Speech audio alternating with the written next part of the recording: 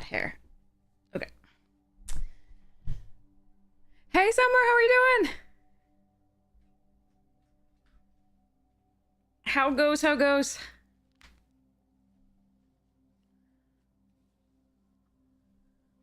Finish your dailies? Nice. I hope they went well. I feel like playing this deck for reasons.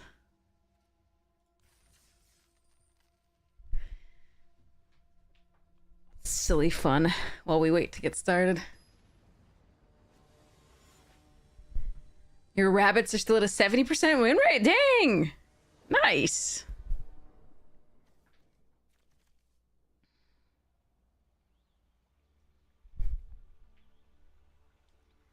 Okay.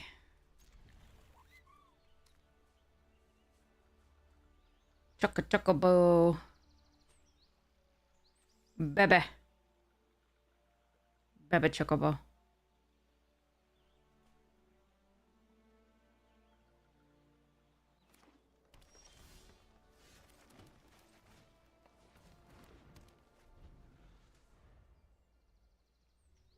All right. On turn 2, we Rydia. And then this gets to be a 1/2. Turn 3, we can Zell and play this land as well after we get the others two, and then pull one back. Depending on what we draw, of course. Oh, that's a nice one too. I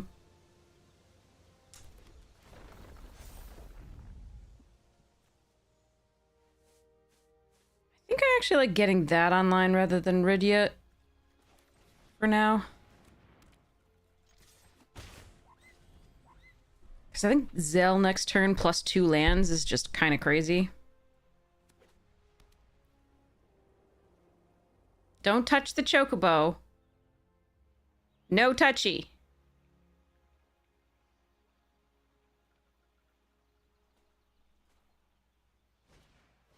Thank you.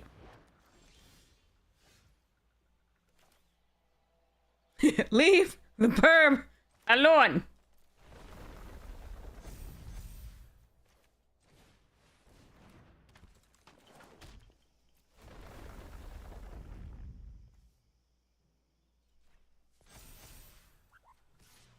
I put a counter on this just to get it above 3 toughness. That means that even if they have a 1/1 that they can eat, this doesn't trade. So we'll return the mountain to hand at EOT.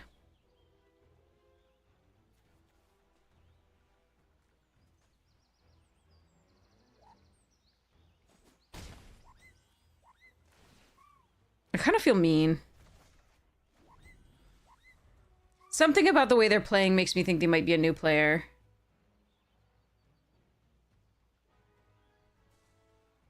And Jumpstart is such a good way for new players to get to know this, but I shouldn't be... It's just, this deck is so much fun. And it's the only way to play for free on Arena. I mean, besides, you know, Standard. Well, technically we have all the cards for Standard, so technically for us it is free to play Standard, etc.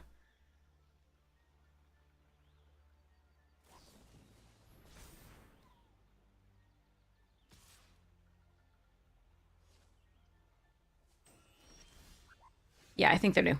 Okay, sorry about that. All right, so we can play this.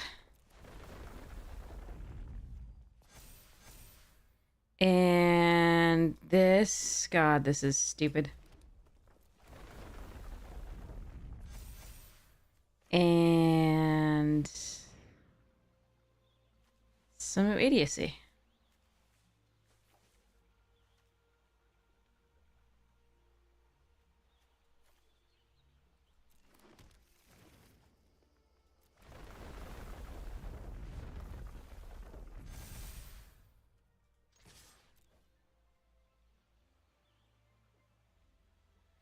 Well, yeah, this isn't Standard. It's just Jumpstart, so it's just cards from Final Fantasy, this particular version, but, like... I'm sorry, OP. It does look like they're new. Absolutely, based on that last play. I'm so sorry.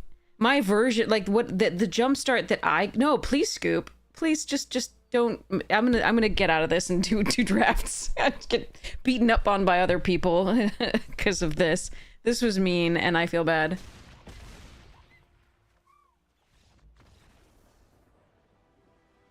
I'm sorry. Okay, now I just feel like a jerk, and I you know, because technically the version that we got, like the pairing of things here was really like we managed to, because not all of the jumpstart decks are built alike. Even if you get the same two packs, you're not necessarily going to get the same rares or mythics, and this was just a very strong version of these two. Yeah, I could do with a few more, you know, chocobo kicks and like these, but like, you know, of the things you could get, it's a little bit crazy. Jumpstart counts toward the dailies? Really? Wow. Anything interesting in the store? Huh.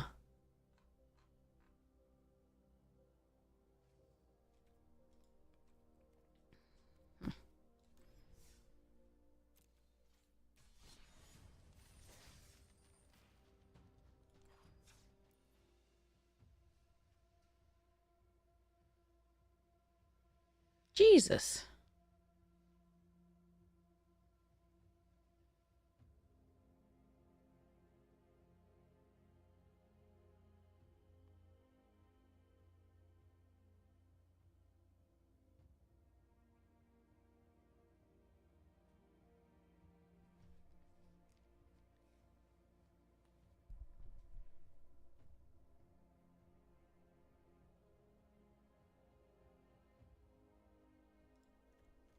Well, this is a deck.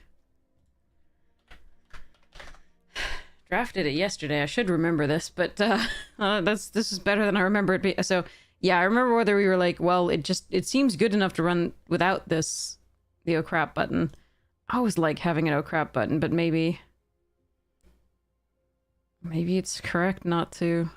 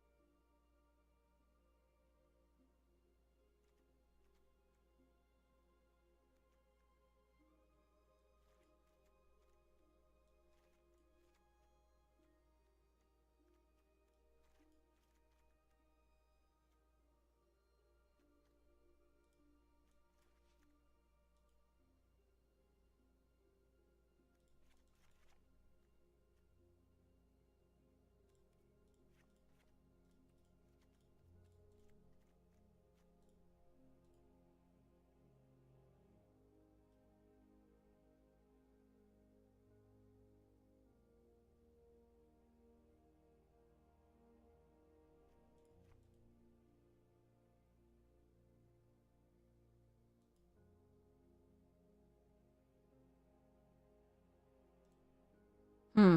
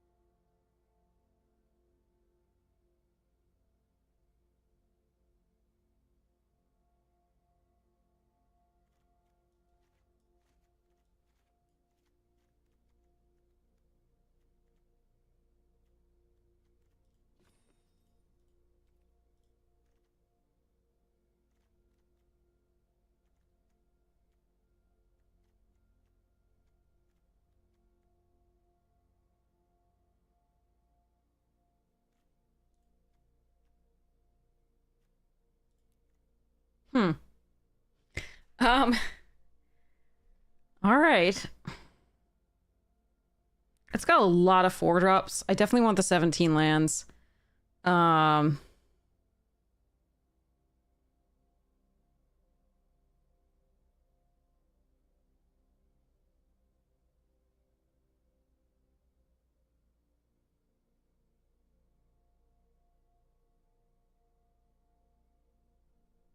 trying to figure out like a... I got a Requiem Monolith, we don't... We got the Scrapper. Okay. So we got some draw.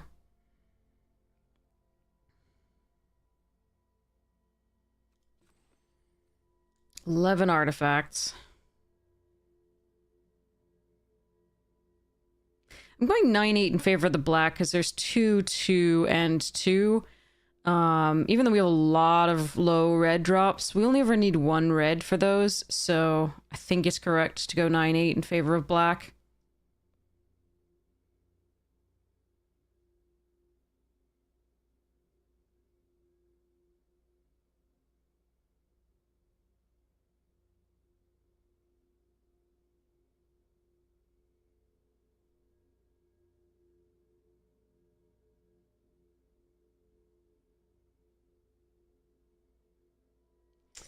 I'm gonna run it like this.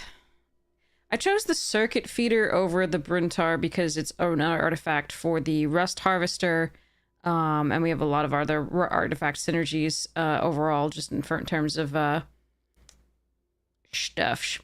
I also like it slightly better. I think it's a more powerful card than the Bruntar. And we do also have a few other things that draw, so it's less important to me for the exile on this.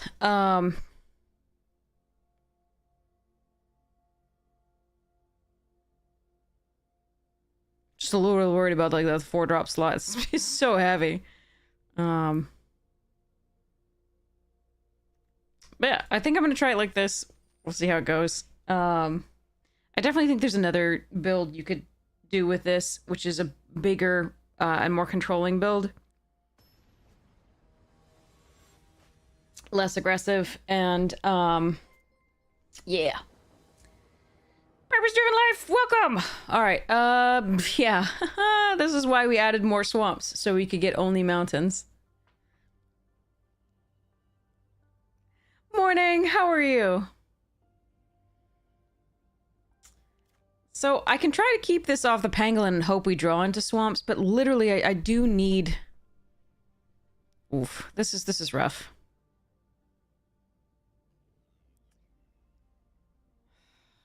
I think I mulligan. This is...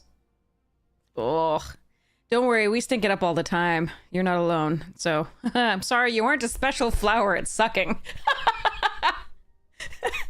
But I am sorry that it's happening to you. I think it is probably partially luck and not... You know what? I'm gonna risk it on the draw.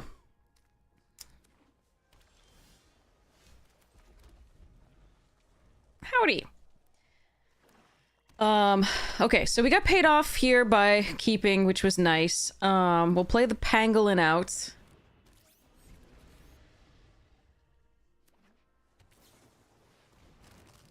They're gonna delicacy my pangolin. Delicious. Delicious, as my nephew says. And I am going to play... Pangolin plus Rust Harvester. I won't get the value off the pangolin seeing the Rust Harvester come into play, but that's okay. It's just a more efficient turn.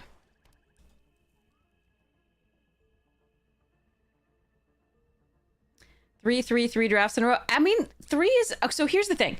That's not bad. I'm still happy for you because... the gap between like 2 wins and 3 wins is so huge. So it like going to that 1,000 is so nice. I think we're not gonna block here and just take it.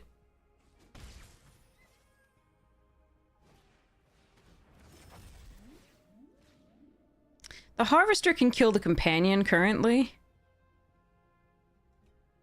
So I think you're doing great, honestly. There are some days where you just feel like you can't win at all. And frankly, like you didn't go 0-3 once, you didn't go 1 or 2. Like those are, I mean, that's not a bad record at least. Yeah, it makes it easier to keep drafting, exactly.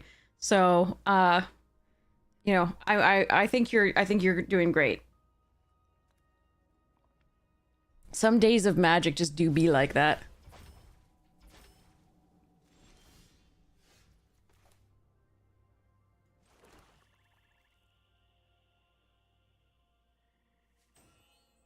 Alright, I like trying to do this and seeing what they do first.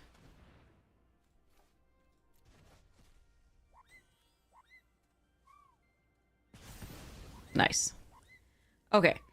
Now, the question is whether I want to go for this in case they have the counter unless you pay 2. And I think I do. I think it's not good not to play this here. I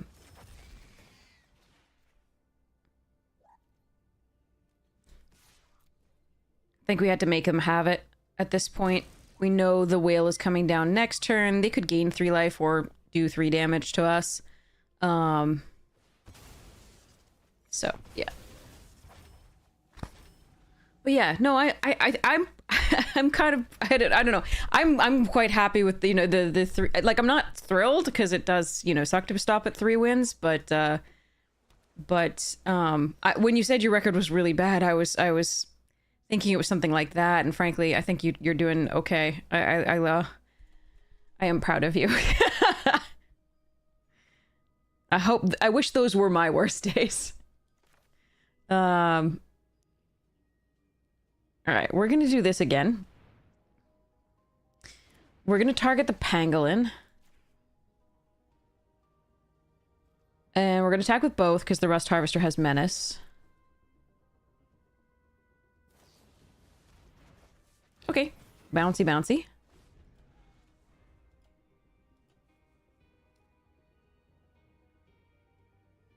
We don't mind that because it's most of a turn. They couldn't block this, so we have Plunge for the whale.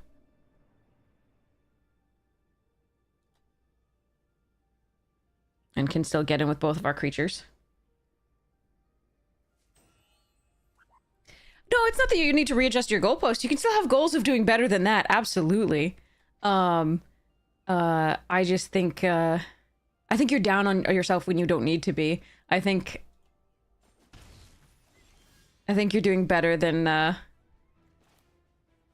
you think, at least. I don't know. Yeah.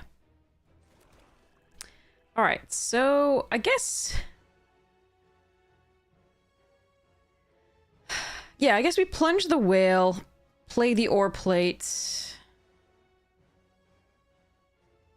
attack with both.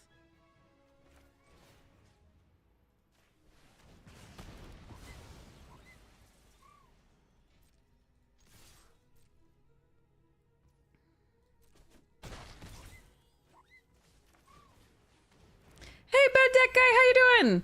I am tired, but otherwise okay. How are you? Feels like the night has been rough between standard and constructed. Oh, geez. Yeah.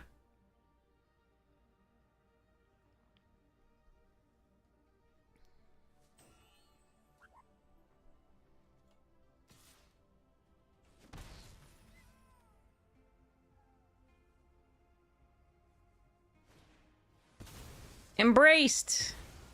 Bad touch. Bad.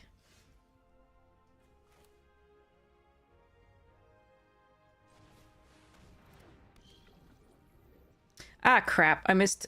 Well, no, I don't want to run into Virus Beetle, so I definitely don't want to run into Virus Beetle. So, creature I control is this one. Yeah, I missed one extra counter on this by not playing this out, but I almost always against black try to leave one card in hand so that I can void a Virus Beetle. Now, it's gonna suck if they have a Wrath. Or, like, multiple pieces of removal, but there we are.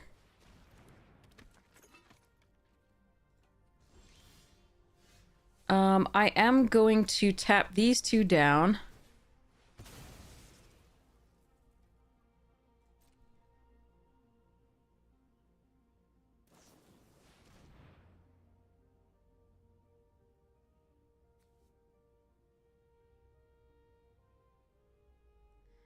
Okay. I don't think... Actually, that's fine to kit back. That's fine. Because it pumps this to get past this. That's fine. Actually, I'm going to shuffle it away anyway. It doesn't matter at all. So we get this. Alright. Main. Unfortunately, I tried to thin my deck, but then we only draw lands. Like you do! So let's just pass, no attacks, and the turn. Do they surveil to the graveyard? I wonder. Servondum. Okay. Alright, let's hope we don't draw any more lands. Okay. We definitely have to kill Servondum. Hold on.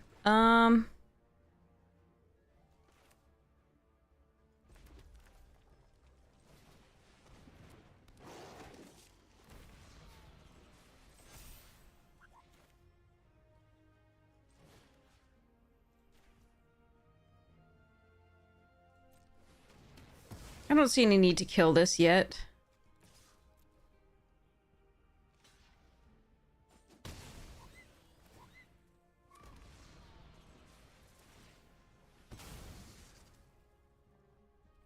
Here I didn't need to protect anything because I didn't have anything still in hand.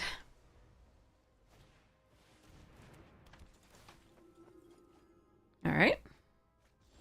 Oh, shit!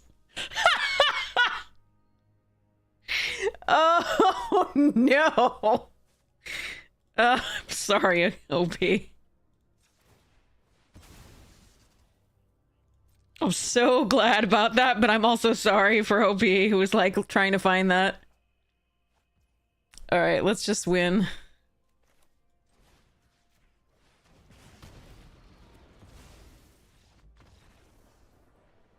That was... yeah. Woof. Same for you, bad good guy. Yeah, I gotcha. Woof.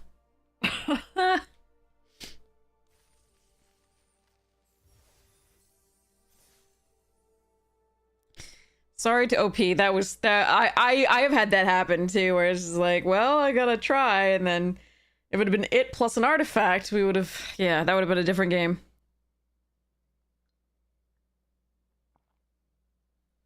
Yeah, standard's in a pretty rough place with the VV decks, right? Or so I've heard. That's why I've no I have no intention of playing it really, except for the like upcoming streamer event thing. We have a it's like a 16-person tournament or something coming up on the 3rd of October, I think.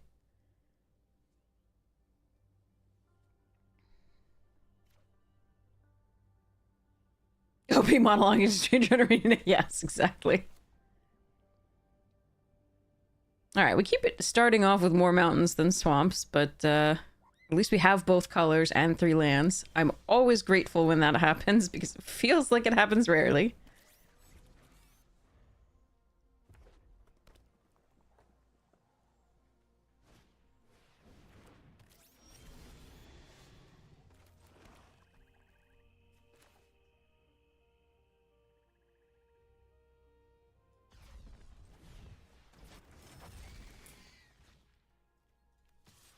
Technically, we'd prefer to do this on a virus beetle or something like that, but I've got no other plays this turn, so...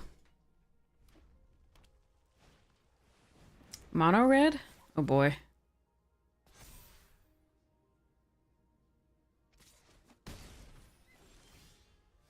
Awkward.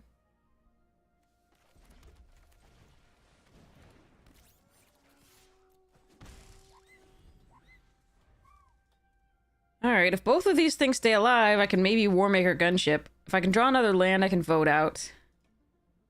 Or Land Seeker, obviously. Can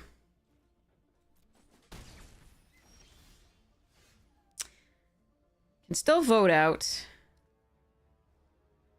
So if this is oh, neither of my things have...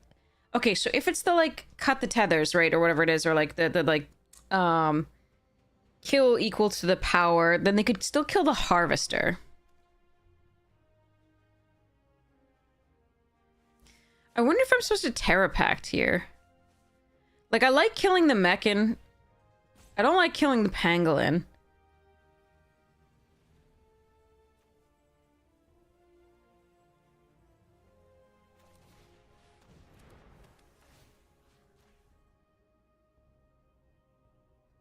Nice.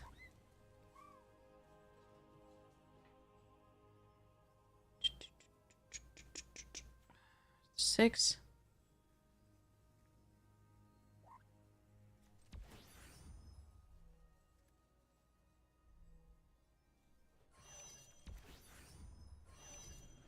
This may be wrong. It might be better just attack for 3.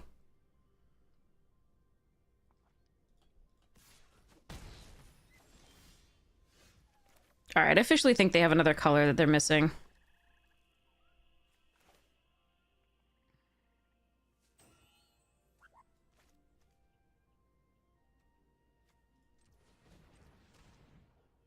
Oh yeah, you take a Roboroid. I think you move into, possibly. It depends on, like, the constitution of your deck, but... This is tough. Let's see what they do here.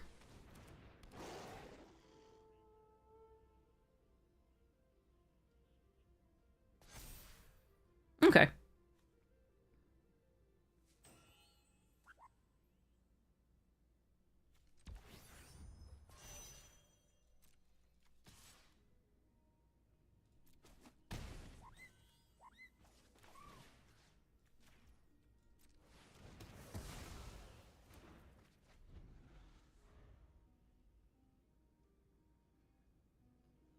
It depends on the constitution of your deck. It really does, because it's double green. I'm so sorry. Where are my apologies? No. Ah.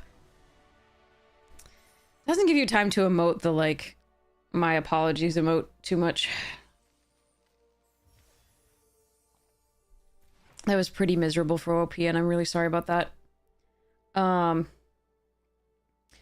Yeah, it really depends. It's double green, so it's so powerful that in pack 2, pick 2, like, I will try to move into green for it if there's any possible chance.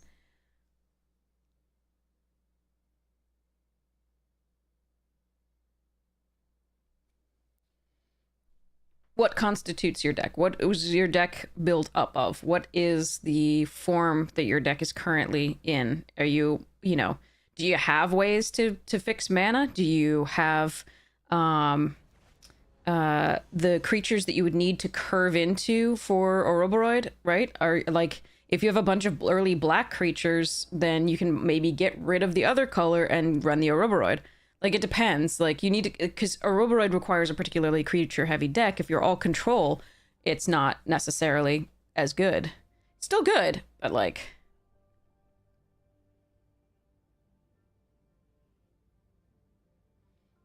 Is the bridge the mana fixer that requires you to tap down something?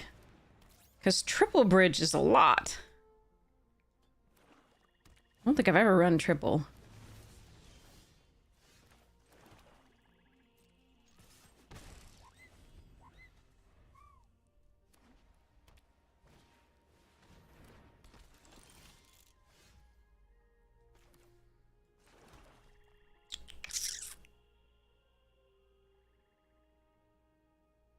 Warmaker can kill that, or I could Requiem draw a card by pinging this.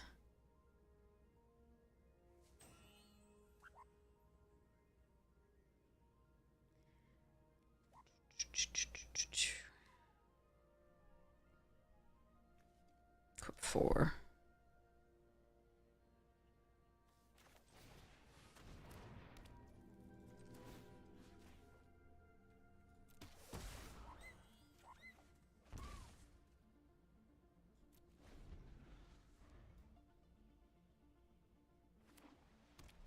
Did I try for the boxes? We got the 3 last time, and at such a low rate. I think we paid like 1 entry fee for it overall.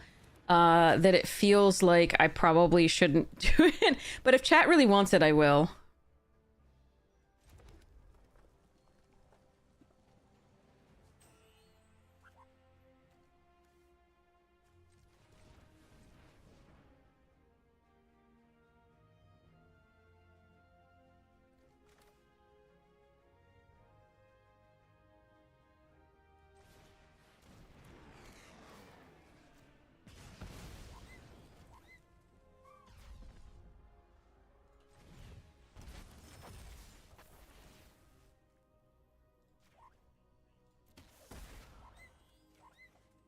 I'm gonna kill myself.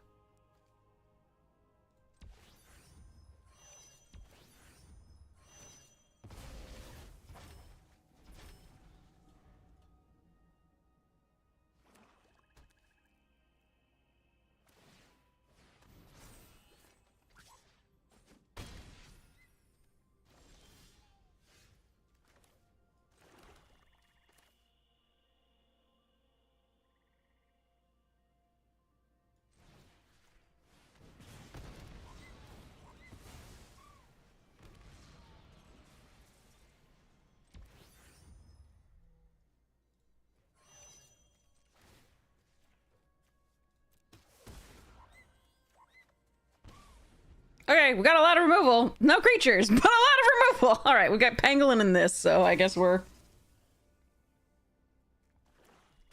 on that plan. We need to hope that they don't have the white wrath. It's going to be interesting.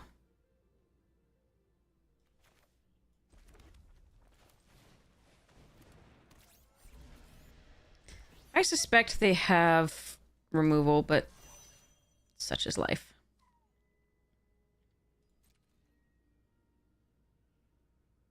Could have Requiem'd here just in case they... Nah. That's not safe if they have focus fire, etc. Okay, end the turn.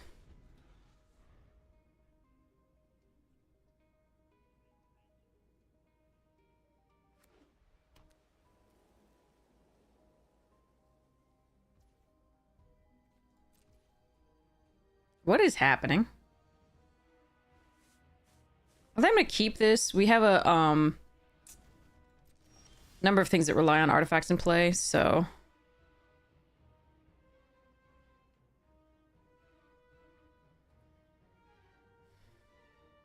all right, time to charge. I'm gonna sacrifice this to the scrapper to draw a card, I think. I'm gonna keep these for Virus Beetle, etc. But that worries me. Yeah, I thought that might do something. All right, so let's hold full control.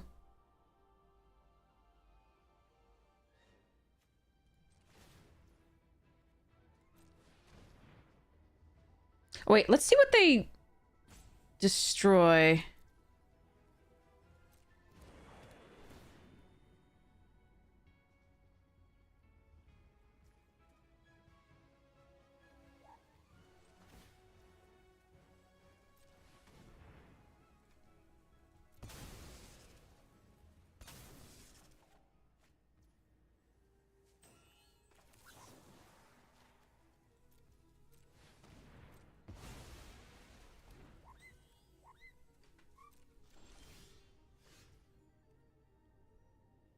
Wait. Yeah, I killed the target. But is it dependent on that? It's two separate sentences. It should have still done the 4, right?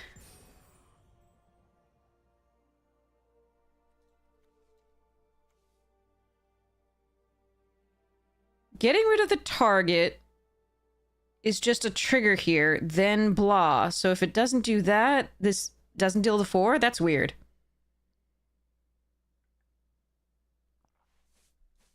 I'll take it, though. That's nice. Like, I didn't know that... I mean, the separate line means that it's... Huh. The ability then fizzles because it had a target, and there's no longer a legal target, so you don't get a then? That's weird. It's been yeah. Yeah, it's interesting. We're gonna go get a long sleeve shirt. Be right back.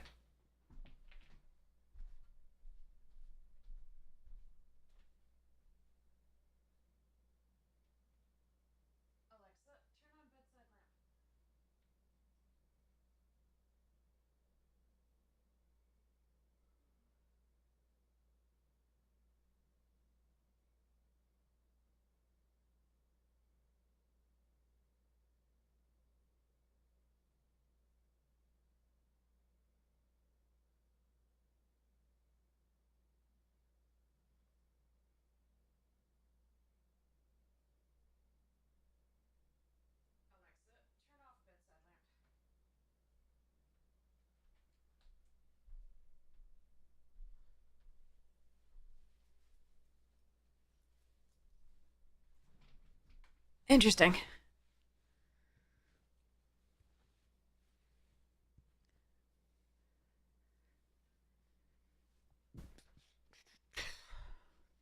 That was really weird. Yeah, I mean, I never know which way those ones are gonna go for whatever reason. I would have thought that because it was a separate sentence, that the targeting of the initial thing had no bearing on the second part of the ability. But it is true that if an ability or spell has only one target and that target goes away, the spell is fizzled, so... It's just interesting. Okay. Alright, we're gonna need to draw more lands, but otherwise we have both our colors, so that's nice.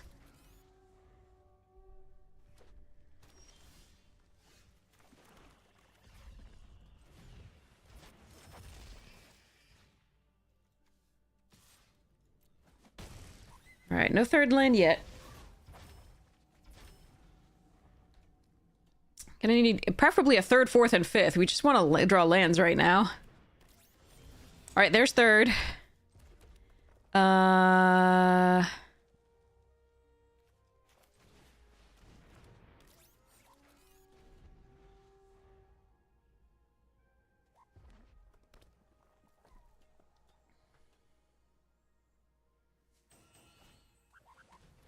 Elder Blade.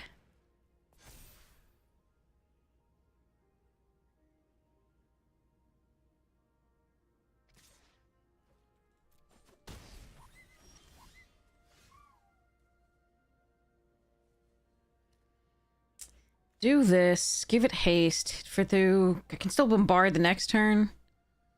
That's probably correct.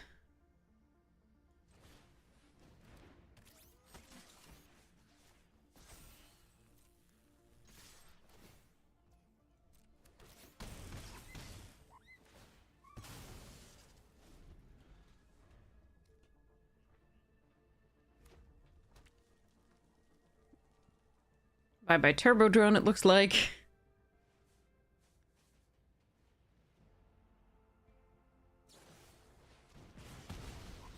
So very similar decks.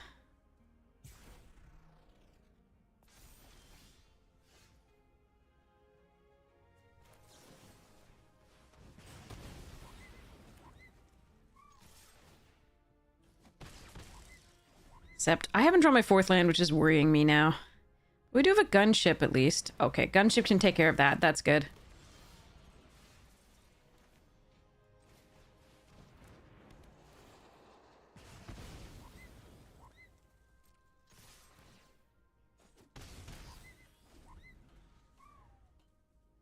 But I need that fourth land very soon.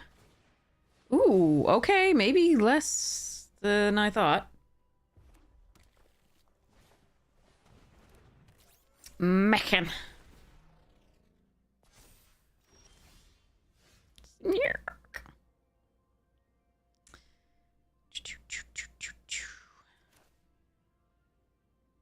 Warpity warp warp.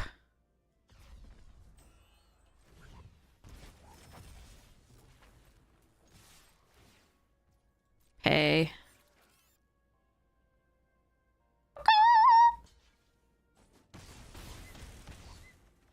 Okay. I didn't need a fourth land, it turns out. I got very lucky there. Opponent was a little bit screwed on that one. Just like we were. So they had to fetch that lander up. Or, I mean, maybe they weren't and they just decided to fetch the lander up because they had a follow-up play, but I'm not sure. But if they played like a land and a 5-drop there, I think we would have been in rough spot. We would have had to crew up the ship and try to get there, but like because we weren't drawing a land.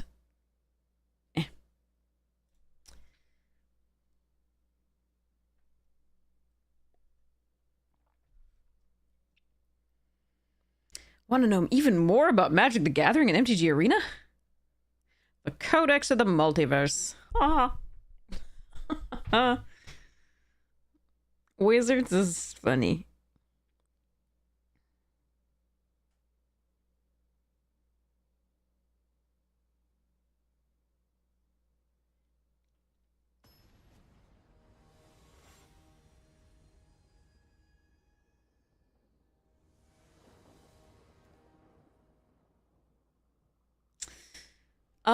All right. We are going to need to draw lands with this hand, so I recognize this is a slightly slower hand, and I'm gonna be a little scared about it.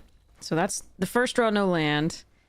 But it's fine to draw something we can play early, which is nice. But we are going to need to draw the lands on time, especially against that deck, I think.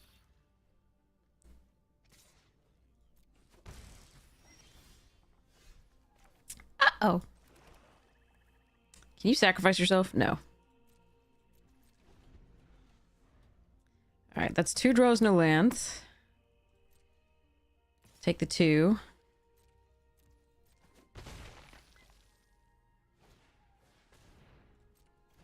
We're lucky they're not ramping into something for 4 there, so that's nice. Still no land. Okay, so that's 3 draws, no land. That's just unlucky.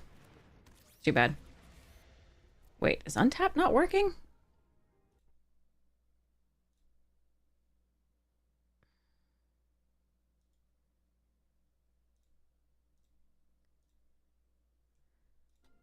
There it goes.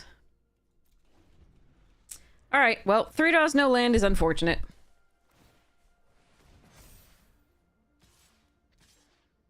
Oh. That's a nice off-road block there. Okay, so there's a land.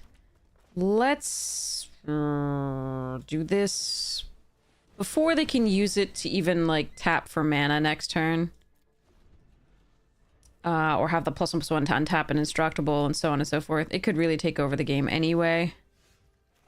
Alright, let's land seek here. They may have a Wrath. They may have something. I'm just gonna make sure that I can do something next turn. Okay, they just have removal. Alright, fair. But I get my lander token! Ha ha ha ha!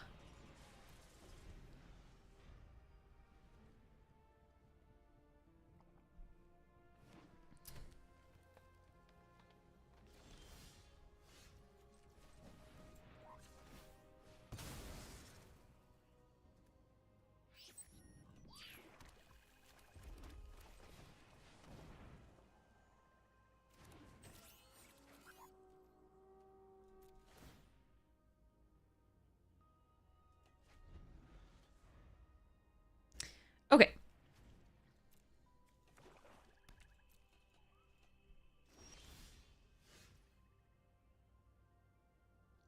So if what they're holding on to is another Grav kill, I really don't want to run Elegy out into it. But my other plays aren't that strong either. So I actually think I'm just going to do this. Grab the little bugger back. Pangolini.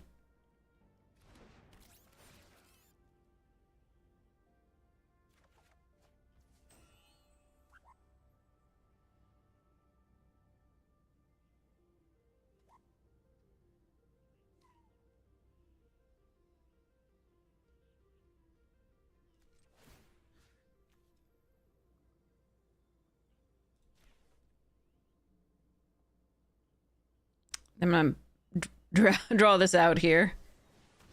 Diplomatic.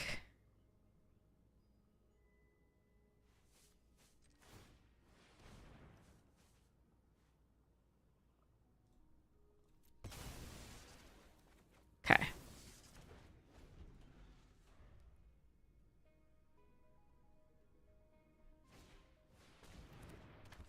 Galactic.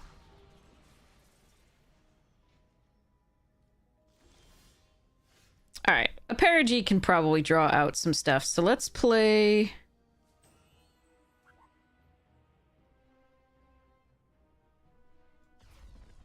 Warp.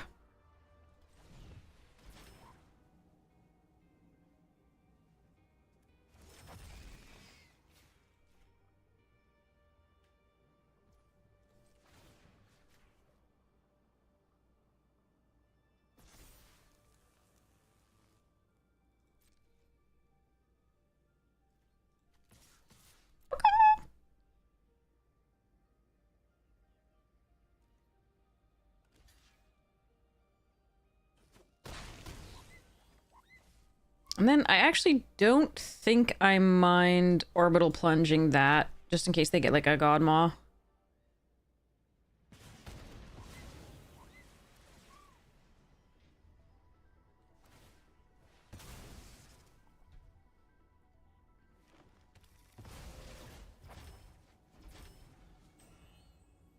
They're still at a very healthy life total.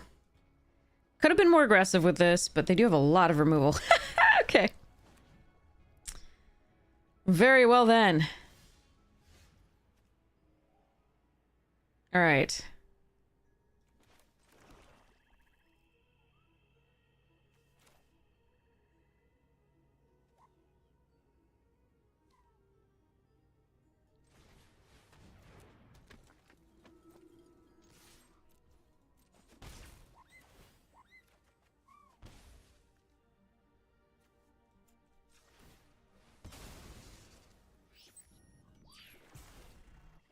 Bonjour tout le monde. Simbola, thank you so much for the Prime subby. Really appreciate it. Thank you so much for taking money out of Bezos' pocket and giving it to me. Makes me happy. Okay, well, they had just mono removal dot deck. Okay. That is really shitty for me, but there we are. Bye-bye.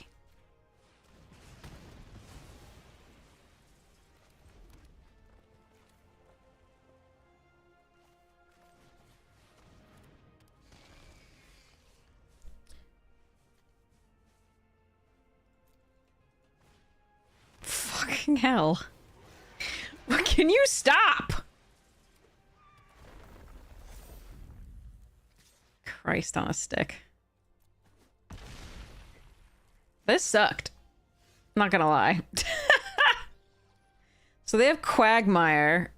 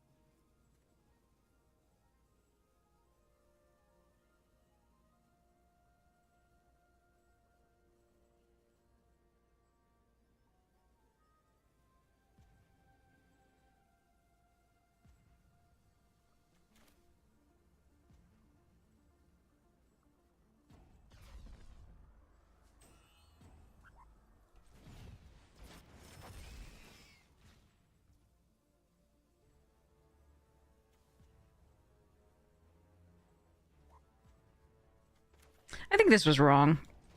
Now that I thought about it.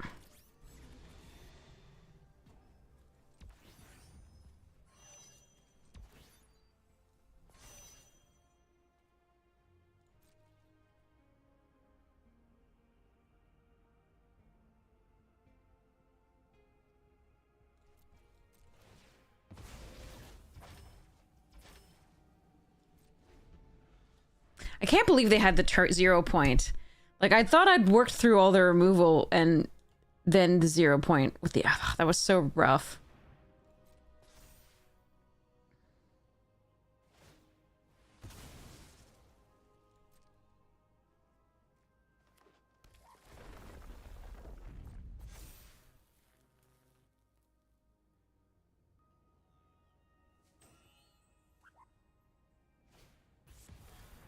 Jesus Christ. What a draw from them. Well, this was an odd... So, I think they should have just attacked with the hissing. But I'll take it.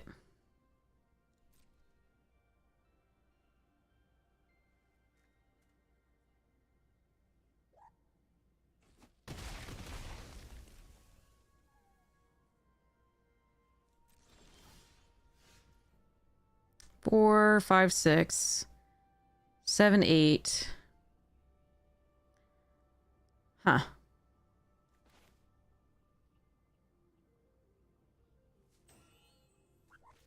Four, 5, 6, 7, 8, 9. 10.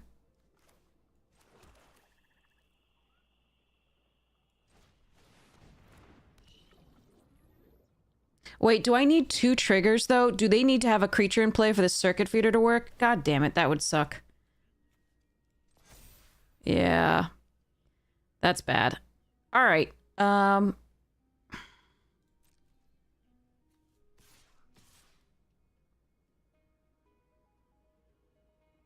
know, we just attack with this.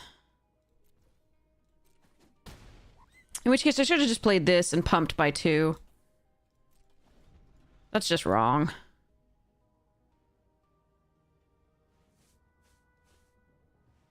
You need 2 targets for this. I thought that it would resolve as many targets as would still be available, but I'm wrong.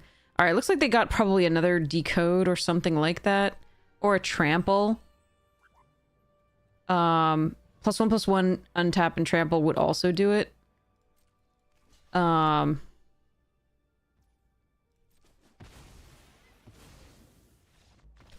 Whoa, they didn't. Okay, alright. I'll take it. I played that poorly. I'm sorry. I was not thinking... So... I need to read this card. As long as there are multiple targets, it should resolve as much as it can.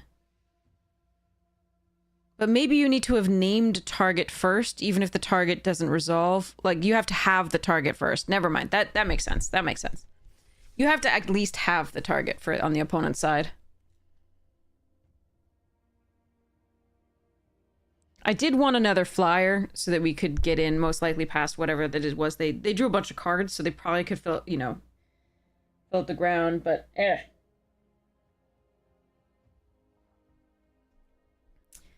But yeah, you need both targets in play, at least when it's entering, I think.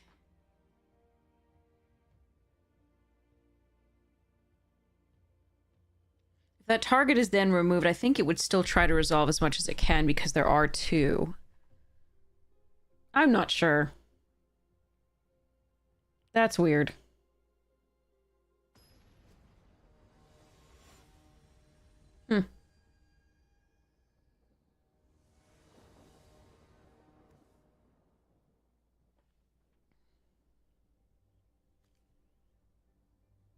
This is slow, but I think since we're on the draw, I'm going to keep it.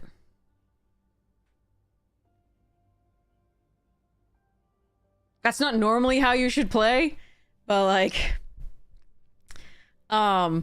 if you're on the play and it's slightly slower, that's still okay usually. But like, this isn't technically that you shouldn't. Being on the draw means slower hands are really dangerous. But the main thing is that I want I think I have, enough removal and big things to, and obviously other cards in the deck to try to get there.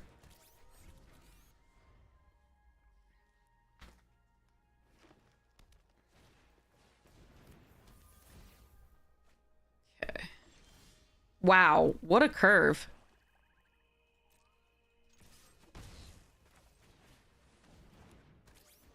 Well, if I known I was just gonna draw perfect, It was a risky keep. It ended up being okay, though.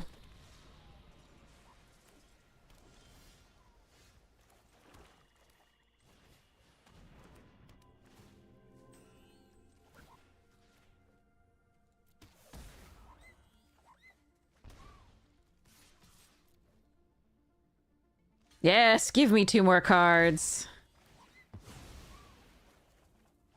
No land. Hopefully we hit a land. Jeez.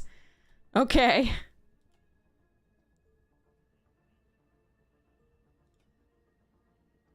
I need to hit... Our deck is 52% lands right now. That's a good card.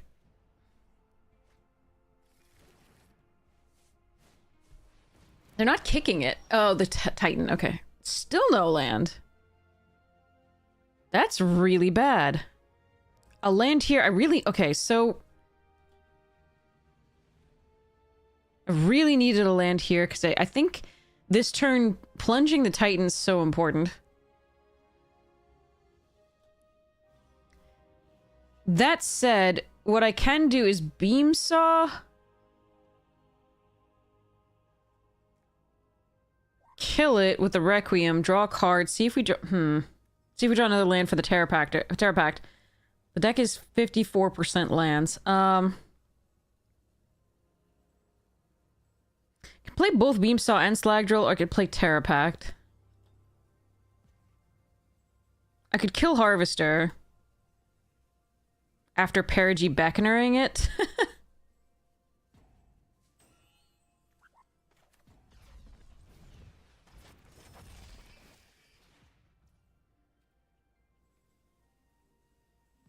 Or just do it on the Perigee.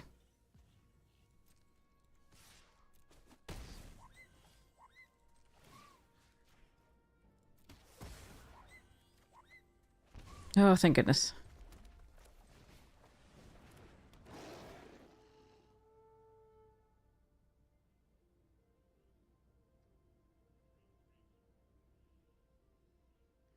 Oh yeah, I definitely would not have blocked with the Biomech in there, but I mean, I don't know their deck as well as they do, so there can definitely be reasoning behind it.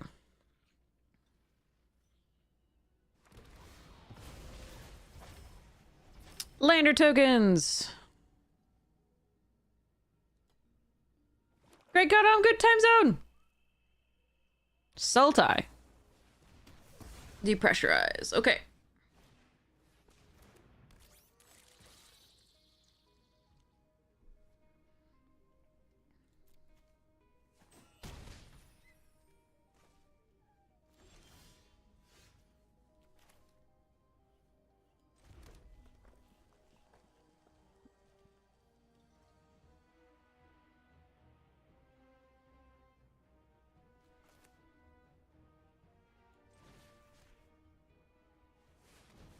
So I could Grav kill this so that they couldn't have the +1/+1 untap and indestructible.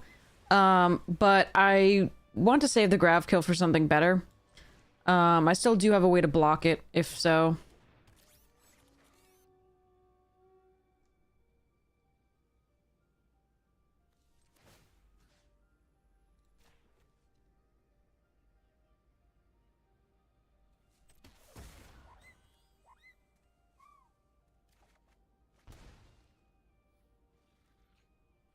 Alright.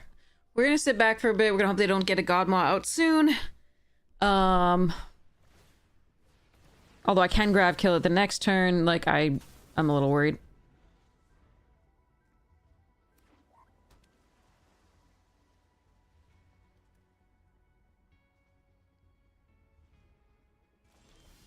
Oh boy, they have the Wrath? Fun.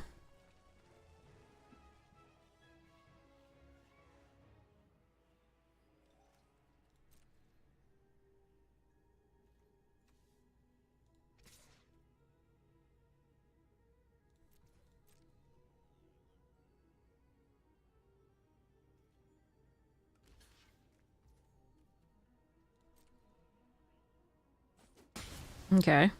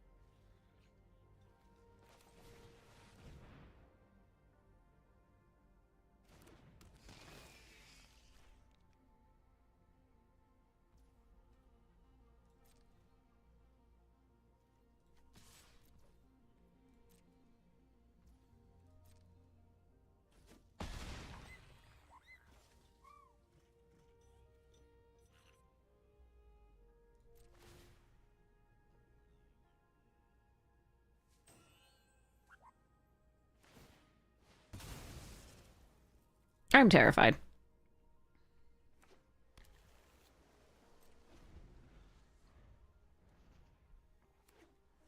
Are they just flooded? It's gotta be, right? Can't be the Wrath at this point.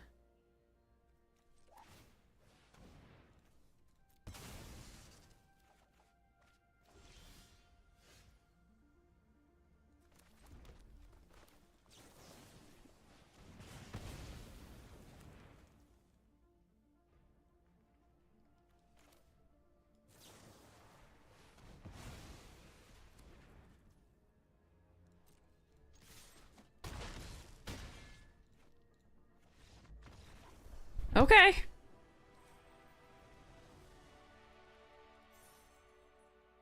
I'm sorry about the flood on opponent's side. That was a lot of mana. It was really nice that we had the draw effect, the Requiem, the monolith. It was really important for us there because we were so screwed otherwise.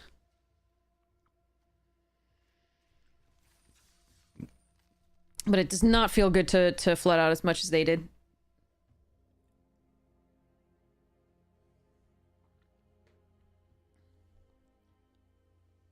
But a lot of people forget that once you Requiem a creature, it's still going to draw the cards for the damage it's dealt. And so the block with the Biomechan was probably inadvisable. Again, we don't know what they have in their deck. They may have just been like, okay, well, I can't afford to take damage from that, etc. Oh, I'm so sorry. I'm sorry. Yeah, you were flooded. We were just talking about it.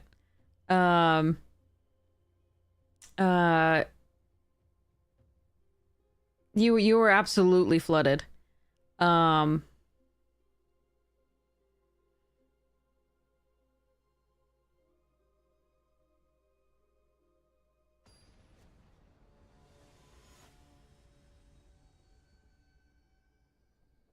So I am sorry about that. Was less fun for you.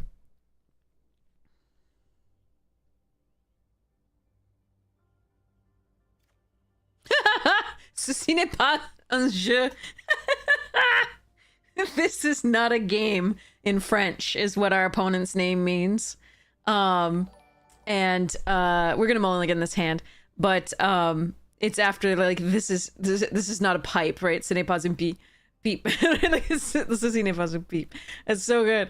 All right, we'll keep this. Pull a mountain. Again, we seem to be drawing more mountains than swamps, despite the fact having more swamps than mountains, but there we go. We're doing okay. All right, so let's cull. And all attack.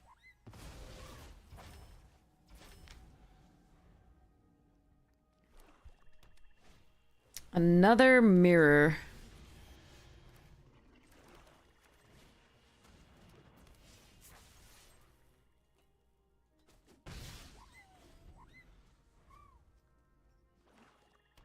But they're on the play, which is pretty big. I do have an Acolyte that, if it survives, will take over the game.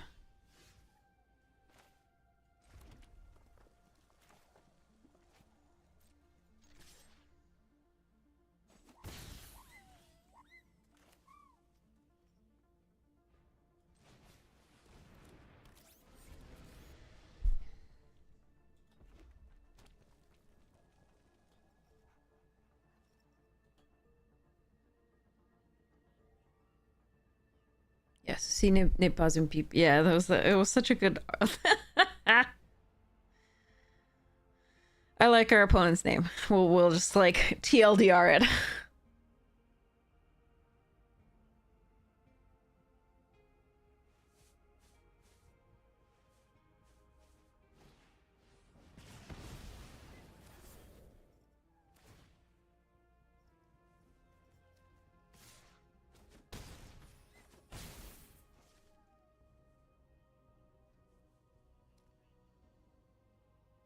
Just like bash each other in the face for a while here.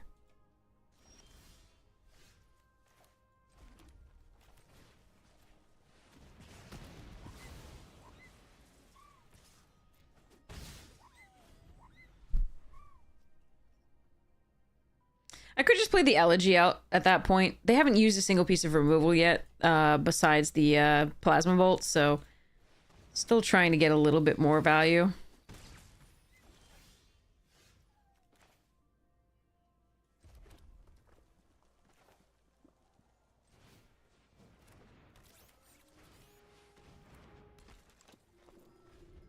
Now, I could play this out and try... Like, I can't wait to play this and play this, I think. And I can't be, worried about a virus beetle. So, we're just a little far behind. I could have not attacked, but, like, if they played an artifact, this wouldn't have been able to block it anyway. So that's why we attacked with them at 14 and us at 10. We just have to pray they don't have removal for the Acolyte, which is highly unlikely with 4 cards in hand over there. But, you know... And we also have to pray for a no virus beetle and for us to draw a land so we can play this.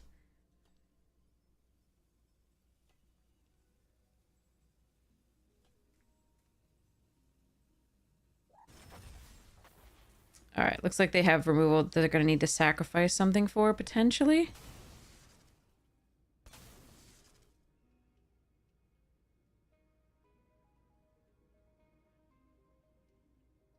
Alright, I still like doing this.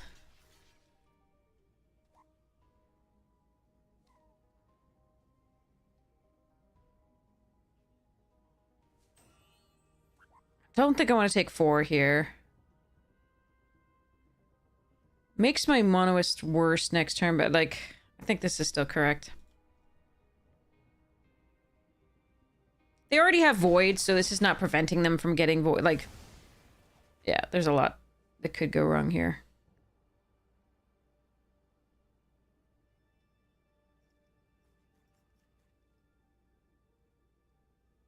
Alright, let's see what happens. If we lose, we lose.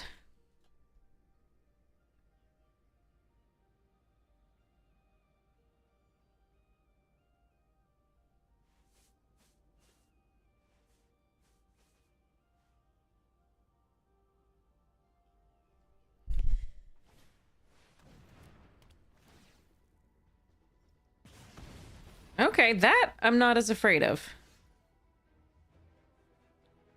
Oh, the Circuit Feeder would have been lovely.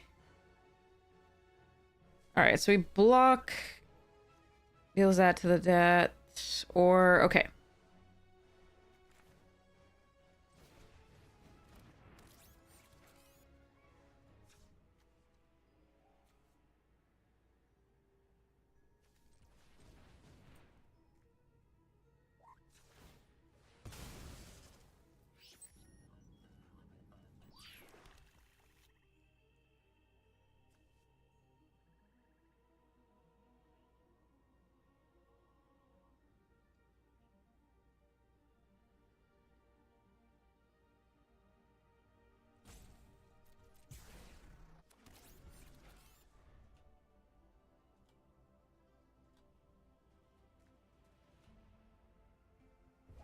Like, I don't want to lose the Acolyte there and for the 4 life, I think.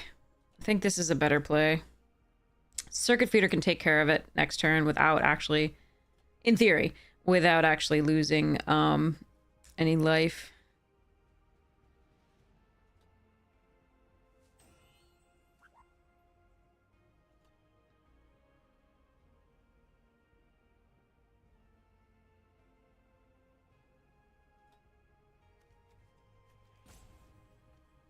Do 2 artifacts in the graveyard for the Harvester to start doing stuff with.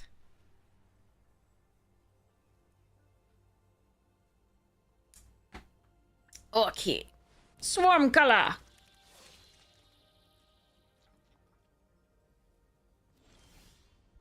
Okay, here we go.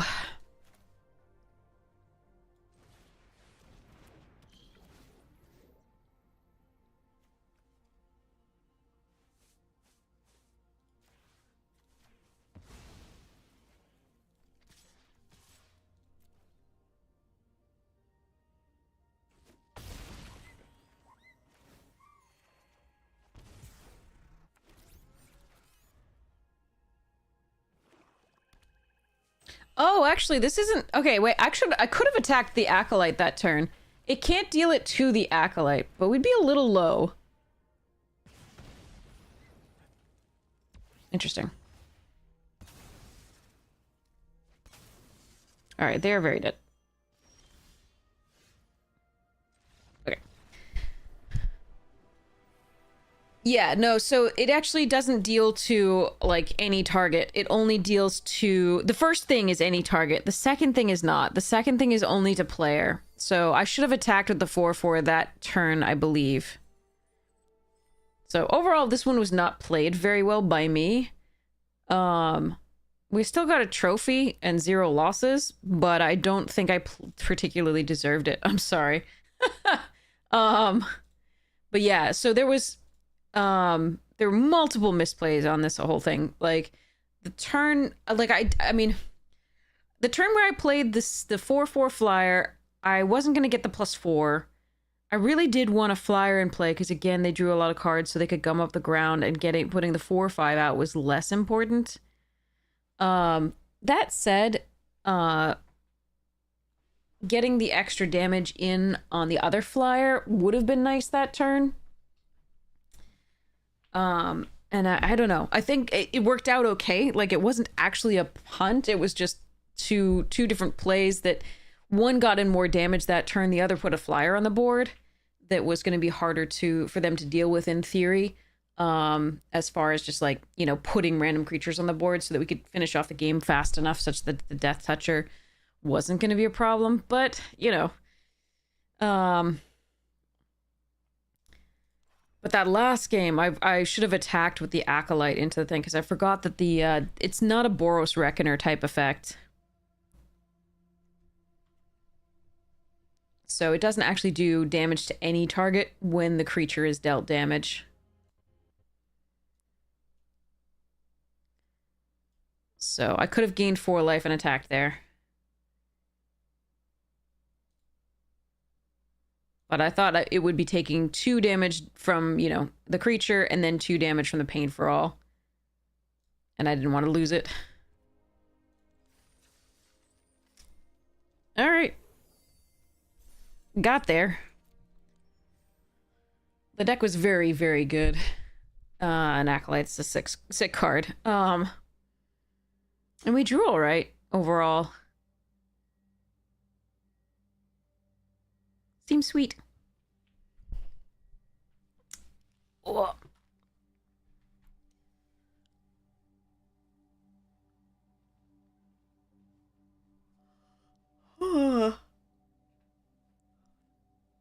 So,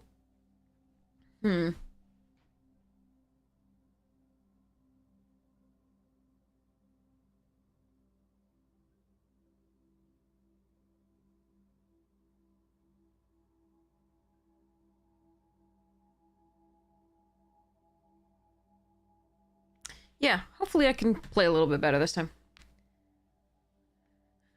How long does it take to... You'd like your 3 boxes shipped soon? Yeah, I'd like my 3 boxes shipped as well soon. I haven't received any email about the winnings, though, I don't think. Yeah,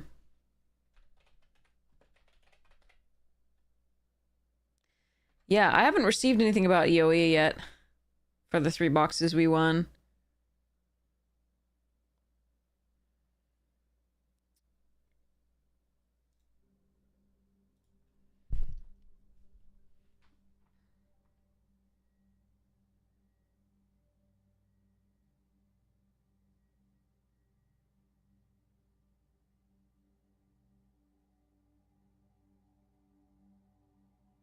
Powerball.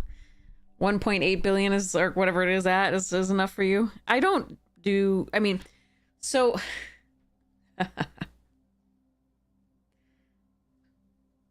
Lost a top decked full bore. Ah, fair. That does happen. There are some intense top decks in this set, absolutely. There's some crazy things.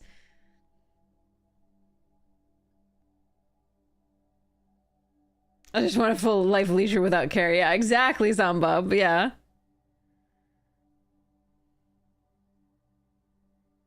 People were asking what I would do if I won the lottery. And I said I'd buy a couple Supreme Court judges. They're cheap. and before I spent the rest of it on other things. Yeah.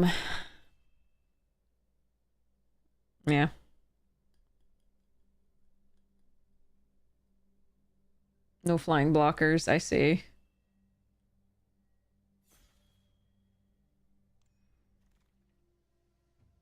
Well, gonna take our Hellkite and move on with our lives. Orbital Plunge also in the pack. After that, I would consider the Terrabotanist. I did see Lola get really upset to lose to Alpha Rail the other day. He actually wasn't that upset, but like it's just it feels like such a bad card, and yet the opponent happened to have the exact sequence to be winning with it. It was crazy.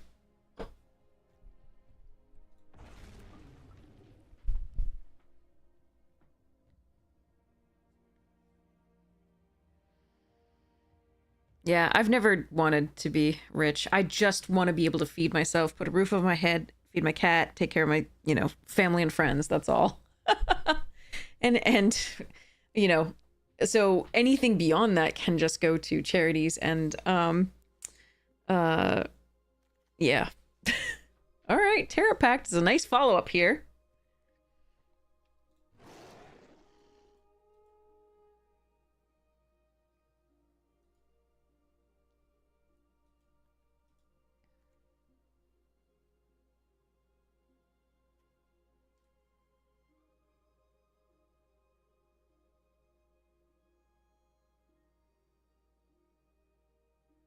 I'd still be doing the same things, I think. I'd still be teaching and I'd still be streaming.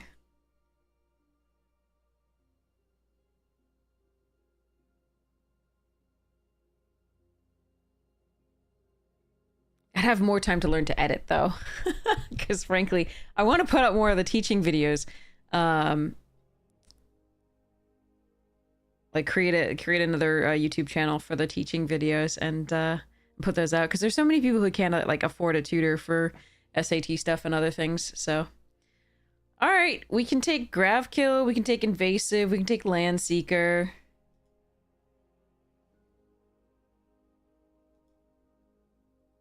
Chat, what do you want here? We can keep cutting the red and take, like, Invasive or Landseeker, or we can just take the Gravkill as one of the better removal spells here. I don't like Invasive Maneuvers that much, but, it's okay.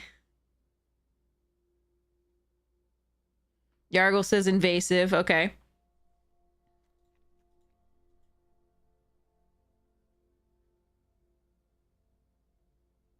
I did pass an Orbital Plunge already, notably.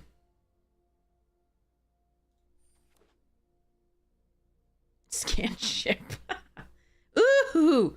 Wait, I probably should take Meccan, but I'm not going to. I'm going to take Pain for All. I love this card. You just like drawing cards. Yeah, fair. Alright, this person may be disconnected, and that may be why everything's going weirdly. So maybe messing with the draft slightly, because bots are insane when they pick cards. So this draft may go a little wonky. We shall see. We shall see. Ugh. The lighting is really weird in here sometimes.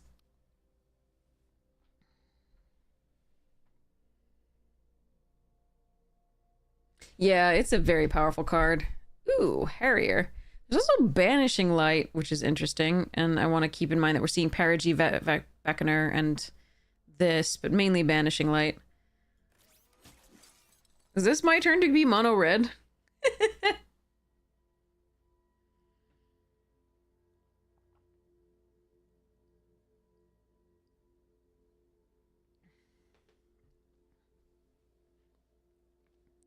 Nova Hellkite oddly has been good for us, but not great. And maybe I'm misplaying it or something, but it's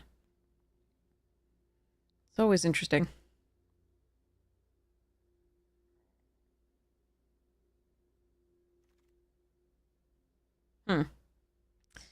Okay, I guess we're gonna continue with the red. The modifier's a fine card. It's not anything ridiculously special, so I'm not super excited about it, but it's fine. There's like Curiosity, Decode, Fates thing, blah. But I like the red. Again, we passed an Orbital Plunge, a Landseeker, and the Zookeeper Mechan. So I'm not sure I'm sending the best signals. I'm trying to cut the red hard, but we'll see how it goes. Okay, Pangoyi, or like this is a really late circuit feeder. I'm gonna take the circuit feeder. That's a really late. Pick 7 circuit feeder is kind of cray-cray. That said, I could just take the Pangolin and keep going in this direction, but I think this card is a house. So, well, not a house. This card's a house. This card is a small shed. But still shelter. Sorry.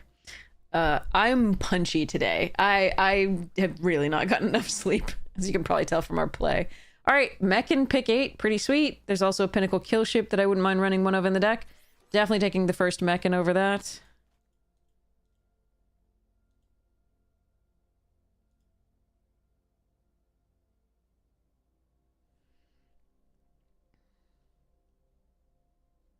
Yeah, definitely disconnected here, and I'm sorry for them. That's probably the result of interwebs or Arena being finicky, but at least we're getting good stuff. Skyward and Skittermaw. We have Warp here. We have this leaving the battlefield in theory. Skittermaw's not awful here. I think I'm going to take the first Skywarden over the first Skittermaw just because... okay, Scrapper here over Blade and Red Tiger. Just because we don't necessarily know that we're in black. I don't think I want a Torpedo here or Rampage. I'm going to take the Strike in case we end up in white for whatever reason. Same thing here with the Light Blade. I might run a Wit Rig. Ooh, Delicacy? Okay. There's also a Cut Propulsion, but Delicacy is so good, and I got that Monoist really late, so I'm going to take it here. In the pack still, we also have another Harrier and a Zookeeper Mechan that I would super love. In addition to the Cut Propulsion. Oko and Doubling Season, wow. Orbital Plunge here over Perigee Beckner. And then after that, there's Team Leader and Pinnacle Kill Ship. Synthesizer Lab Ship, so sweet. But I'm not going to take that here. Godmaw. Son of a gun. And also an Adagia. Alright, Godmaw's better than Circuit Feeder. Not better than Delicacy. I could just take Bombard. Sorry, not better than Delicacy plus Circuit Feeder, is what I meant to say there. I'm still going to take it here in case green is open enough that I can just do silly things. I can also splash the Delicacy in a Gruul deck. So here, what I could take is Perigee if we were going to commit to the black. I could take Moxite. I love this Mechan, but I don't think that's what I'm supposed to take here. I think we take Command Bridge and go from there. Tanic. Sweeper, blah thing. I don't have a lot of landers yet. It's just Orbital Plunge, right? And the Intimidator potential. Eh.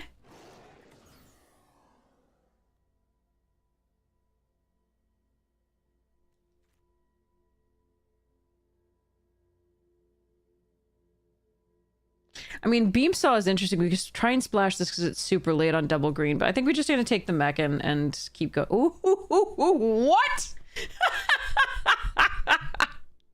So green was totally not open in the first pack, which is why we're getting past green here, but this is nutty. Galactic Wayfarer might be actually the pick over the Agrarian. I'm going to take the Agrarian here and have some fun. Probably. This is wrong. I should have just stuck in, like, the red black, but I'm still having too much fun and I'm sorry.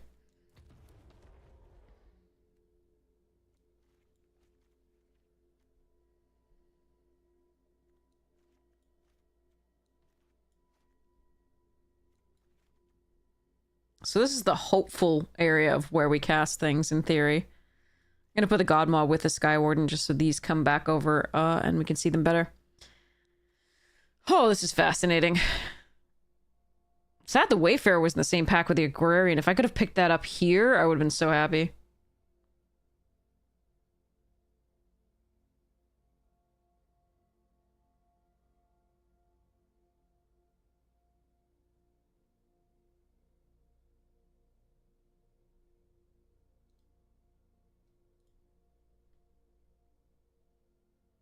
Yeah, most likely.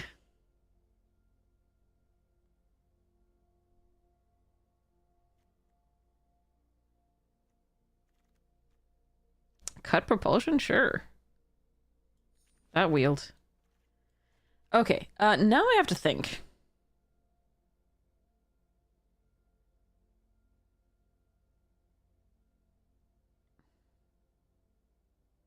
I actually think I'm going to take the team leader here. Over the kill ship. And nice. Sweeper is good. I will absolutely play that. What now?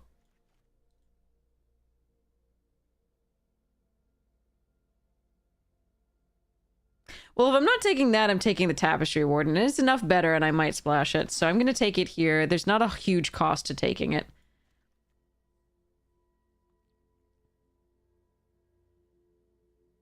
I probably won't run it, but there's always that possibility.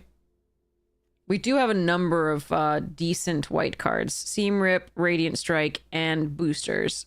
So if I want to switch, I can. I don't have to. And yeah, if it's so much better than the other card in the pack that there was like basically nothing for us there. So I'm just going to spec on it and see.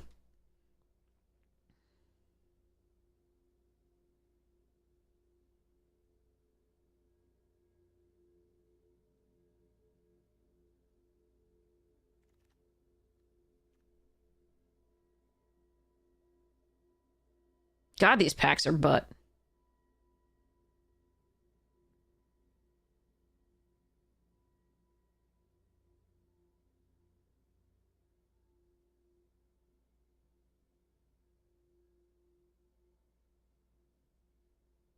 I can take another Harrier or the Blooming Stinger. I don't think I'm supposed to take Shattered Wings.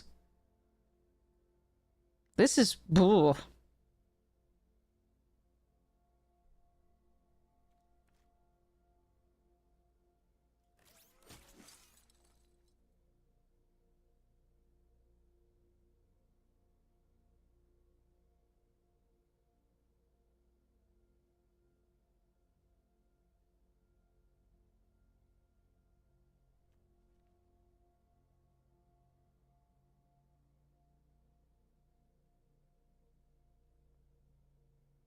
The white is actually interesting.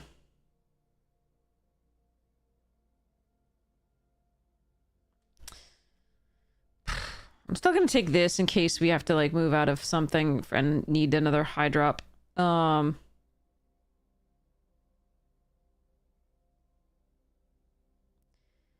this is weird. All right.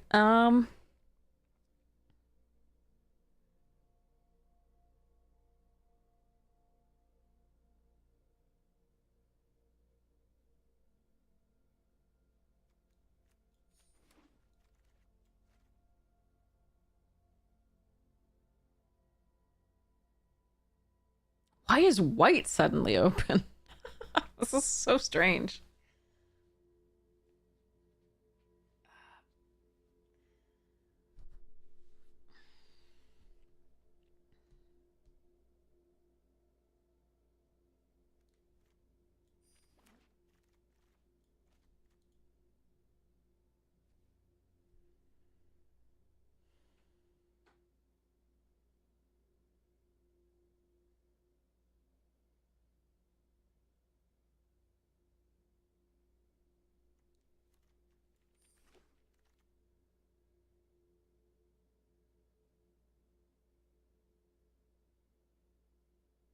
That's a super freaking late Scion assist.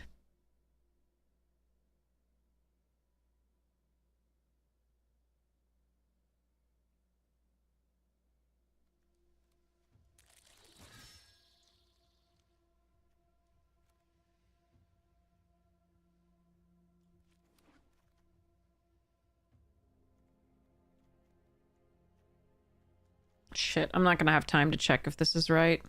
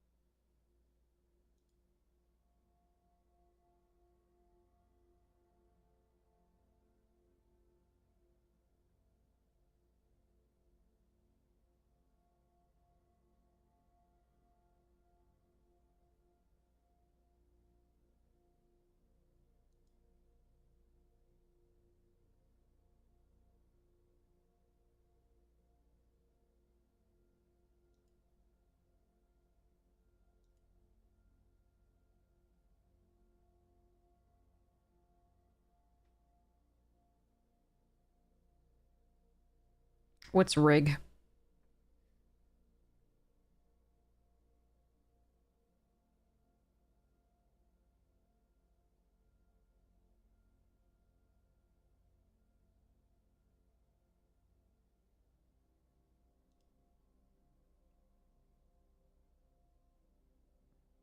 Oh, that's already gone.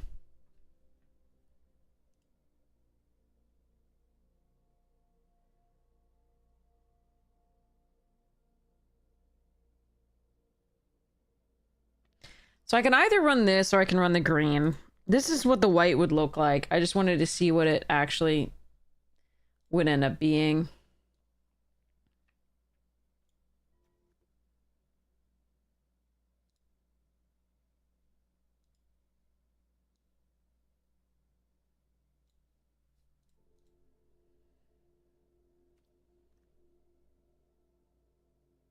It's not bad.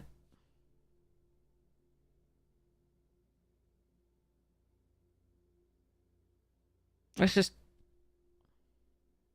not super exciting either.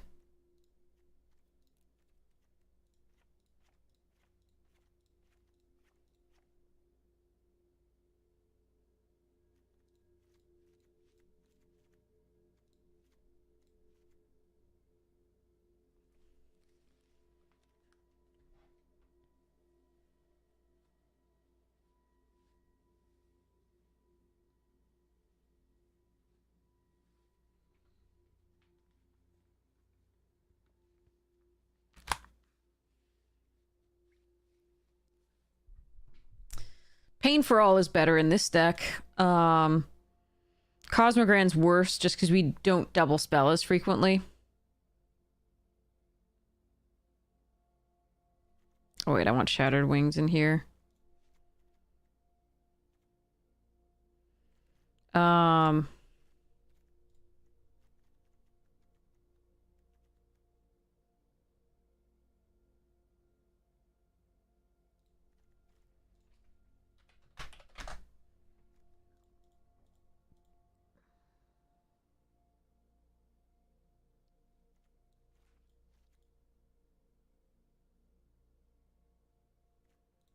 Team Leader would come out of this one. Then I'd probably run it like this because I'm lazy.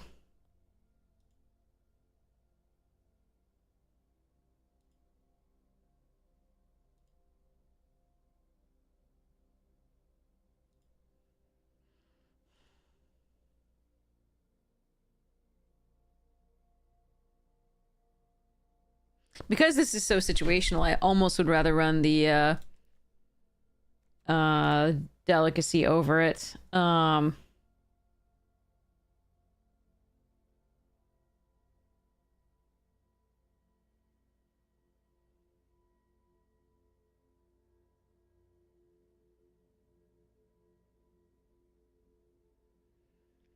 the Team Leader's not bad with, like, the Cavaron Harriers. That's actually really good with them. And so maybe that's better than the Warden. I like the fact that this has Vigilance. I like the fact that it can crew this on its own. But it might be better with the Team Leader because of the 2 Harriers. So I would have to think about that, definitely. If I ran this build. I'm not sure which I want to run. Does anybody have a preference? I think this one's more exciting, but that's just me. The Warden also makes these hit for 3, which is kind of nice. Just for reference of, you know, in this hit for 4. So, because we do actually have a lot of things in here that have bigger toughness than power. Surprisingly for a red-green deck. So, I mean, this is good. Like, so I think I prefer this just because it has the Vigilance and it's just a good statted creature. Essentially a 4/4/4, which is fine. We don't really go wide enough unless we get the Zenith and or the Harriers for the Team Leader. So, definitely interesting. I think I prefer trying this out.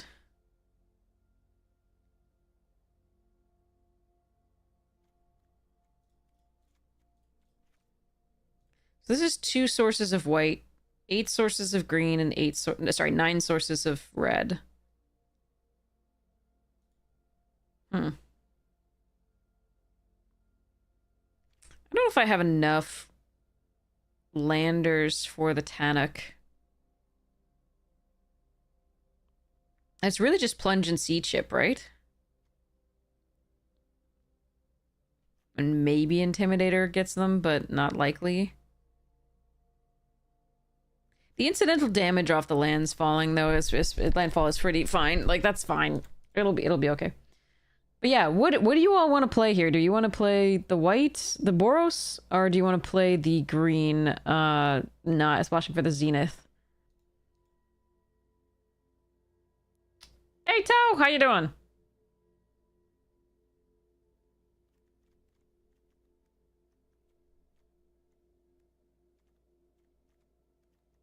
You want to do the green? Okay.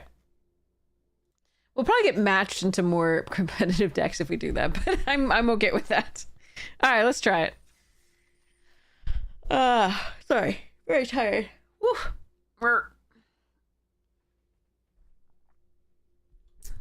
Had a break at work? Nice.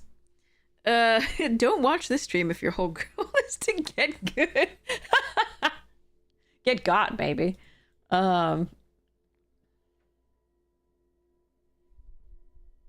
I don't know, I'm like extra tired today. It's bad. I'm a little loopy. I'm admiring my treasure token from Pinfinity. Hey, Floof. Hashtag not sponsored. Okay. Well, that's a hand. Not great. But I think we keep it and hope to draw some lands. Okay, there's a land. I'm gonna hope the Cavaron does some stuffs. Log out, submit, need help.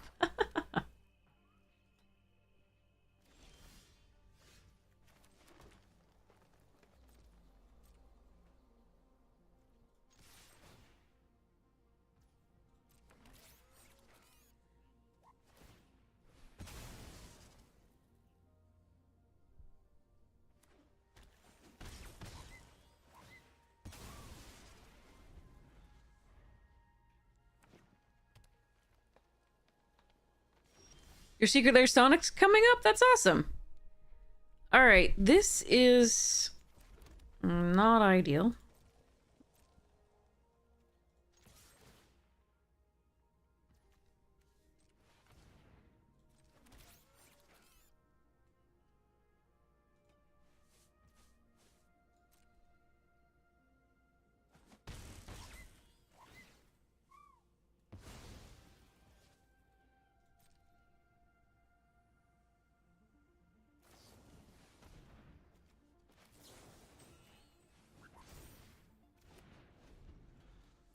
So it's good that they like it's a good play of theirs to do that post combat, of course. But I think they could have done it. Yeah. So it, I'm not sure. Oh, land. I'm doing this just for the surveil more than anything. Because I could just attack into it, make it 2/2, but I really need that land, so we're gonna kill their thing and go. Entropic. Okay.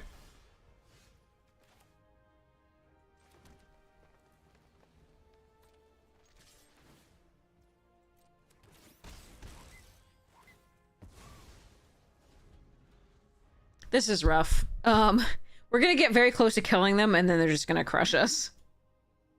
Because I got nothing to do. So we've drawn our only 2 7-drops, which is fun. The next biggest thing, which is the Sky Warden, and then nothing else.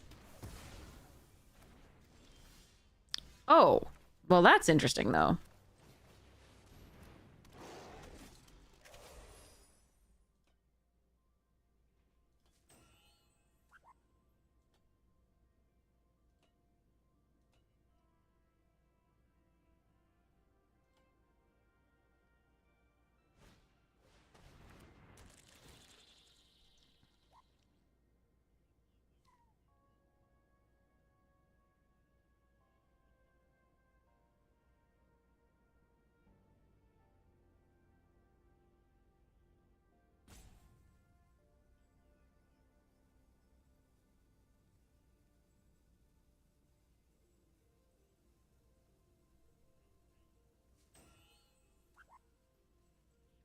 It's between Godmaw and Dragon. I'm just debating all the things.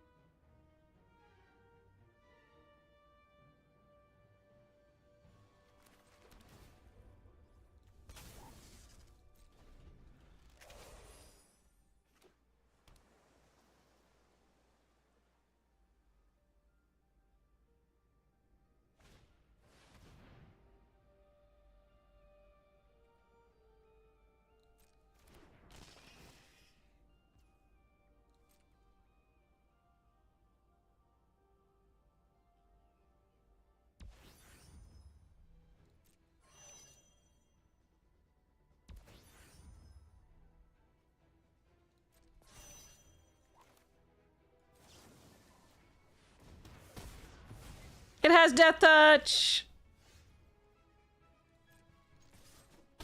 Woohoo!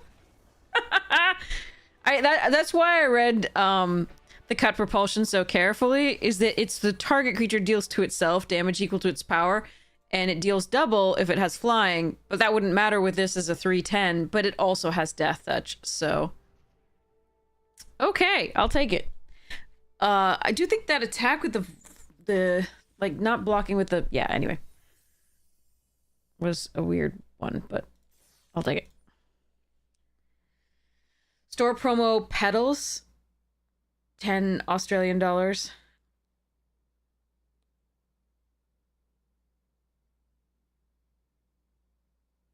Store promo Petals? I don't know what that is.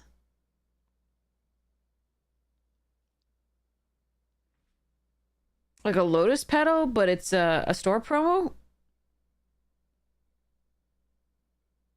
That's really cool if so.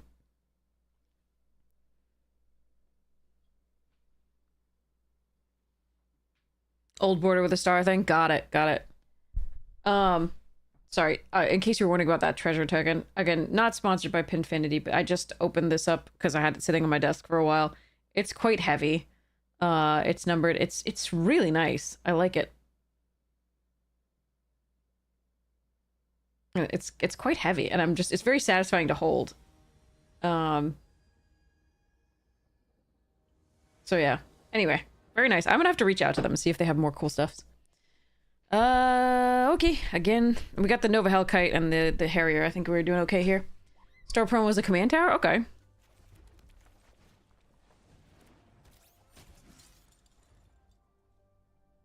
An old promo. Okay. And I'm thinking about Cryo Shatter.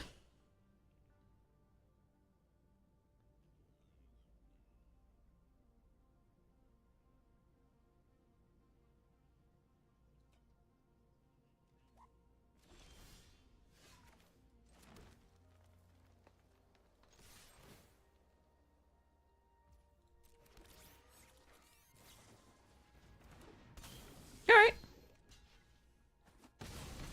That's fine.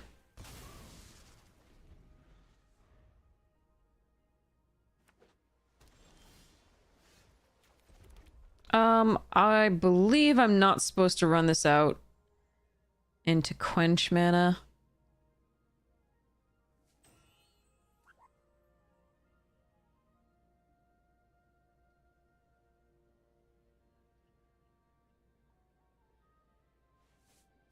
I don't have another play, though.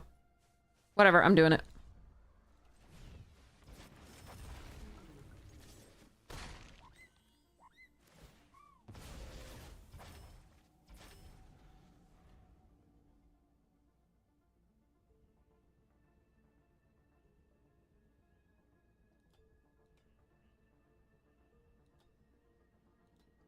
Oh yeah, I actually have that Reliquary Tower, I believe. I know which one you're talking about, Grimace. It was a long time ago.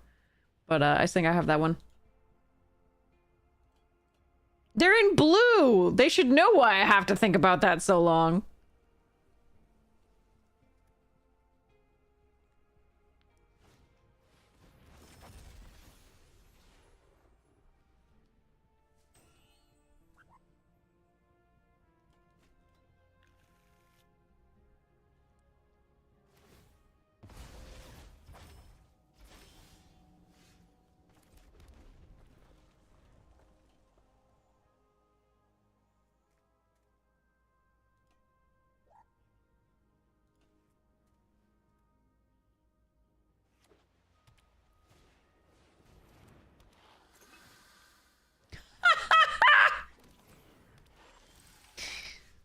Okay.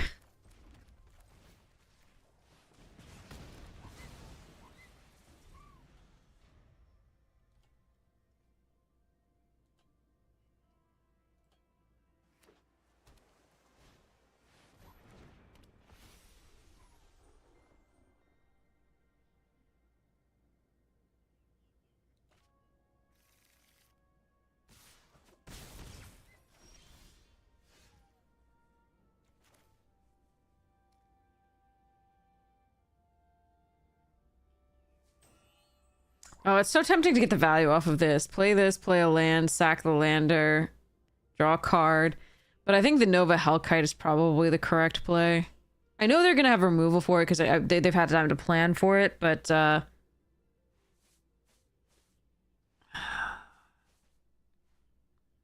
mean, Tanic does block this. That's so interesting. Fetch up a white source, then the next turn we can do these two.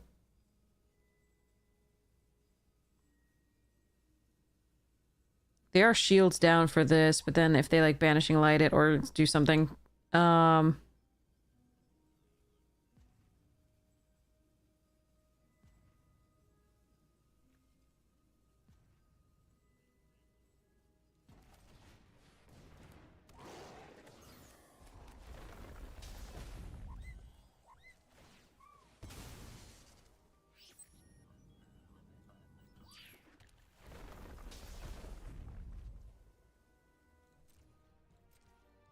Alright, I don't know that this was right. It might just be right to play the Hellkite there.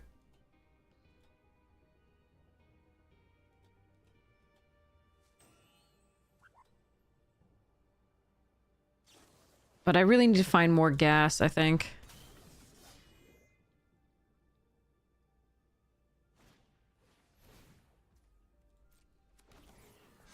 And this was part of that, so I could play 2 spells. That is a large flying force, though.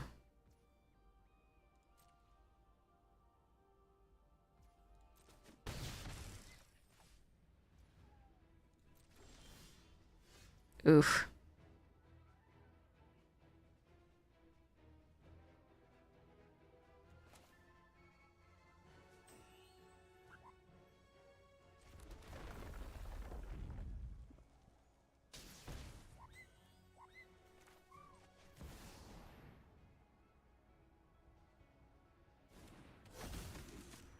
Okay.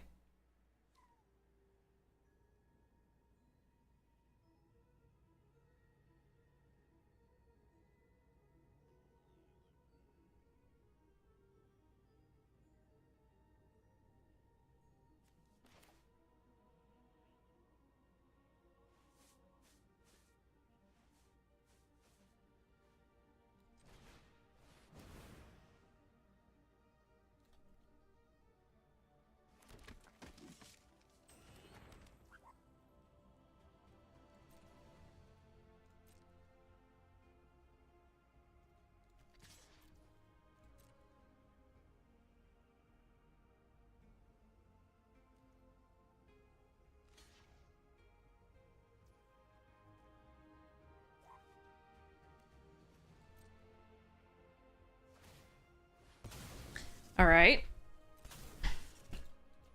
Yeah, again, I may be playing this all wrong. I just think that it's possible next turn, if I get a Warper, I can win the game. So... And I don't want to play necessarily what they expect me to play, because they might have prepared for that, possibly. Now, they can put me on a 1-turn clock here with, like, attacking with all the flyers. So I need to find stuffs.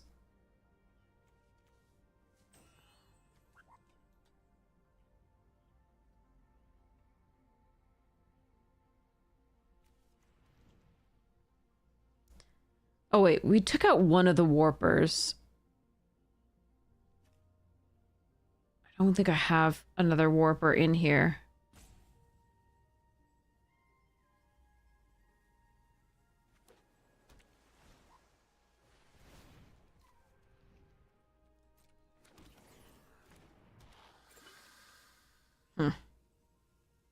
They have 3 station monitors? Jesus. Okay, well... There we are.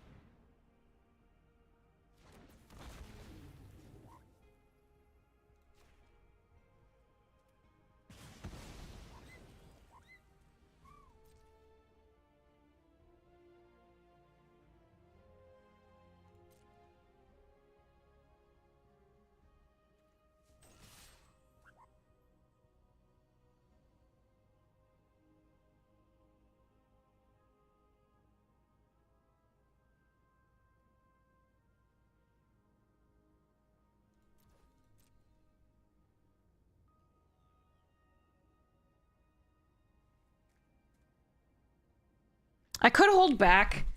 There is a chance, though, that they block wrong here.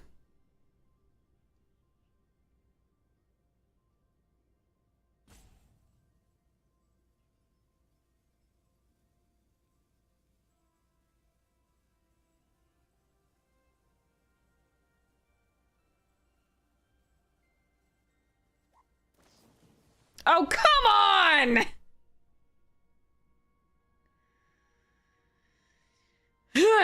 Okay.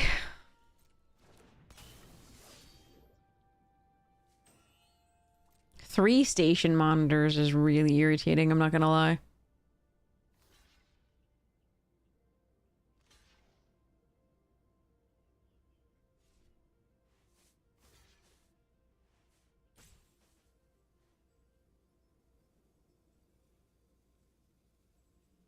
We're still okay, unless they have, like, pump on the backswing, but...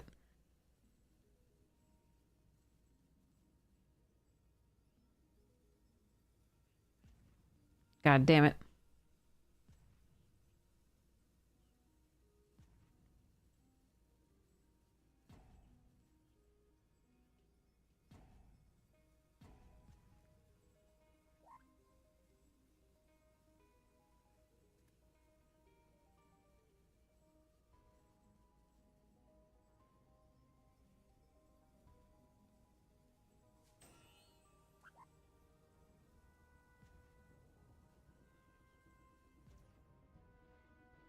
No, it wasn't cast with its warp cost, so full bore is only +3/+2, no trample.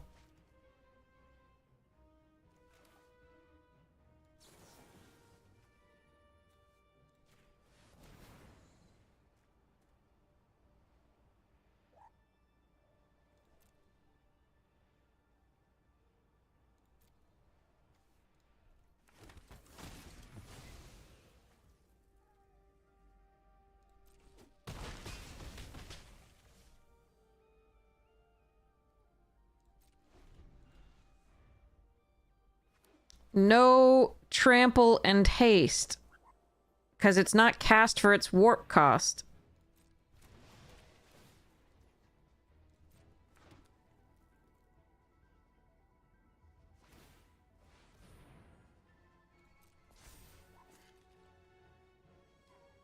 Oh, come on! Oh, god damn it.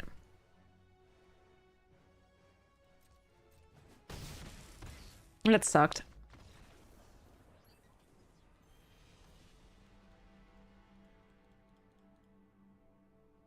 Ah, well, I mean, they drew 3 of the signpost on common in the beginning of the game. Not much I can do.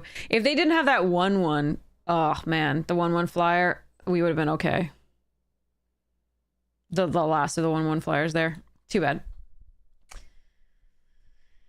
Yeah, the full bore should win you any combat if they have to block, but they didn't actually have to block. Again, we didn't cast it for its warp cost, so that is one of the problems of like full bore not giving trample at that point. Plus 3/2 for 1 is still just a great trick. And it's also a 1 mana spell for our Cosmogrand. But unfortunately, we didn't do much that game early, and they were just pooping out flyers. Now, I could have played the dragon sooner. I don't know. Again, like, I think setting up for that good turn was good. I think we could have won had they didn't have, you know, had the 1/1 flyer. And unfortunately, they had the lethal the next turn. I think we could also have gotten there the next turn, depending on what we drew. But they happened to have the auxiliary at that point.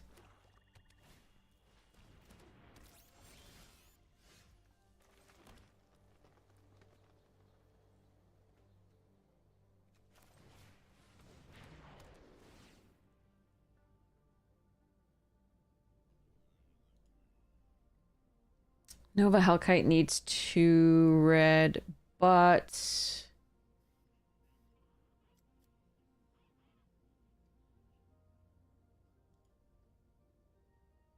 Orbital Plunge gives me the... Yeah, we're gonna do this.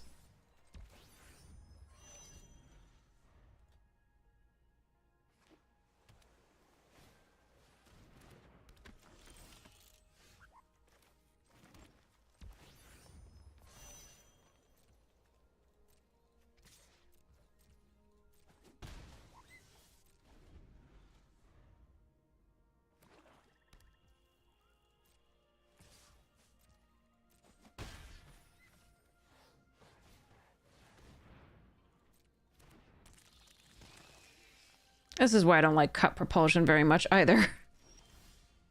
Ooh, Siege Ship.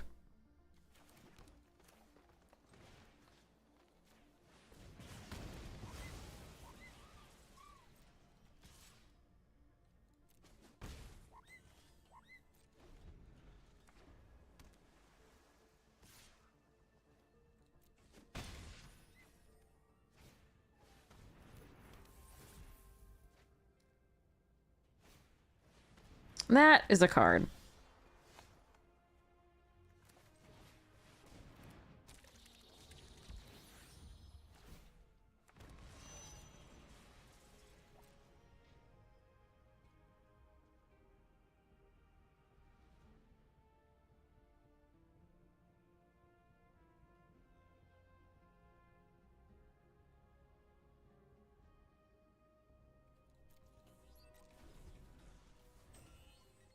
I can cut propulsion than that. I think the Siege Ship is a better play this turn.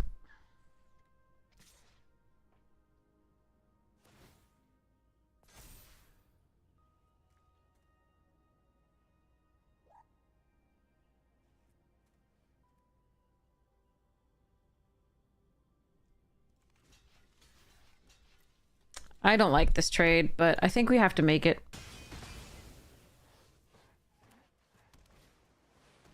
God damn it.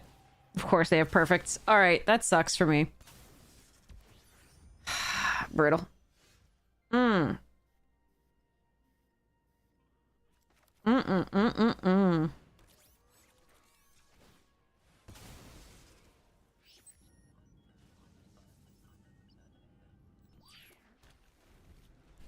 Alright, yeah. Ugh, it always feels bad when you can't take care of that card for good at that point. So we were just a little bit behind in terms of the mana at that point that I didn't want to sacrifice the, didn't want to lose the Zookeeper to kill that with cut propulsion.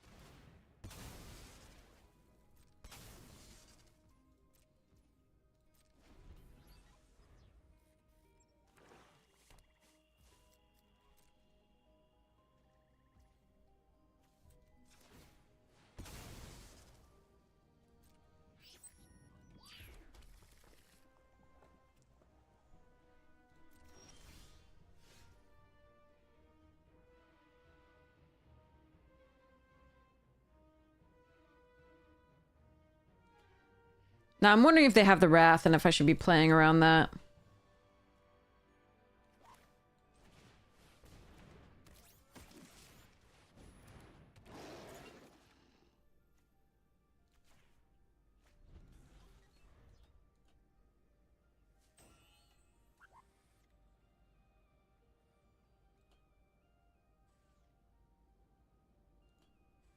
I don't think I can afford to. This is just how we have to play it, I think. Self-craft, sacrificing sentry.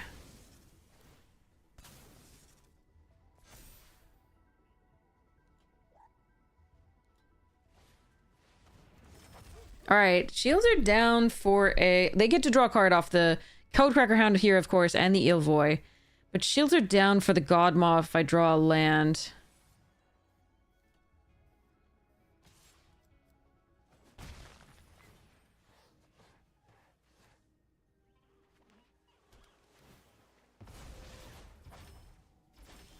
I didn't draw a land, but I did draw a Cosmic Grand Zenith.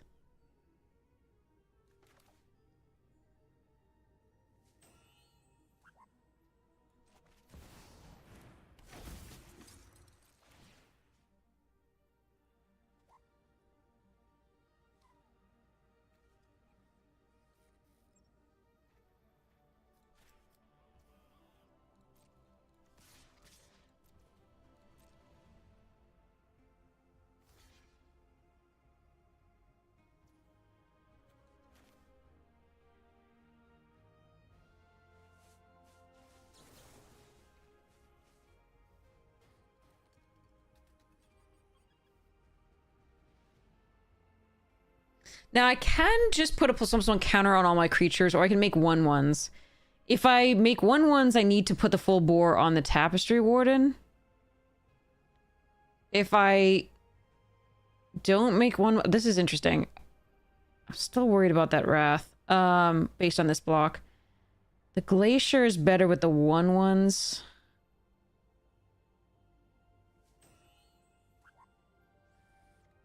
Huh.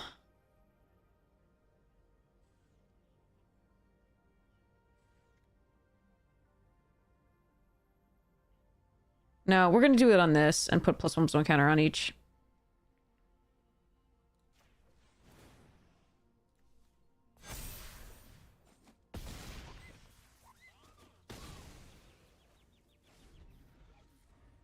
And then I'm gonna get Wrathed.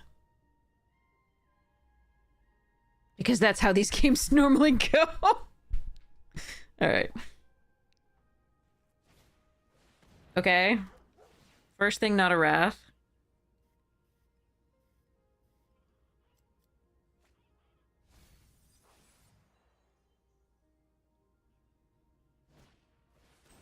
Well, bye-bye, Godmaw. Alright, that sucks. Brutal.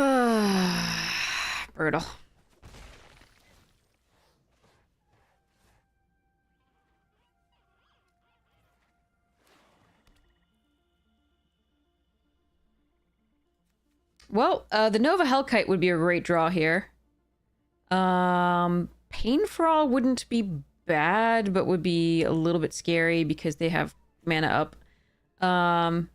Nebula Dragon would be fine. Yeah.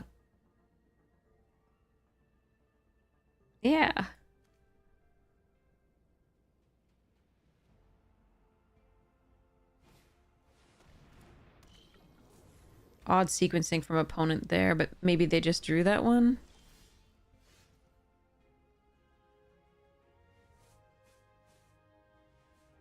Okay, so this is a 4/5. It becomes a 5/5 and would just deal 5, but first strike. Do I hold this in case I draw another spell?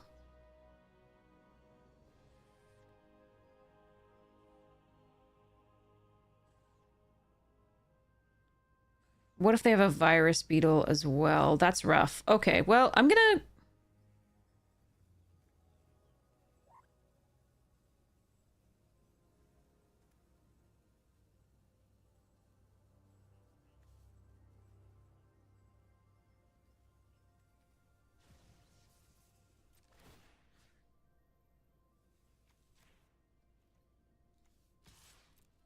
So they're gonna block with Beam Saw, most likely here, or Virus, or Codecracker, it doesn't matter.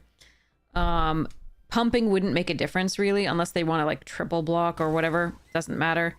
I'm gonna hold on to this.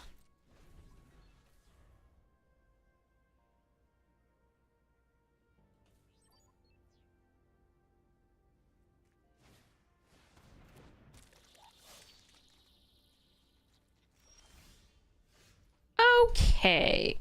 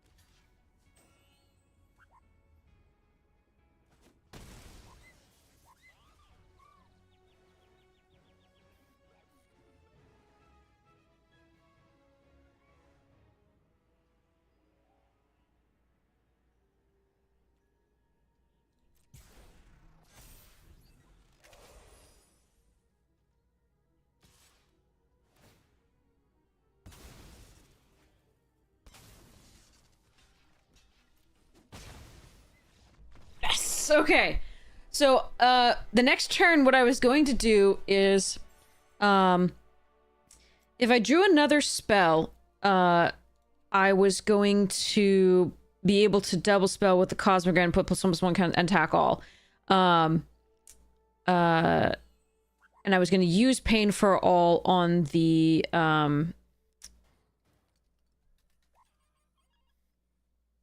probably on the molecular modifier. It depended on exactly what I was going to do, because I still like having these two big things, and I worry that if I go for one on them and they grav kill it, that's a problem. But it looks like they flooded out at the end and drew nothing to do, which is lucky for us, but not so satisfying, and I'm sorry, OP. Ideally, like, I mean, the more I wait, the more likely they are to draw a Wrath, but, the ideal part was going to be, like, doing it in one fell swoop, and being able to get in for, like, 3 and then post-combat Pain for All on the Sky Warden, or being able to mechan up something +4/+0 it and then Pain for All for the win. But again, I don't know what they have in their hand. They could have had removal or all sorts of stuff. Yeah. No, they did a great job despite the flood.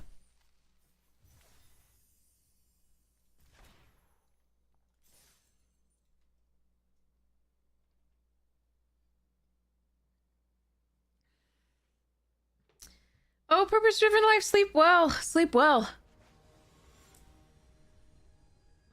I'm envious. I would go to sleep. Shouldn't for a while yet, though. Alright.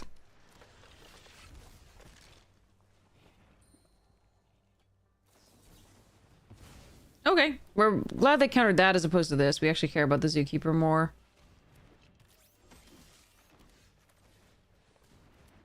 Still not happy about it, but... It was still a 1-mana spell for a 1-mana spell, so that's not the worst.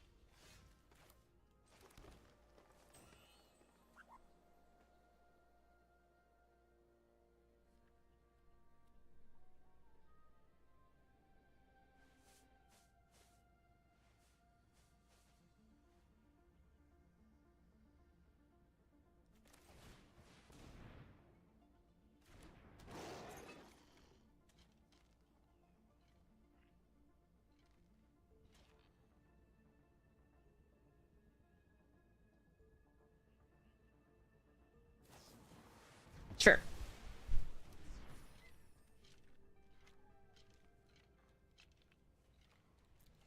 I don't want to trade for both of those.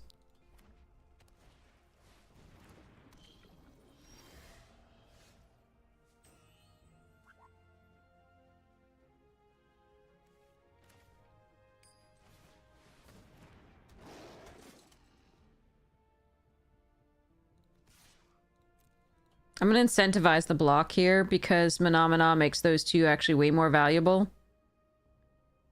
And then my Sky Warden gets bigger. Remember, I can't kill Manamana with the Pain for All because the power on this is still 3. Even though it shows 4, it's still 3.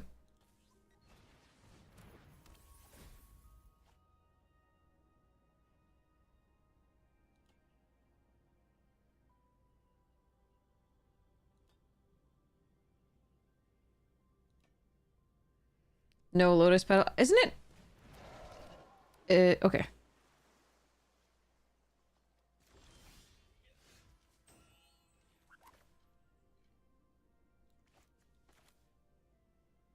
I want to play this out and then this, but I really don't want it getting quenched.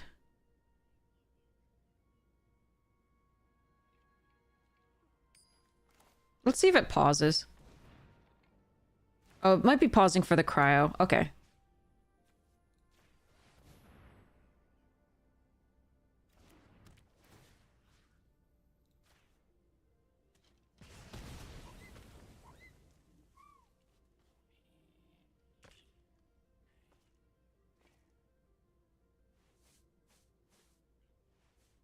Attack for 5. They tap it down to draw a card to the thing.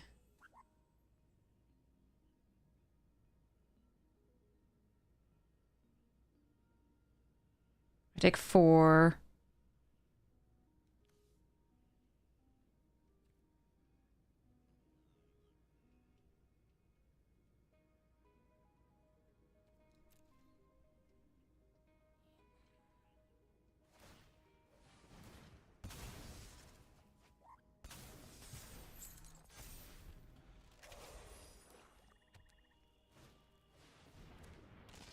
Yeah, that doesn't do enough. All right.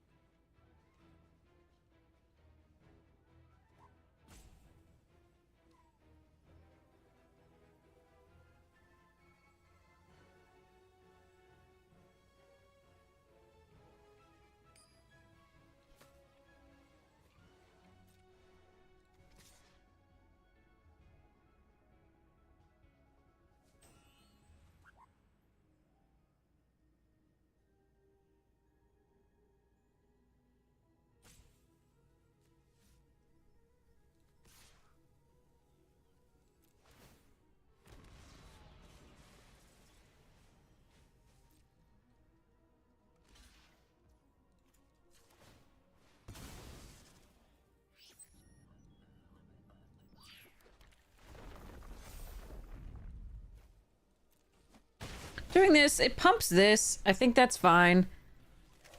They can draw 3 cards off the All Fates here, but then I get to attack.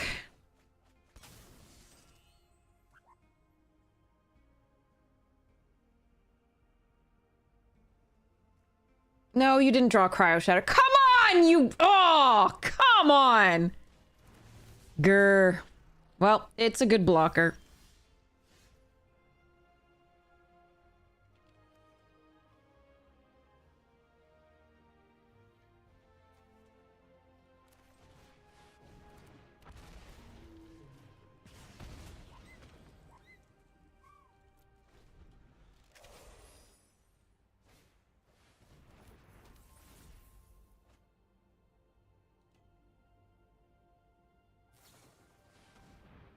Ah, so much draw from them.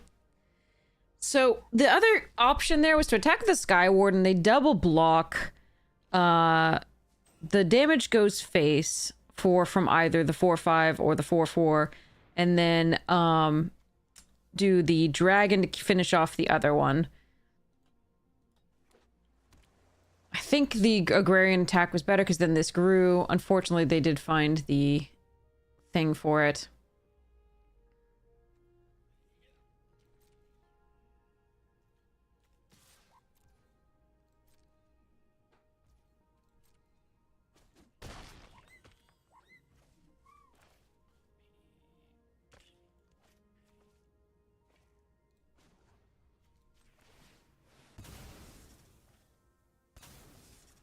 Oh, crap. I should have played out the commanders first. I think. I wanted to see what lands we would draw. But I could have drawn another card here.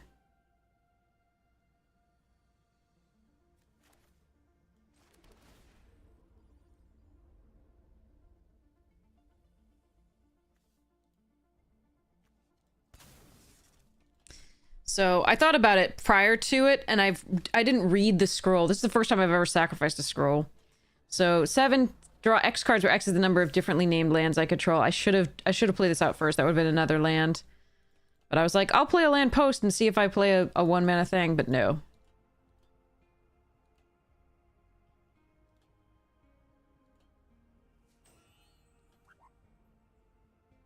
Cryo Shatter is actually the best of the removal that we could have seen against this, because if they attack with the 7/5, they're taking 7 damage.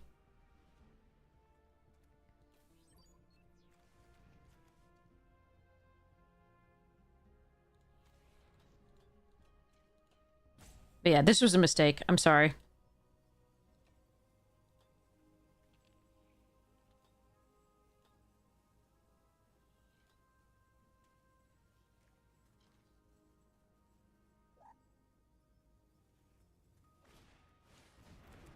Oh boy.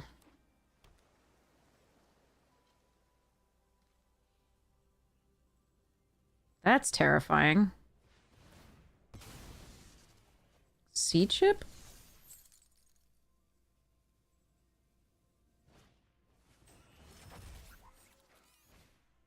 I'm just gonna out-rare us here. That sucks. Jesus Christ, what a draw.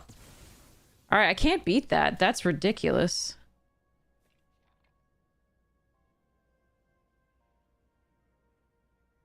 I don't know why that took them 8 years to figure out, though. That's really obvious.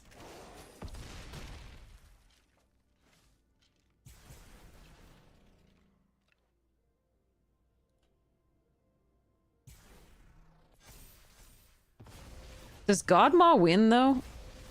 No, not quite, right?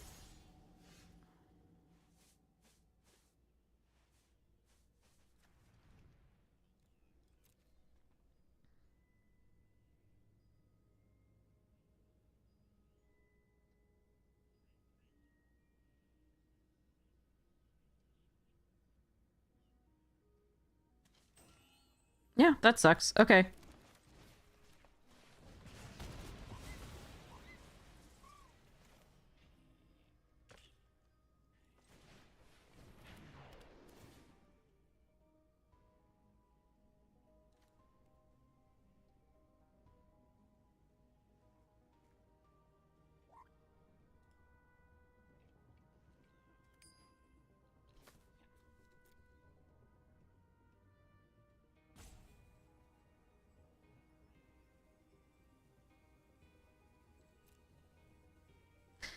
Play this, play the land, draw a card. I don't think it's good enough.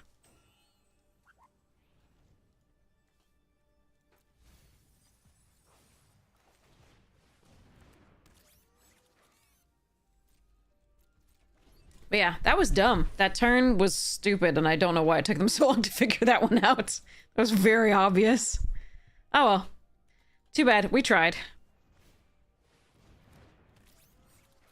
They have outdrawn us by 7 cards, and we actually have approximately the same amount of lands. We've drawn the same amount of lands there, so... Oh well.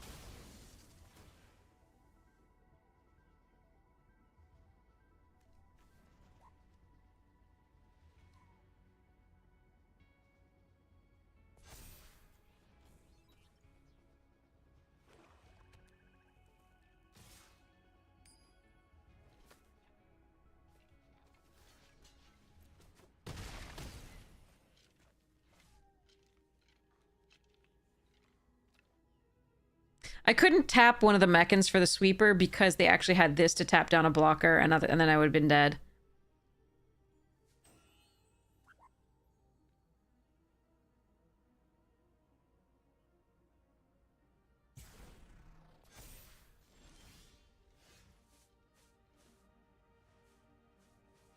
Not good enough.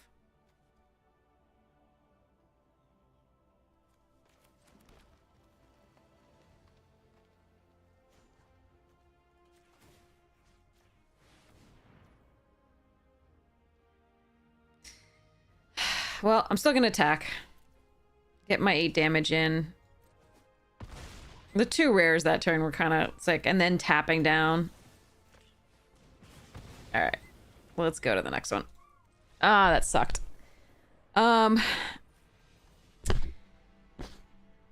What could I have done differently? Well, I could have drawn one more card. That was number one. That was a bad play. I've never sacrificed that artifact before, so I forgive myself a little bit for it. I thought it was just draw 3. I thought it was like the Meccan, but it's draw X, where X is the number of differently named lands you control. So I needed to play out that different land to draw one more. I'm not sure it would have made a huge difference, but because it was just another mountain and then a Tannoch, so I don't think it changed the course of the game, but it was still, you know, bad. I should have fixed that. So I can learn from that one. But the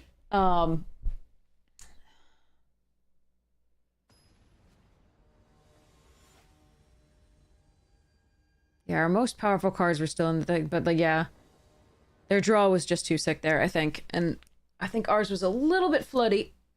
Too bad. Okay. Keep this.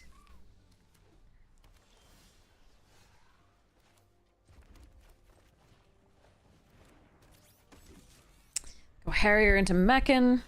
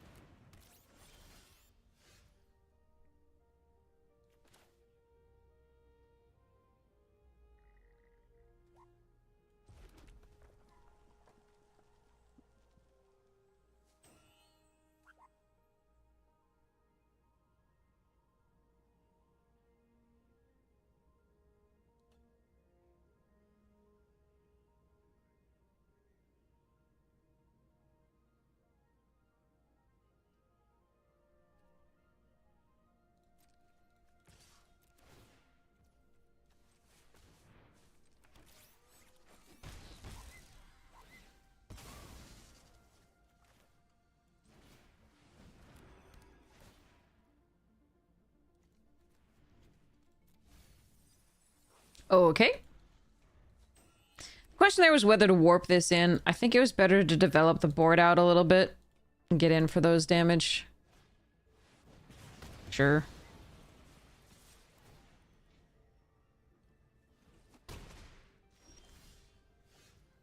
Oh, interesting.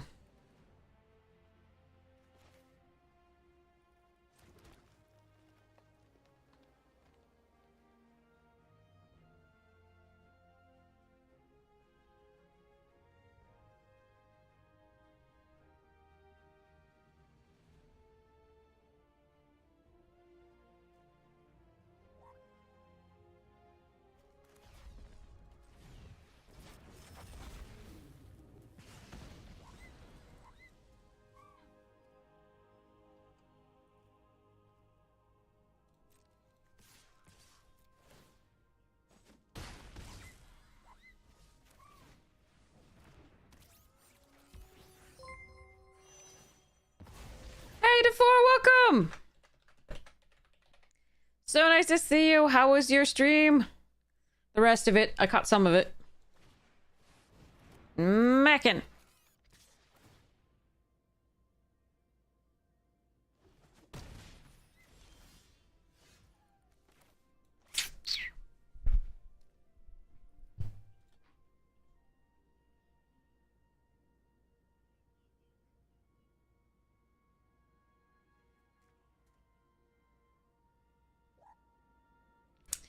Interesting.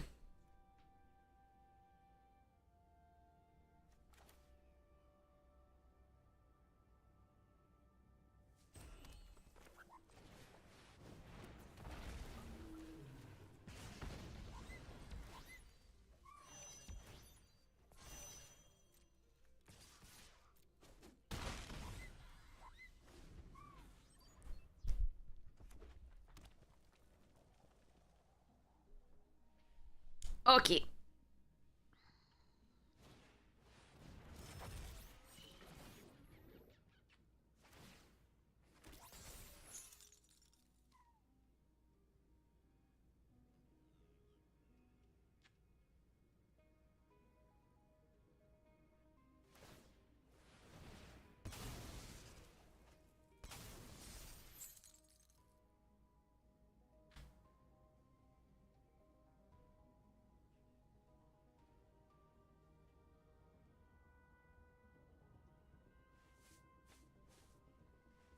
All right.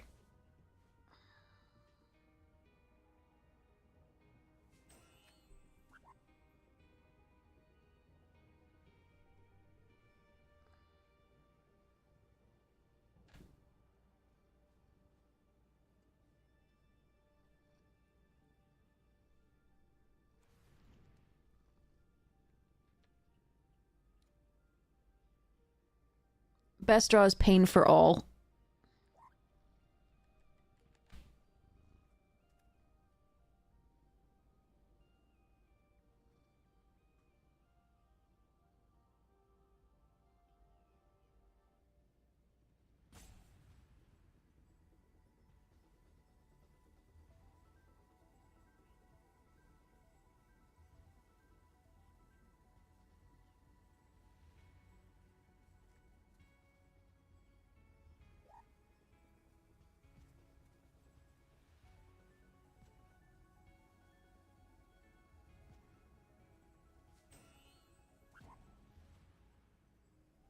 We still can absolutely lose this game. And we're actually in a pretty icky spot.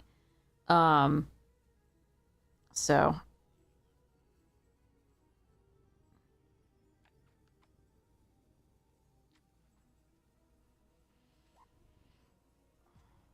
the Mechanozoa warped in addition to the Relicer. It was rough.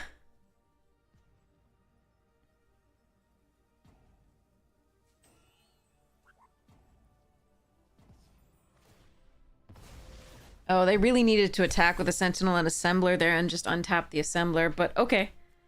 Although I think, yeah, maybe they were just worried about that.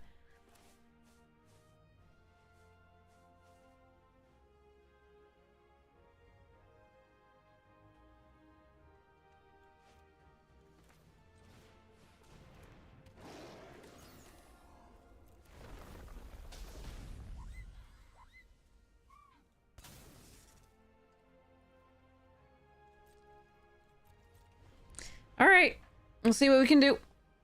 I mean, they have to take care of both the Hellkite and the Sweeper again, or my face. So...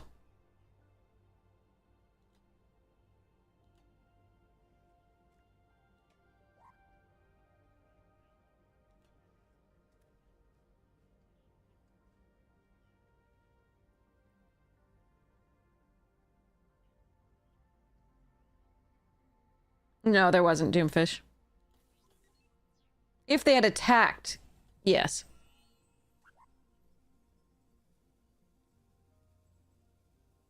Because the Harrier producing the 2-2.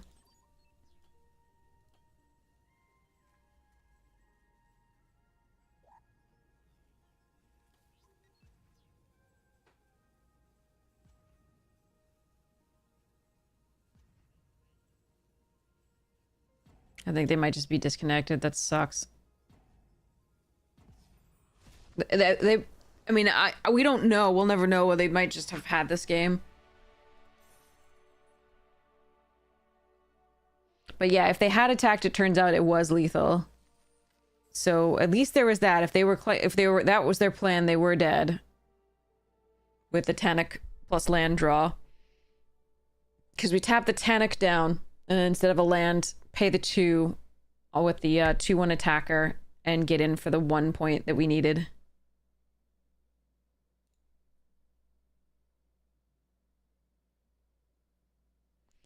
So, that was cool.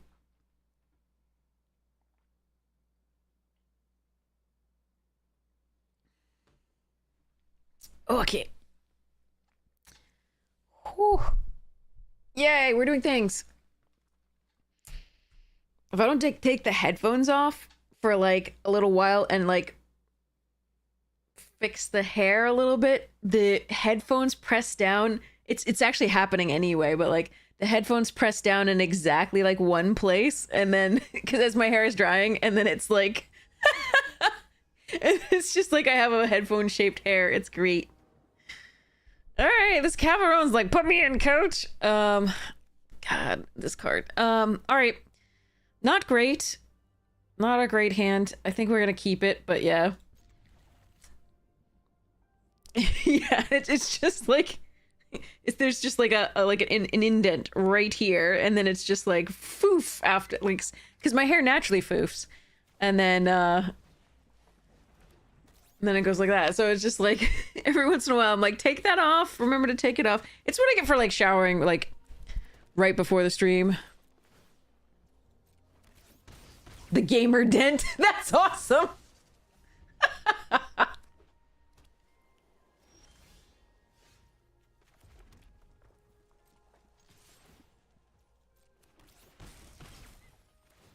Harrier's doing work.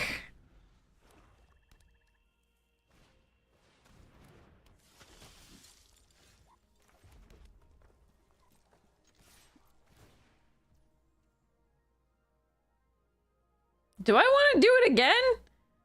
I really want to play this Warden out.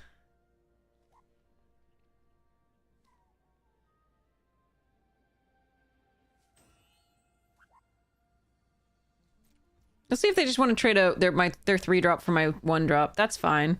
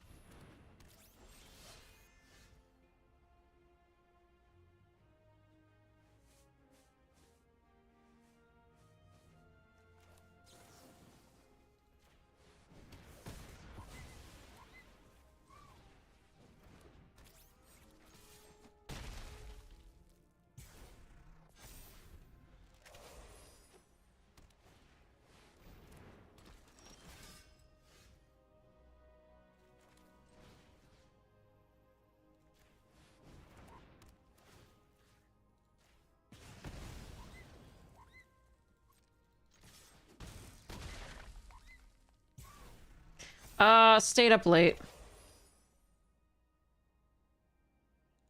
I mean, so, aw, my Skyward. Oh, wait, no, they're dead. They're very dead. Okay. I was like, oh, wait. You're up early, nice. I usually am like, yeah, I usually sleep during a lot of the day, and then, like, my students start late in the afternoon or evening, and then I do stuff. Sepulchre, yeah. Yeah, so I'm often like my day starts really late, and then like sleep a lot during the day, and then wake up and then teach and then stream. Yeah, private like online tutoring basically. Right now I'm helping kids prep for the SAT on Saturday. It's really fun. I'm so happy that I get to like make it less scary for them. It's one of my favorite things to teach for that reason. I really wish, like, I would give up all the income I make from teaching it if it would go away, and because it privileges native speaking kids with native speaking parents, and so it's really quite problematic. So I would absolutely give up everything that I make from it, even though it's a large part of my business, if it just didn't matter.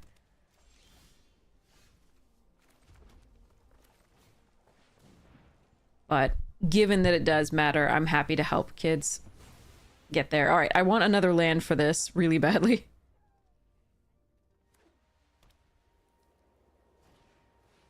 Well, we can Shattered Wings that if I don't draw land, which we're gonna do, and mostly for the Surveil, but also because that card is stupid. All right, let's put this away. Need a land.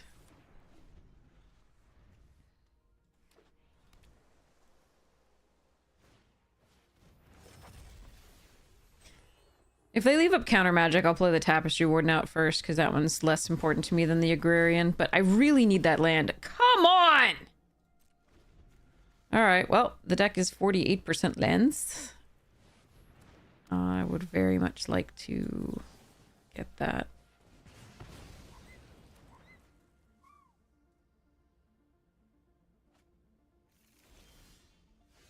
God fucking damn it. Alright, well, we're at 50% lands, so that's fun. I think we've lost this game. You can't stumble for that many turns and still win, I think.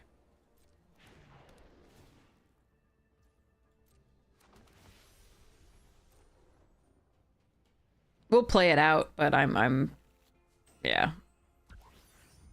That's brutal. Oh, come on.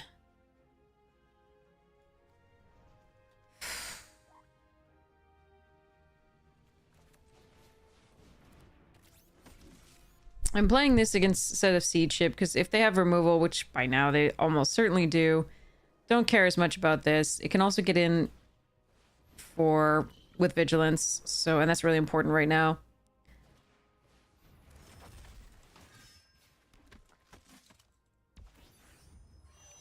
But we've already lost. I don't see a way out of this game. That's a shame. I really liked this deck. Arena just says no. 54% lands is what we're at right now. Cool, cool, cool. That would be now 50. Yeah, still. Yep, okay.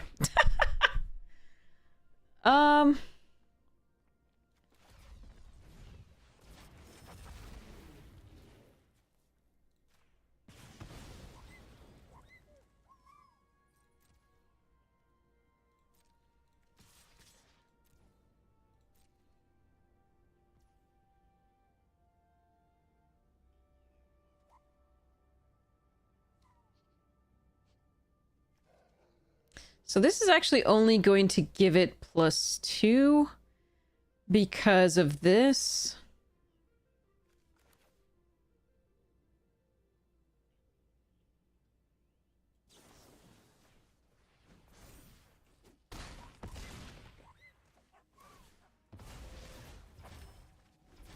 Might have been one more damage on this. Sorry.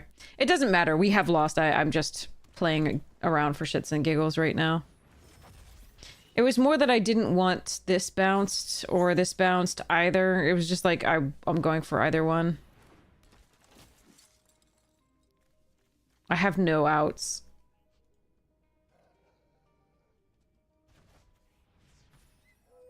Three lands and 15 cards.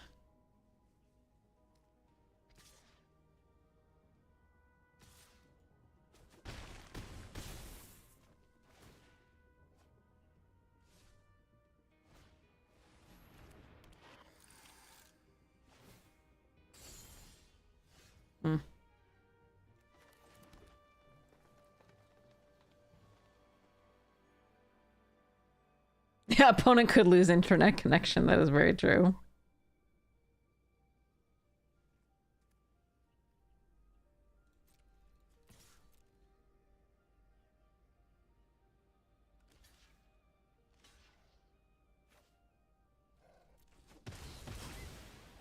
Well, I killed some things. I just want to see what I would have drawn.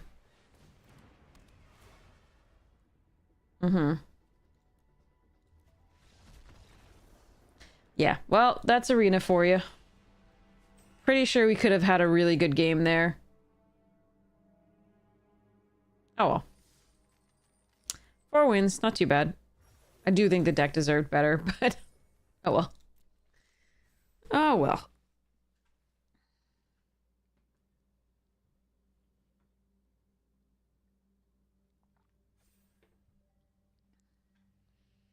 You brought similar issues up with your department head? Yeah. I mean, it's a completely teachable test, so additionally, it favors the students who are wealthy and can afford to hire people like me to teach them. I've taught 12-year-olds to score really highly on both the ACT and SAT, so, like, it's not... Yeah. Alright, let's go, Imago! Orbital Plunge, Zealot, Maneuvers, Yarp. Use Social, although we keep seeing this card, it's so bad. Navigator's good, Mechan's good, Cryo Shatter's good, Cryogen Relic's good. I think we're gonna take the Use Social here. Combo, like the idea of lands comboing out here is pretty sweet. I do tend to draw the use social engineering a lot when it does nothing, which means like after we flood it out and have 12 lands and then we draw the engineering, which is a little sad, but what? Pick 3 Godmaw. Are they good drugs? Anyway, Wayfarer also in the pack. We're gonna take our Godmaw and run. I'm very happy with the way this is going, except for the fact that I just passed a Wayfarer.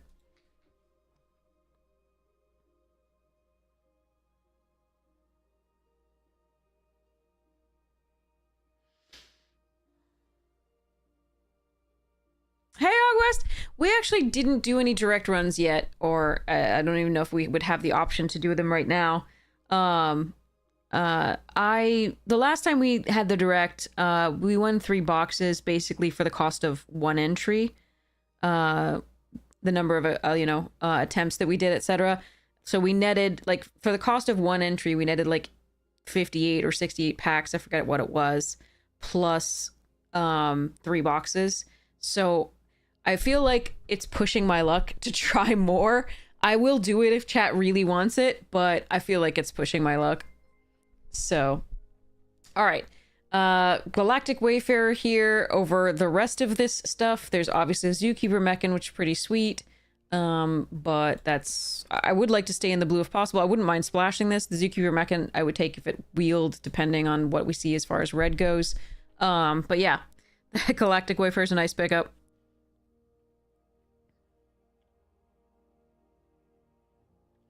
But yeah, it's just, and I do apologize. Like, I want to do those more. I just, money's a bit tight right now because Codecracker and Close Encounter. I like both of those. I'm going to take the Codecracker here, though. That's a very late Codecracker. Money's a little tight. What the I want this, and I want this, and I want this, and I want this. Because over the summer, a lot of my students were obviously busy and doing other things. So the tutoring income was light. So I feel like I should, when I'm ahead, I should quit. So a little bit. I mean, I'll amass more money because I'll be selling some cards at Atlanta, MagicCon Atlanta. So I will have more money for attempts and things. But yeah, Jeebus. Pinnacle Kill Ship, Blooming Stinger. Jeez. Okay. Take our lovely Seed Ship Impact. So between Kill Ship and Blooming Stinger, I think I'm going to take the first Blooming Stinger. Oh, King, holy shit. Thank you so much. Okay, 40. Okay. I will, we'll see if there's a direct open just now. Scan Ship here over the first Germinating Worm, I think. I do like the draw effect here. Thank you so much, King. That's so sweet. The need for direct and seal. Okay, I can see if I can still join it. If not, I will save that 40 and we will make sure that we get it for the next Arena Direct. Wow. Navigator, Crasher, and Tenderfoot. Those are all perfectly playable cards. Sammy's and Ilvoy. There's also a Torpedo, which we're light on removal. I'm going to take the Ilvoy here, though. For now, microsizers, whatever, but it has its place on occasion. No. Scoutlander and Tractor Beam. Wow. Yeah, that was a crazy pack one. Absolutely. And there was a whole pack where I would have taken 4 of the cards out of it and just been done. I think we take the Scoutlander here with the Tractor Beam. That is close, though. I'm very low on removal, so the Tractor Beam is really tempting. But the fact that this puts 2 lands, I think given how much, land synergies we have, I'm going to take the Scoutlander first. Like, I'm not even that excited about, like, I don't have to be base blue. I do have to be base green. So I can kind of splash anything now. Got about 3.5 hours? Okay, sweet. I am so tired. I can't guarantee any good play. I'm so sorry. But I will do my best. For King. Singularity Rupture. Yeah, okay.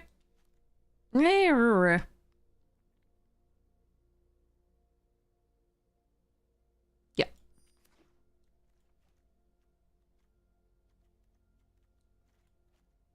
Like, I'm not even a huge fan of Scanship. I don't think it's that great.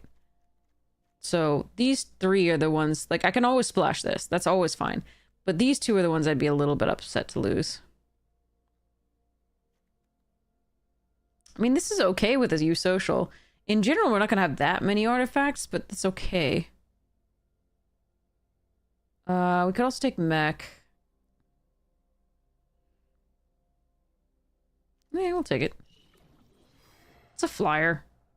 It's okay.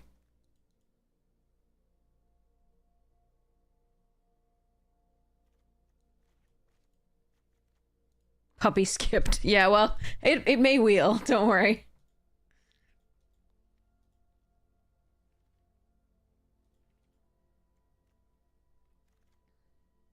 That's 2 lightsmiths.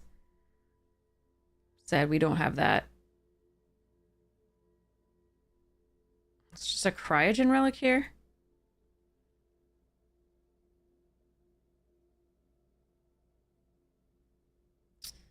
Command bridge is vaguely interesting too. First cryogen. I'm going to take the first command bridge of the first cryogen relic. This could be wrong.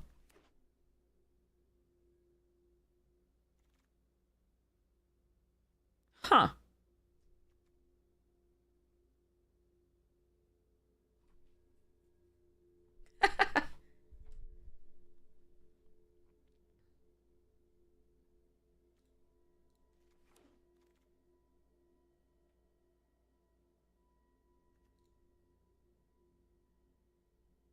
This is fascinating.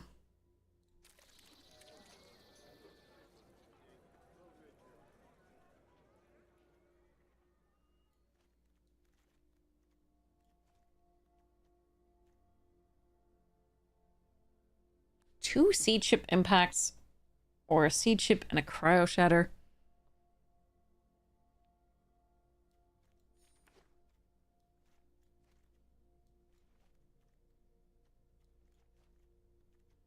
This is gonna be fun. Okay. All right.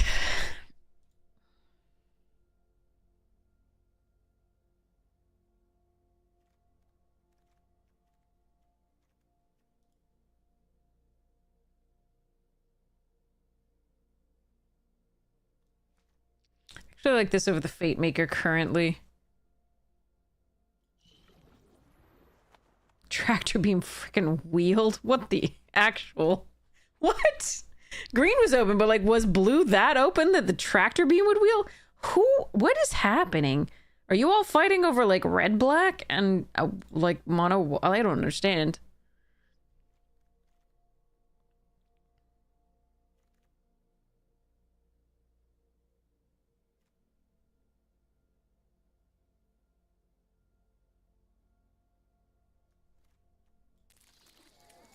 I'm gonna take the Tenderfoot here.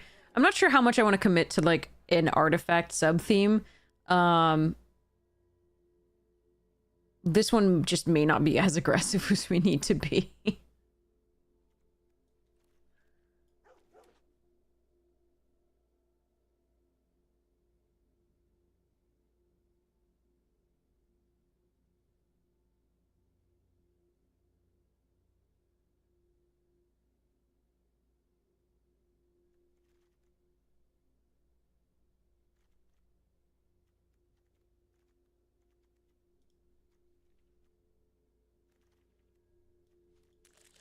All right, let's see what we get in this pack 3.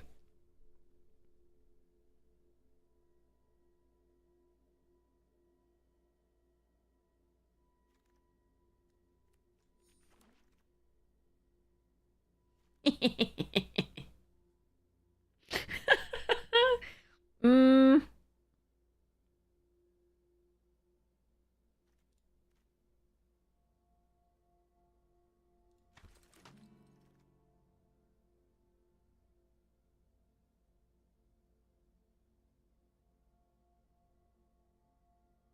Okay, so there's a breeding pool right here. There's a scrap bot that's fine.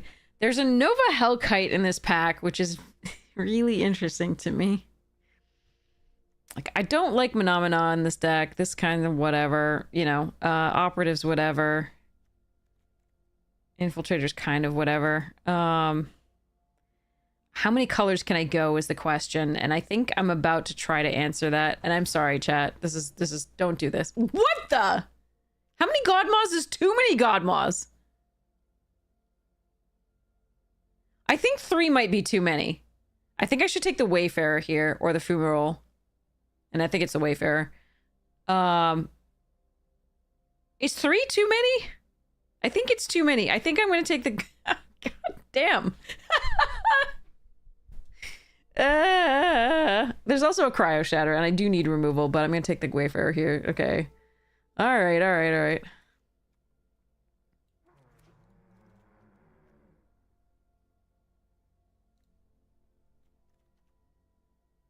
We're light on removal. So I'm going to take this plunge.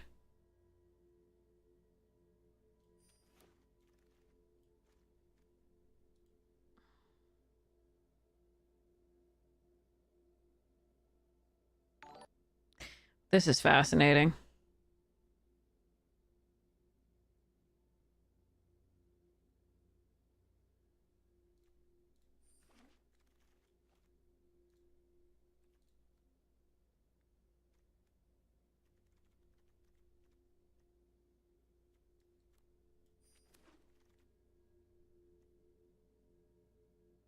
In this deck, I think we prefer the Ice Cave Crasher to the Tapestry Warden. Because it has trample. And the God Maws with it are pretty good.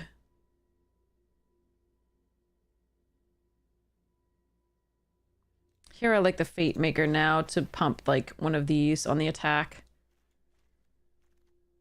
Yeah, we don't have removal, which is gonna be a problem, but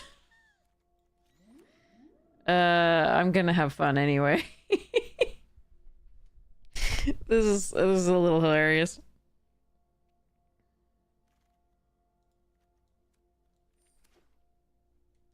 I don't know what was going on with this draft. Like, I was expecting to see green removal, but we didn't see any green removal besides the Sea Ship Impacts, and that one punch spell, +1/+0, the Diplomatic Relations, in the same pack that we took the, like, where I wanted to take everything. So this is gonna be interesting. So I probably am not going to play both the Rupture and the Nova Hellkite. I just really wanted to have fun, so I might do it. I might not. We'll see. I have to double count my landers, but let's go. I'm going to say done on this one, and I'm going to go look at the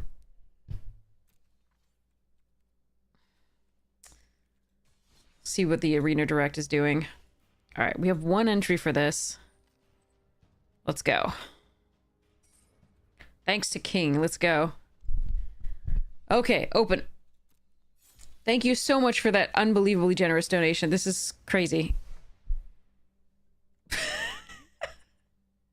I mean, let's hope Black-White is supported.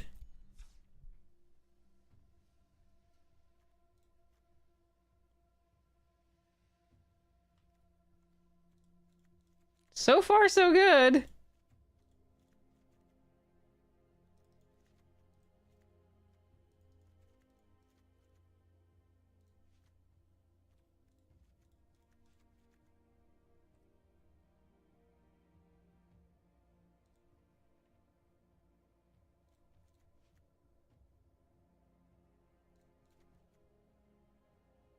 There's a Godmon green, notably.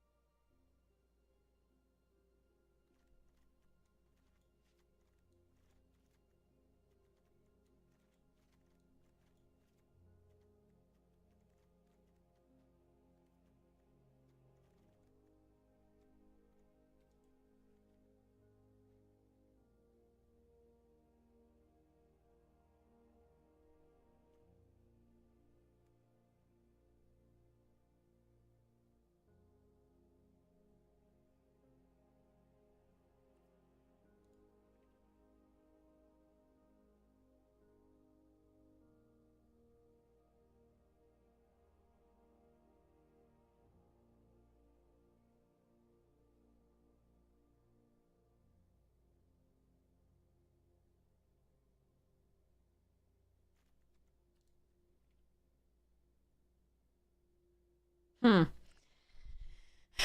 The U-Social plus Godma plus Worldsire is really tempting. The problem with this deck...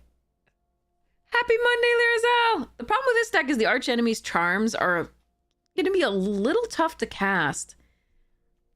Potentially. We do have 2 Beam Saws with potential Lander tokens to fix the mana, but triple black is hard. A lot of the time.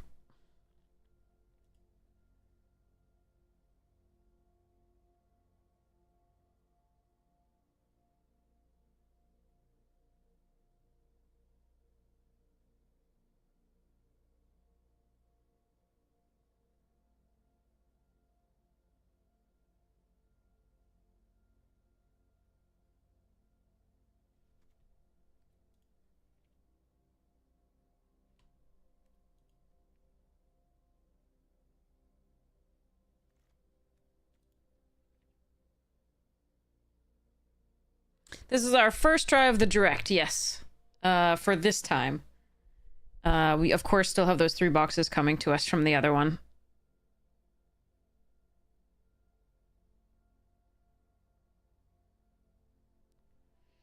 Okay, and this is thanks to King. So much. Thank you so much. Happy and Monday, the 2 words that just don't go together. Yeah. I work every day. Well, you know, so... Mondays have very little meaning for me other than, you know, everyone else starting the week. Okay. Yeah,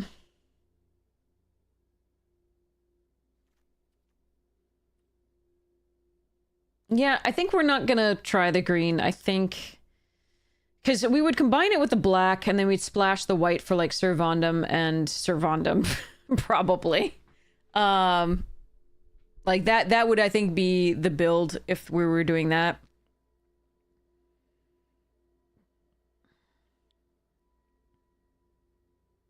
It would make the Archenemy's Charms slightly better because it would be easier to cast. Like, if I were doing that, it would be... Wait, no, you come back. It would be Rover, a couple Biosynthetics. Those are actually pretty good in this. Probably not Sky Stinger, but it's possible. This, Godmaw, and this.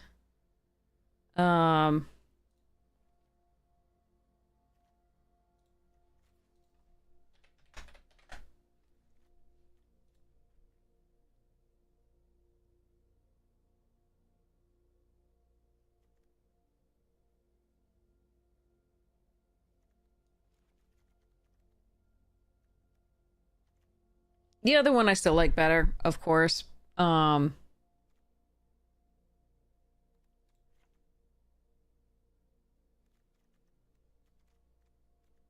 But that would be the other possible build, I think. And I would mess around with it a little bit more. There would be other options there.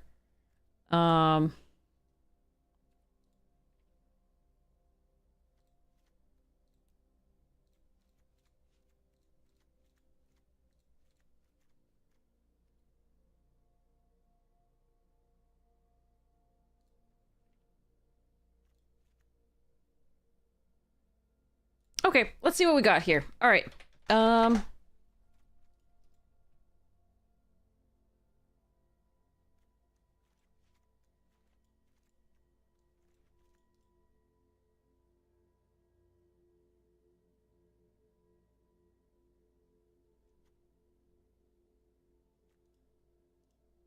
would really want to... If I run 2 of these, I'm going to want to run 10 sources of black, which really makes this a lot more difficult.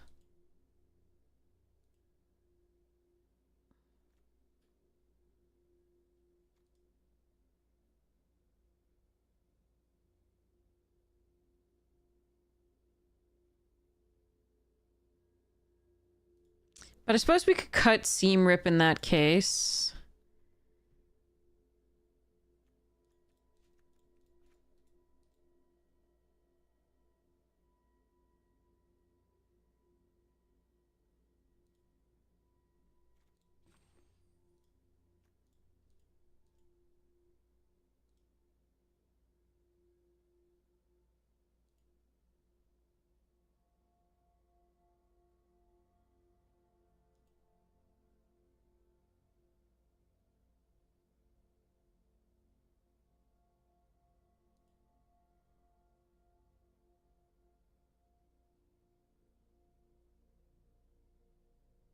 And then because we always get flooded, I'm just going to run this. All right, let's go.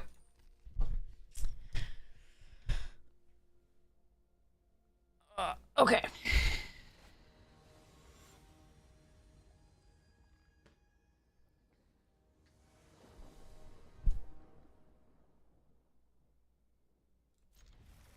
All right, this is a little bit slow. I kept it because we had this first banishing light. And we have a lot of early drops, so let's hope to get there.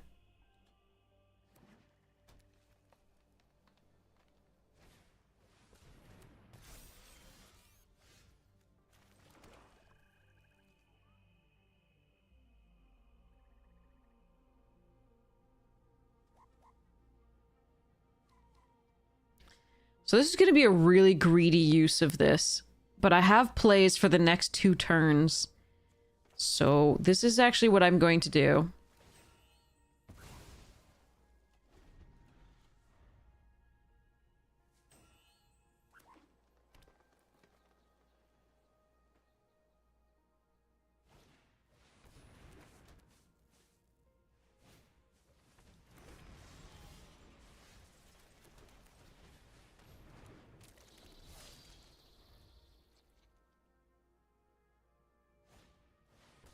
Ugh.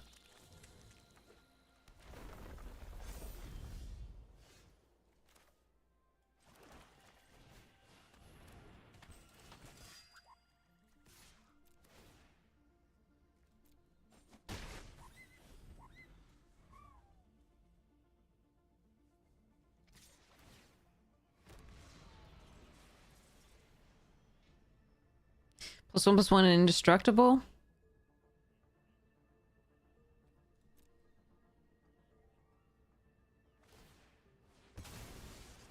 They could have that on my attack as well.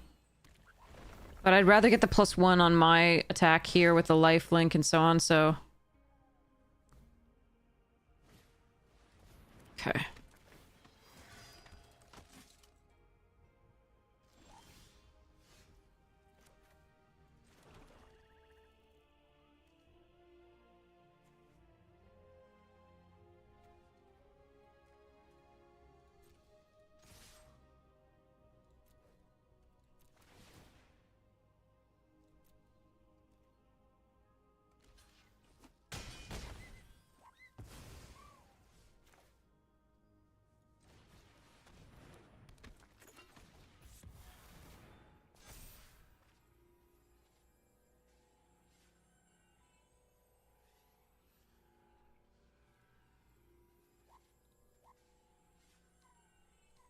I don't want too many lands. That's a good sacrifice to get Servandum back if they kill it, or the Lightsmith. That's probably okay here. Ugh, so much lands. Okay, I was hoping for an Archenemy's Charm at some point here, but that's neither here nor there. Okay. I can double spell in theory, if not in practice.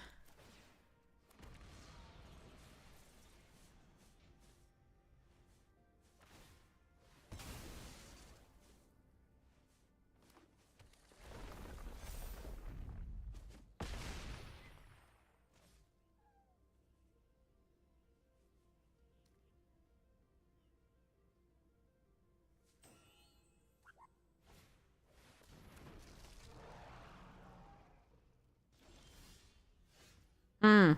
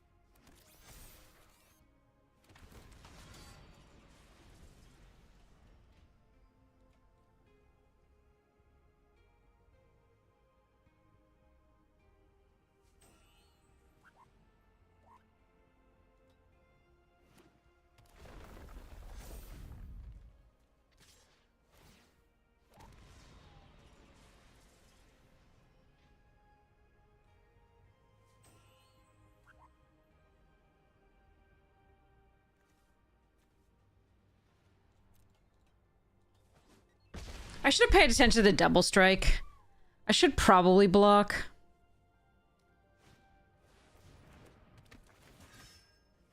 Hmm.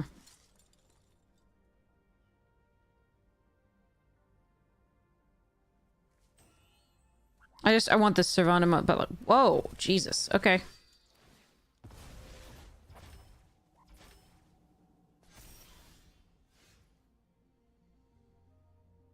Where them charms at?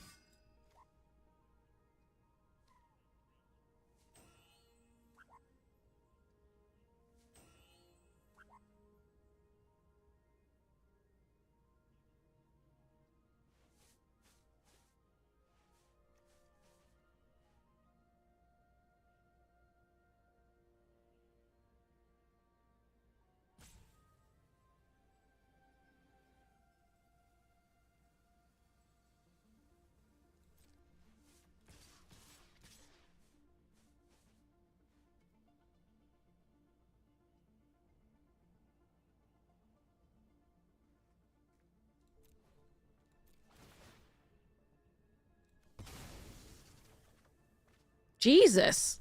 So much land.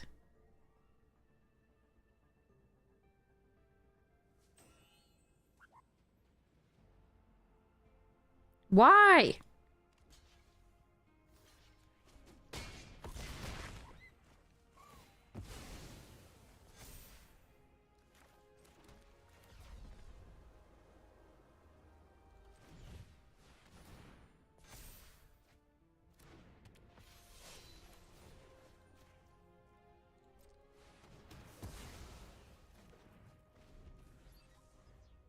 Okay. Whew. Tulan, your luck holds. It was pretty good there. I mean, I was a little worried about the flood, but like our draws were really good. Our draws were really good. Dang.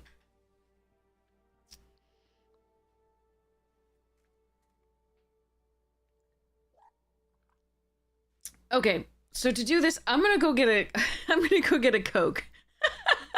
um and more water and some snacks and run to the restroom. So it'll be like 2 minutes or 3 minutes max, and I'll be right back. And then we play more.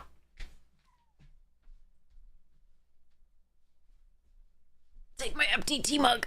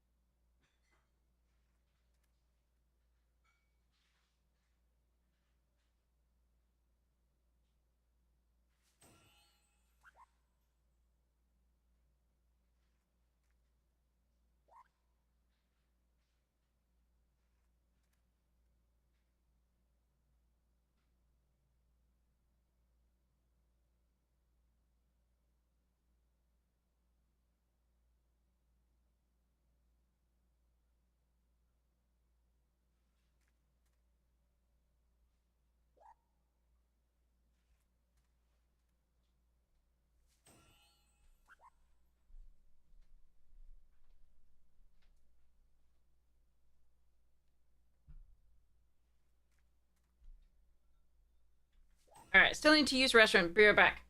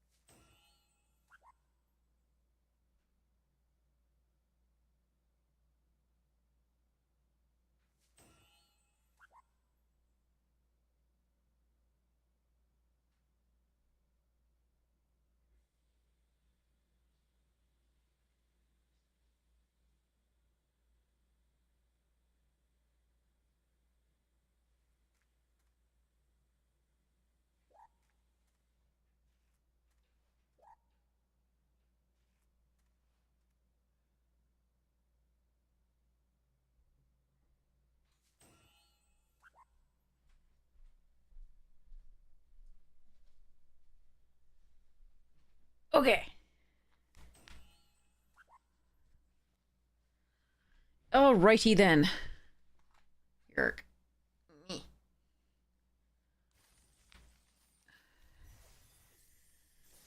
Alright, let's see if we can keep this up. See whether we can keep this up. Oh yeah, King, so Prince Ali, we gotta find a time. Have you messaged me on Discord or like something? Did I miss your message? Oh god. Badoop. Alright, Beamsaw. On 2. Oh, on Twitter. Okay, sorry, I'm very rarely on that site these days. I will check out your message then. Okay. Beamsaw.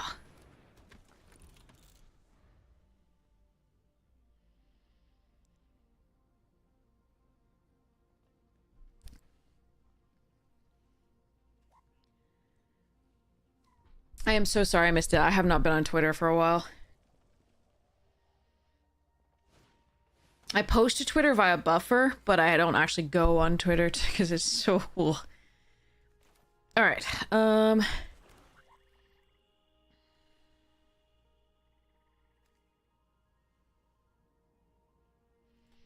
Oh, you're so sweet, Thing. Thanks you so much, so much.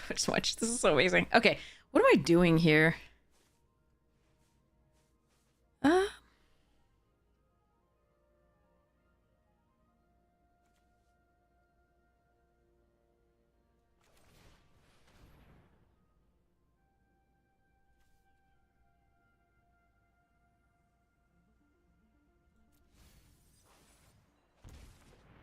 Alright. I think since we're not under too much pressure there, that's the correct play. I don't think running Servanim out just yet is right. I could be wrong. If I hadn't played out the white source second turn, I could have played out the swamp and then arch enemies charmed the Mechan, which not ideal, but I could have.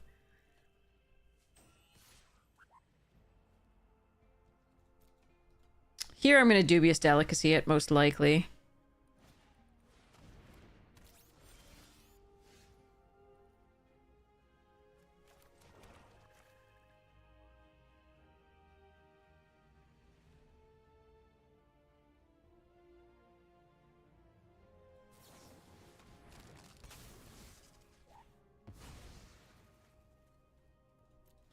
Turbo Drone is an option there. I'm going to take them off the mana, though, still.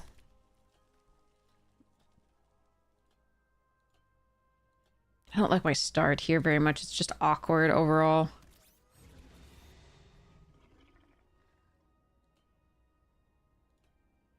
Fortunately, theirs is not too crazy as well, so...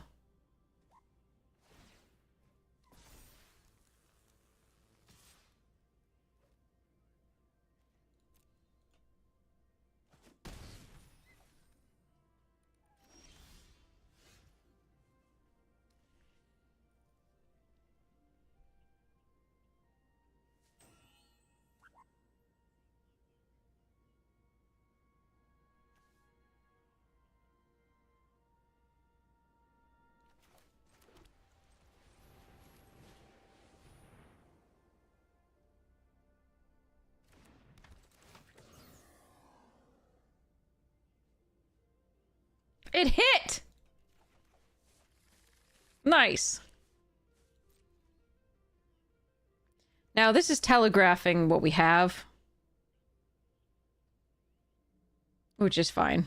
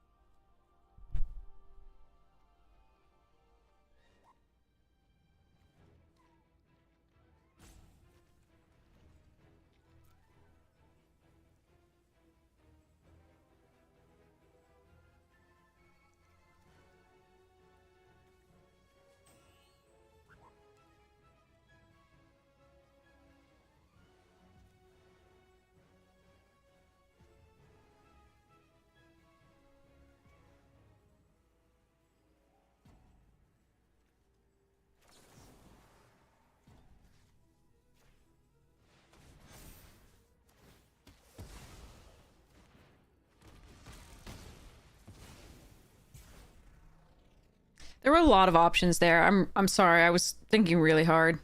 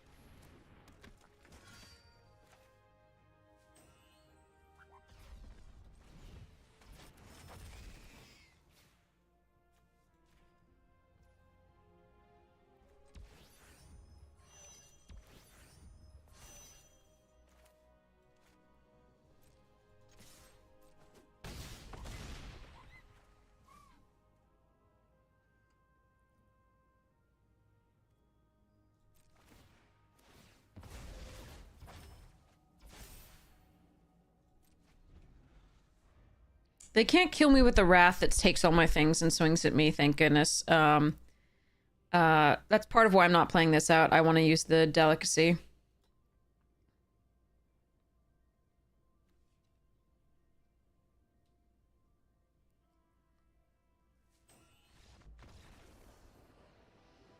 Okay.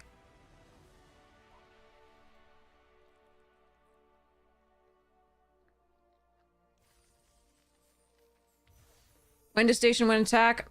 It depends on what I have in. I mean, there's too many things, honestly, to think through. But it depends on how much that damage is going to matter at that point in time. Whether the next turn I can crew it the rest of the way, etc.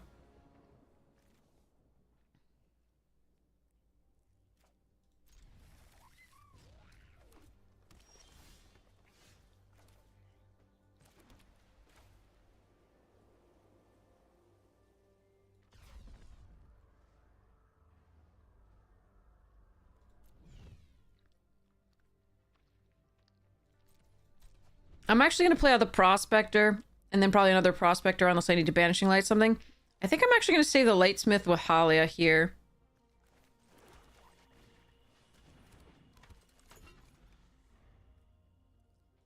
Not necessarily Flutter Dev. If you have something small that can only get in that turn, I get a lander.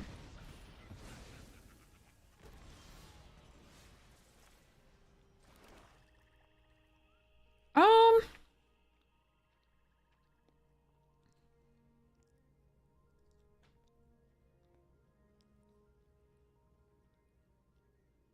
you know what?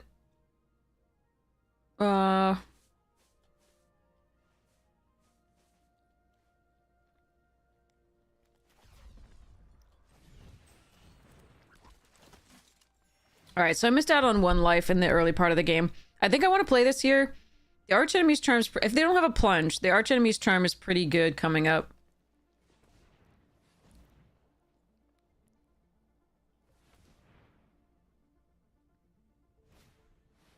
Oh, they have a punch as well as a worm. God damn it.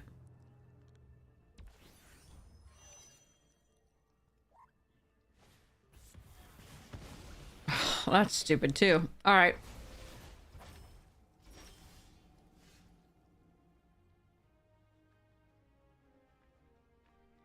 Hmm.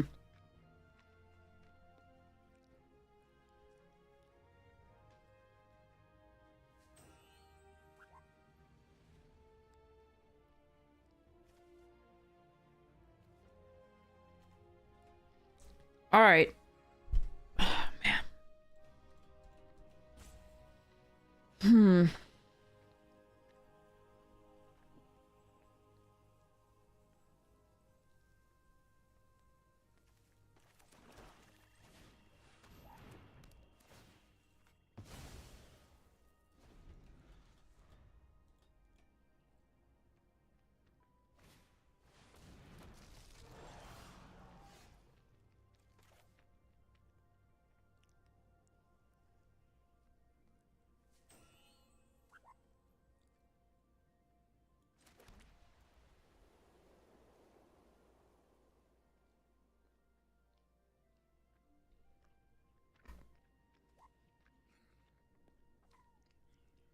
Ah.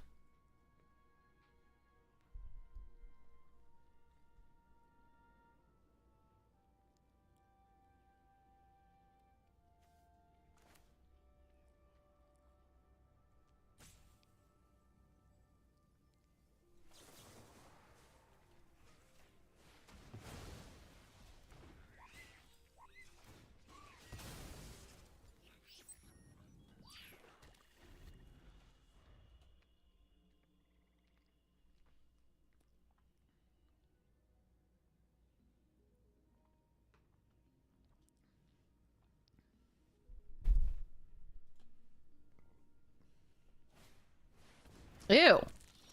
Stop. Gross.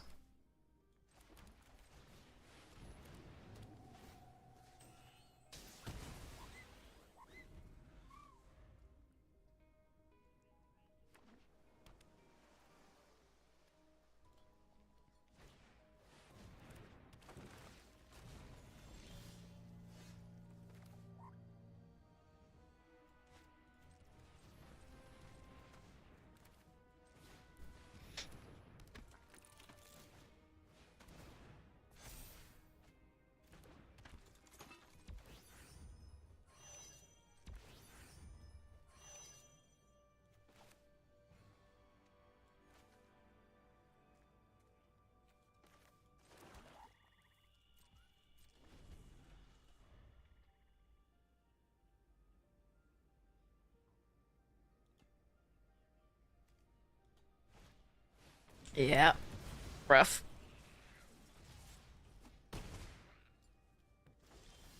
No! Come on!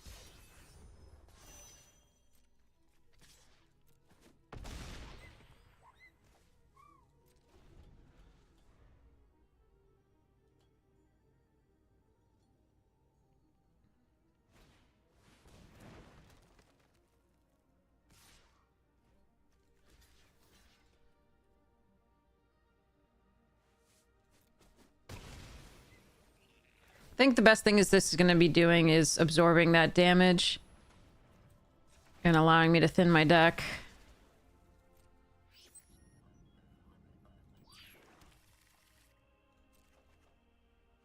Huh.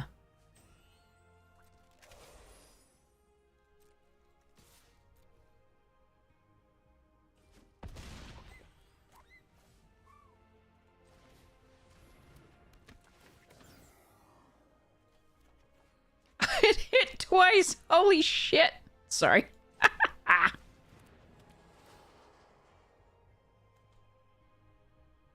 uh...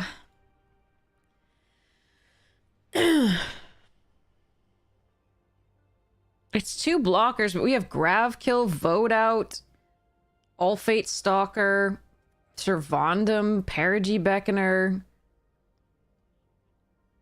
Oh.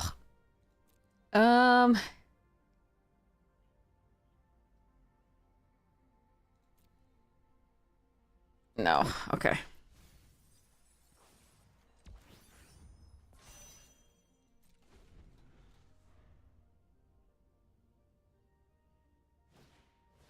Stop! What the fuck? No blocks this turn.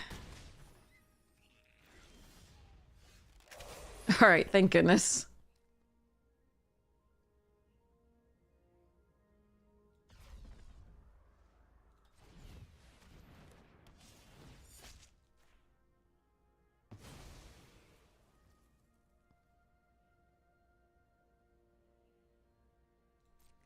Alright, if I attack with all, they have to take... They have to block this one. If they block here, 7, 8, 9, 10. Yeah.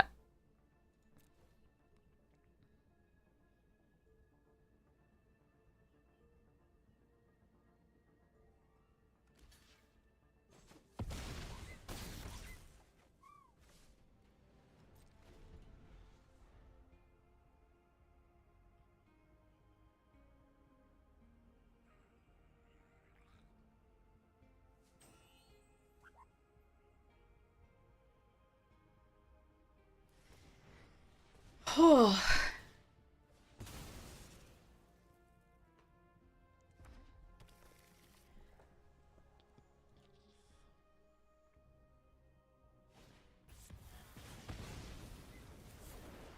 Okay, on its own, that's not enough. We still need to worry, though. Yes! Okay. Okay. I don't think there's anything for 2 mana that would quite have gotten there, but... Yay, we made half our gems back!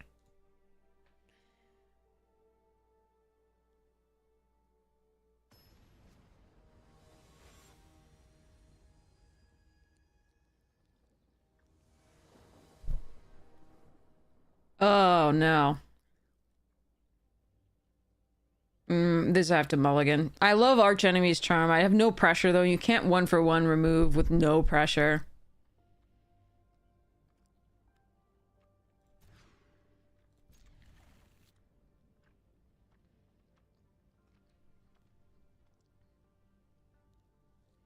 The other Arena Direct event, we won 3. This is our first attempt for this one.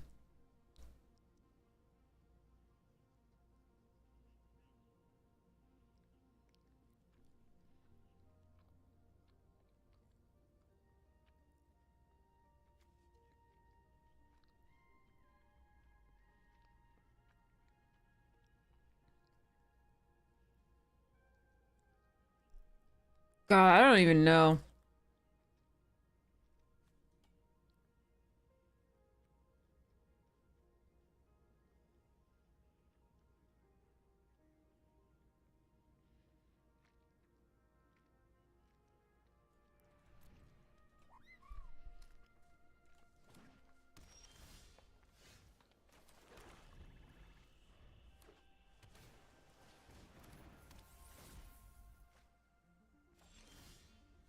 Oh, that's a good draw.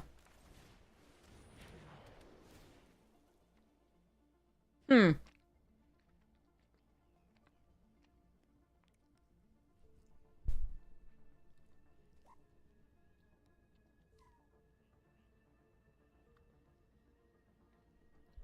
Oh.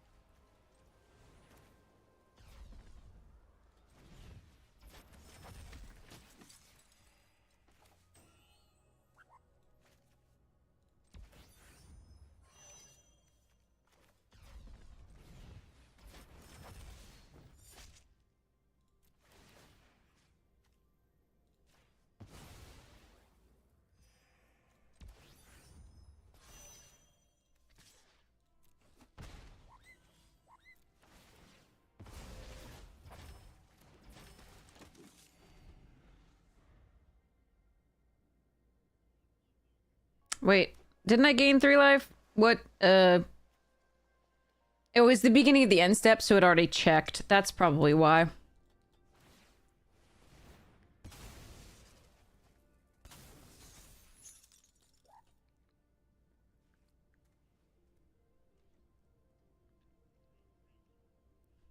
Oh well.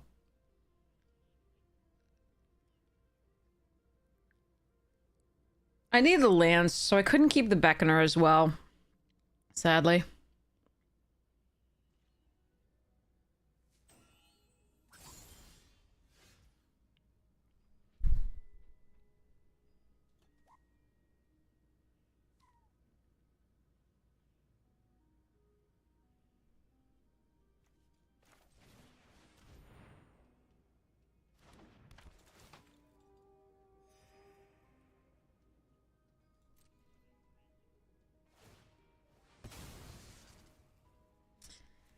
Okay, we need to draw some lance. Attackers here and the turn. The Halia may have been greeted. Oh, fuck me.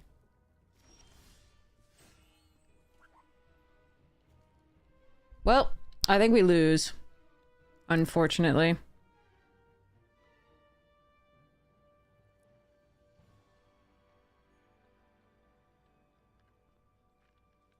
Hmm.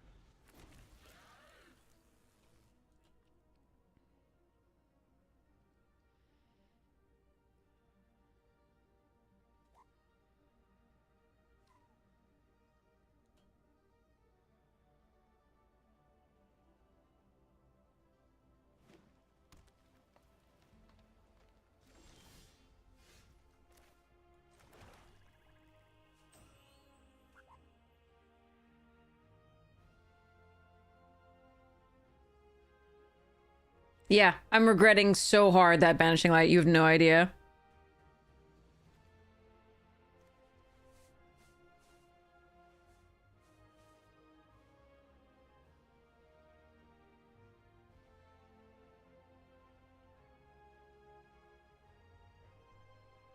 What the hell is this?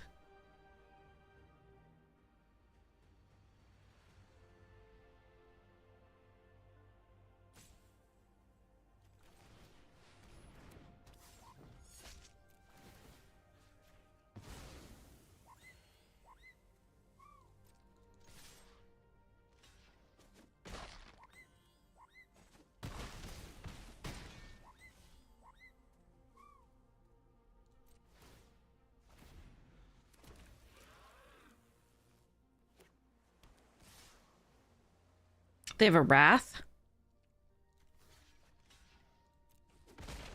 Shit, they have a Wrath.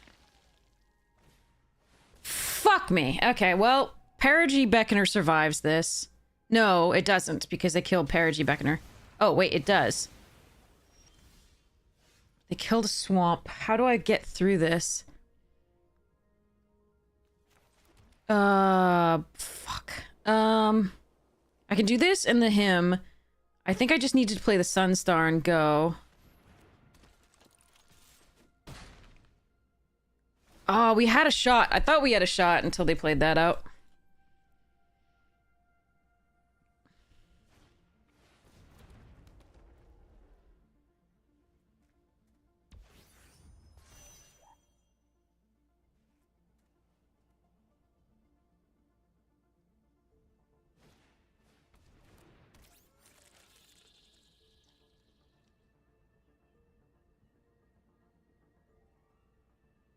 Yeah, throwing Hive Pool into Wrath is not something I can beat. I knew they had something. We knew, but I cannot, with the Thrumming Hive Pool in play, I can't, you know, play around it.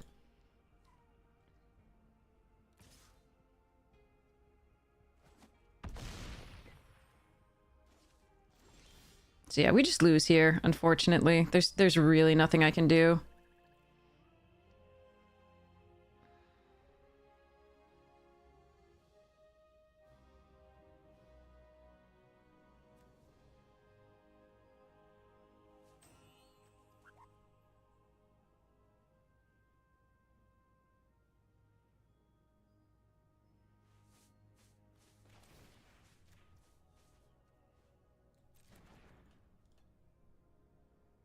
Son of a bitch.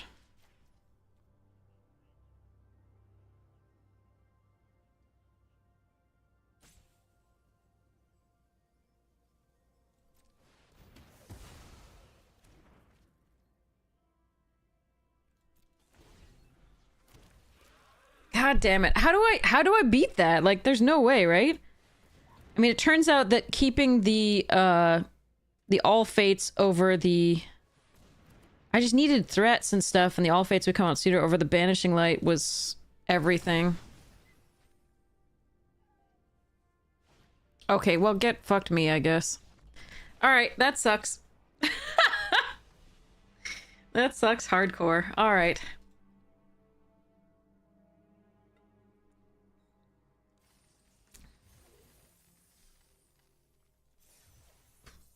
Alright. We win one more, we make more than our money's back. Why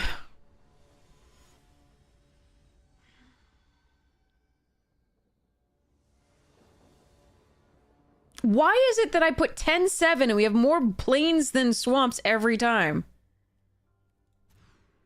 Arg. Alright, Pinnacle Kill Ship. I'm sorry.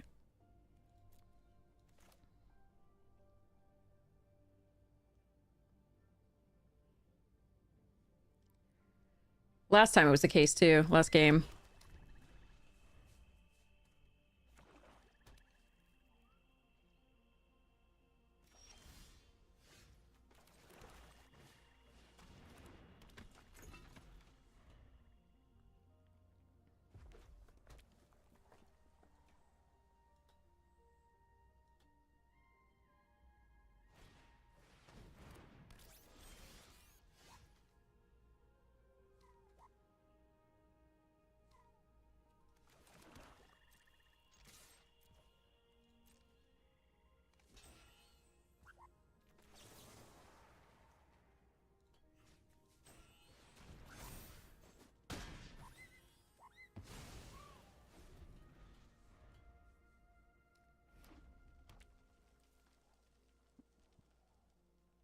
I have a feeling this is now going to get stuck in hand because I complained about the plains versus swamps ratio.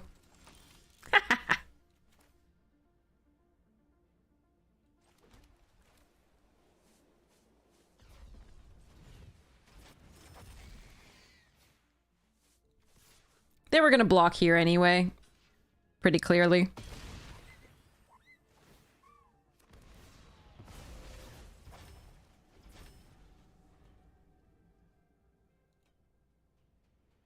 But I don't have a better play, so.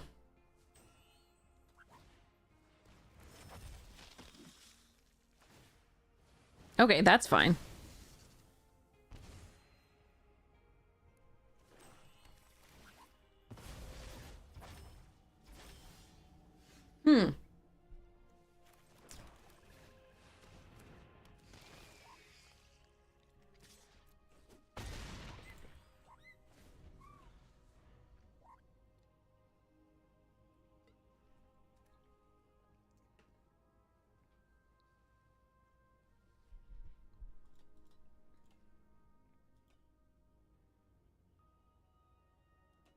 So if they have a plunge, it's likely they kill the Beckoner.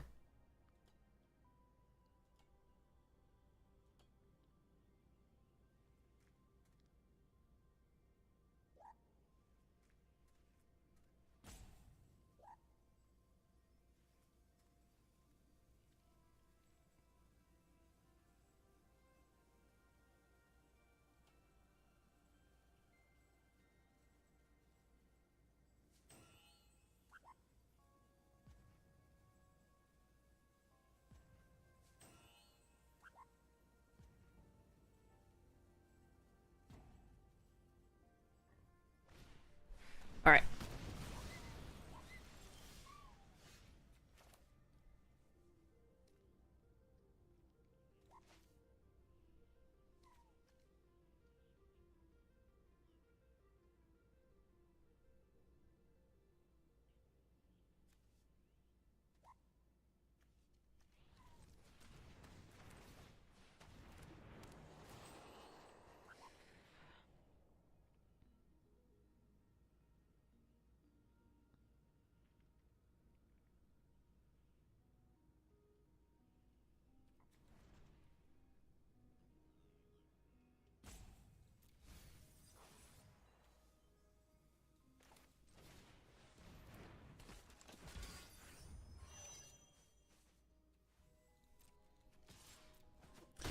So the reason I put the plains away is we can still fetch a plains with this, creating a lander token when it dies.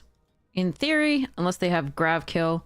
And I can warp this in to trigger this, or they might have a virus beetle, and I don't want to like guarantee, like I don't want to play as though I if they have a virus beetle, it's this coming out, and I don't want a plains, second plains, because I think this is our only double white in the deck.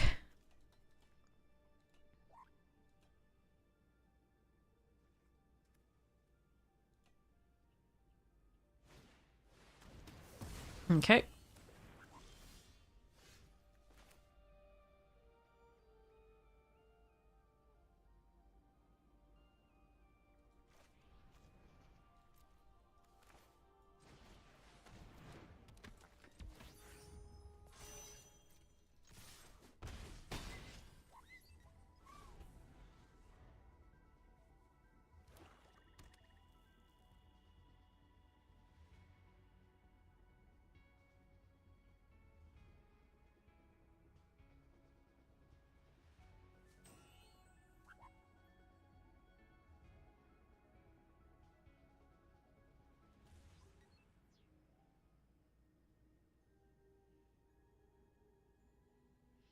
The worry is the Black Wrath for 3, the like mono black one.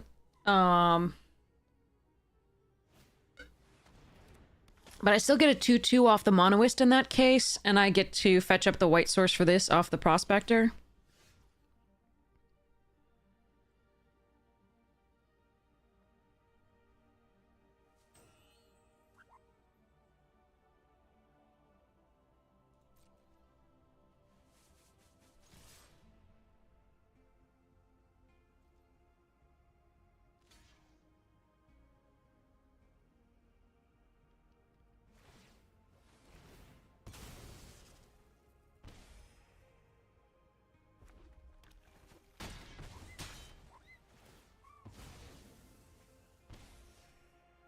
All right, 3, 2, 2.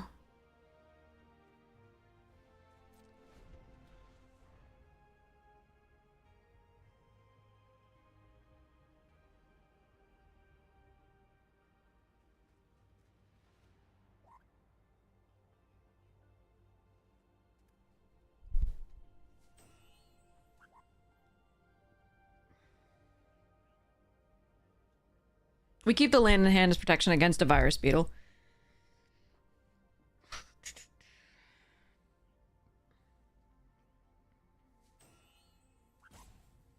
If the sweeper dies, we can get it back with the reclaimer. Yeah, okay. I thought they might have that.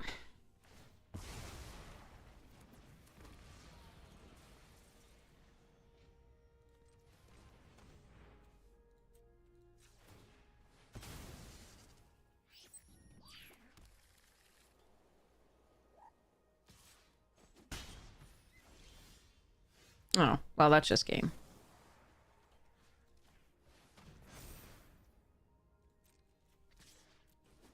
Okay, we win our more than our gems spent back. Woohoo! Yeah.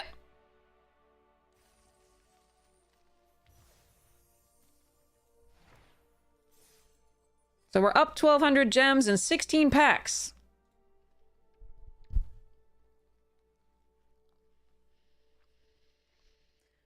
Whew.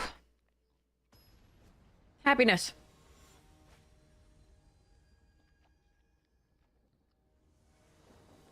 Money from you is never wasted. Ever. Ooh, I'm gonna need to draw some lands. But this is beautiful if we do. I still am not gonna play this warped out yet.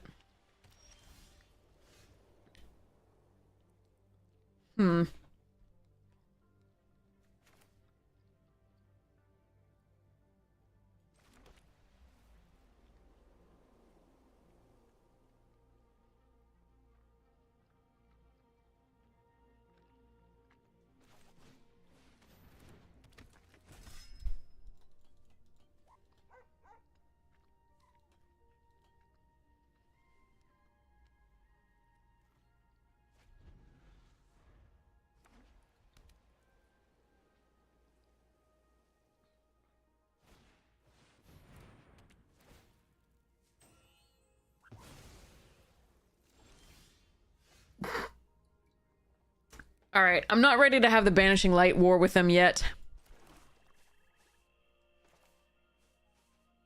Am I? No.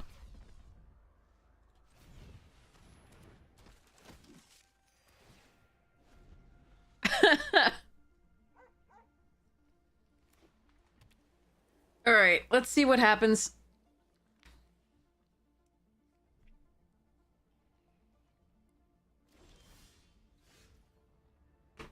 Okay, this looks like destroy target tapped creature, gain 3.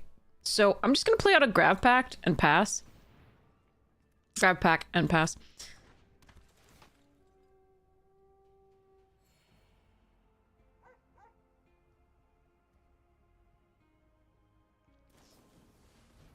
Yeah. Okay.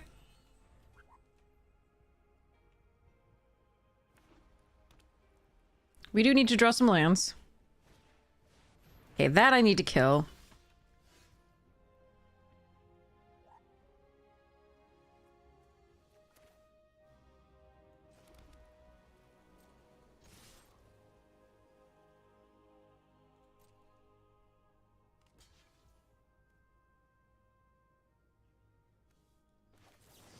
Oh, what if they have the indestructible?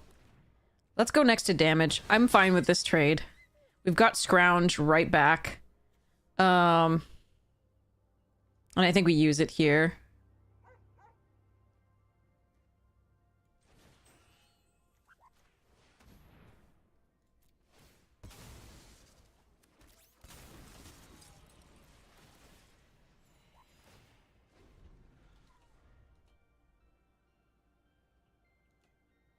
Because there's a chance if I went for the focus fire there that they had the, you know, target creature gains indestructible thing, so I didn't want to deal with that.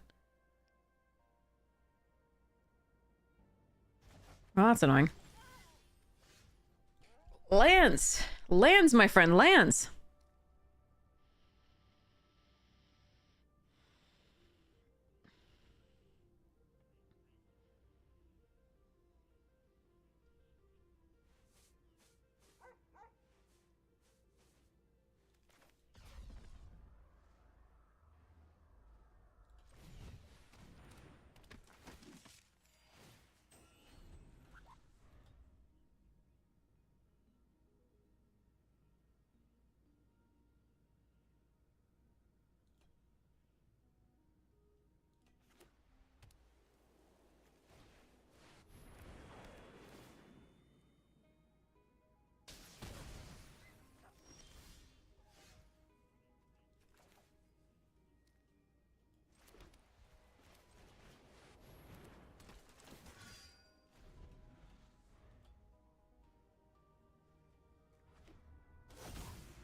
Uthros.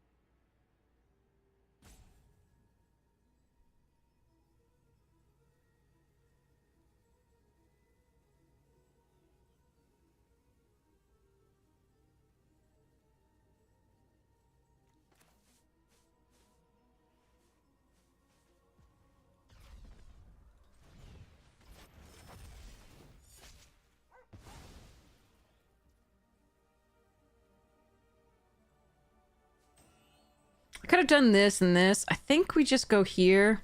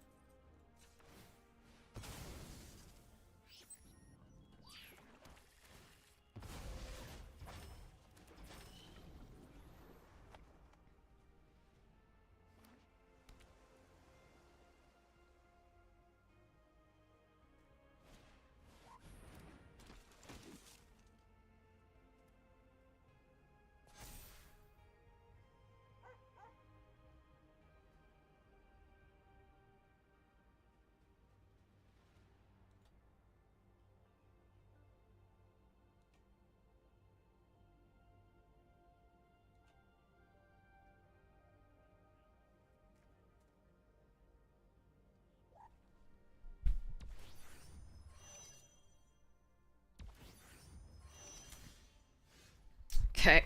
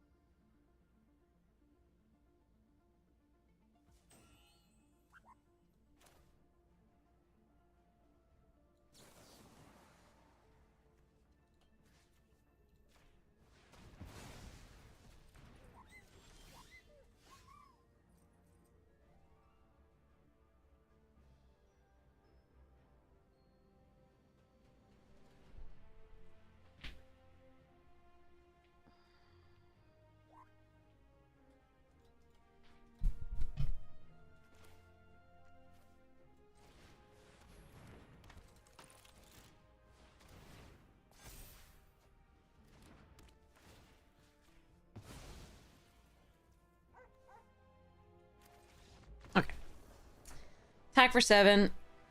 It should be good. Woo, 21st, 23rd, 21st. That's, I like your name. I'm doing okay, how are you? Alright, so that's 5 wins. So no matter what, I'm super happy. This is great. We netted a lot of gems for drafts and 24 packs. So let's go see if we can get a box. I love your name. It's 23rd, yeah.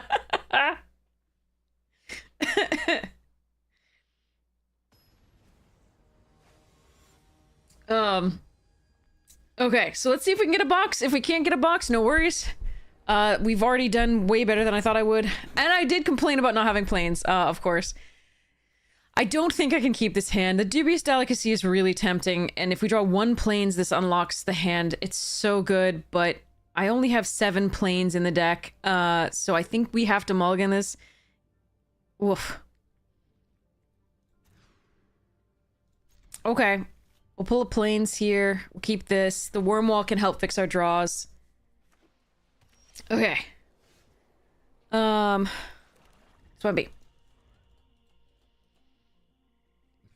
We'll play out another swamp in the Wormwall so that we can, if we draw a thing.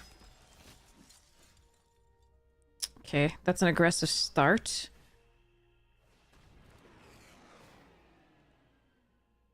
Oh boy.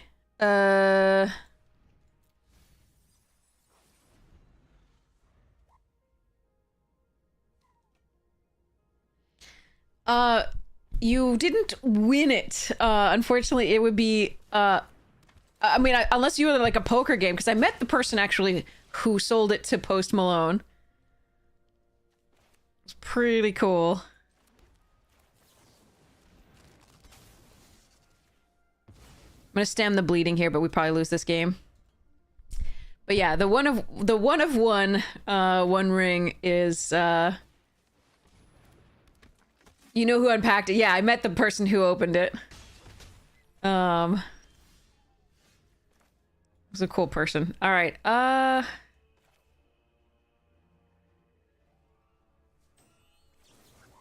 think I have to do this. Unfortunately, I've got no pressure, and I'm only answering 1-for-1 threats while still being hit for 2. So the draw has been pretty bad. I think our run might end here, unfortunately.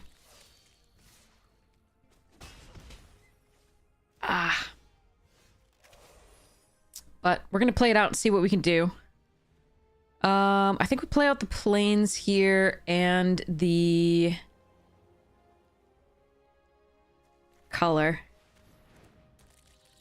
They haven't really had to use any removal yet. But, woof, okay. We have some good draws if we can find them. I think we're really too far behind, but there's always a chance.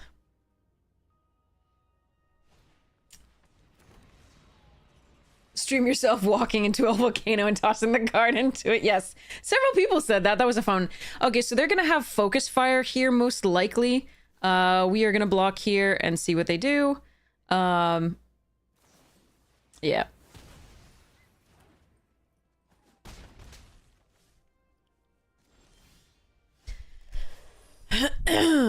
Okay.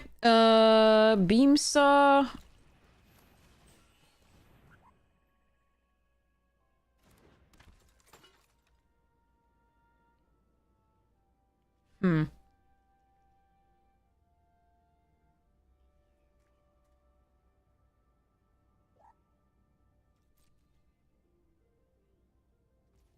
I don't think I'm supposed to vote out the Sky Stinger here. Unfortunately, I mean, I might be wrong.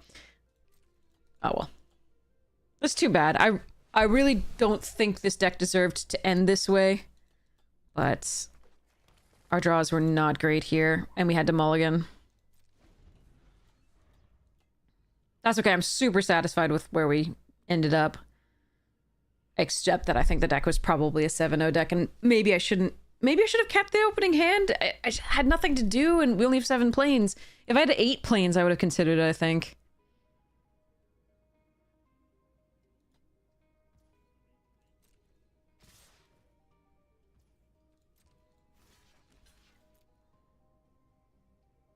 I'm doing this so they can't fetch up an auxiliary, for example.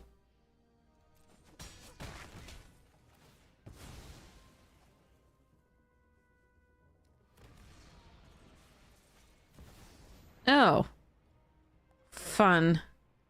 Do you do a planeswalker? No. You useless... My empire will span the stars.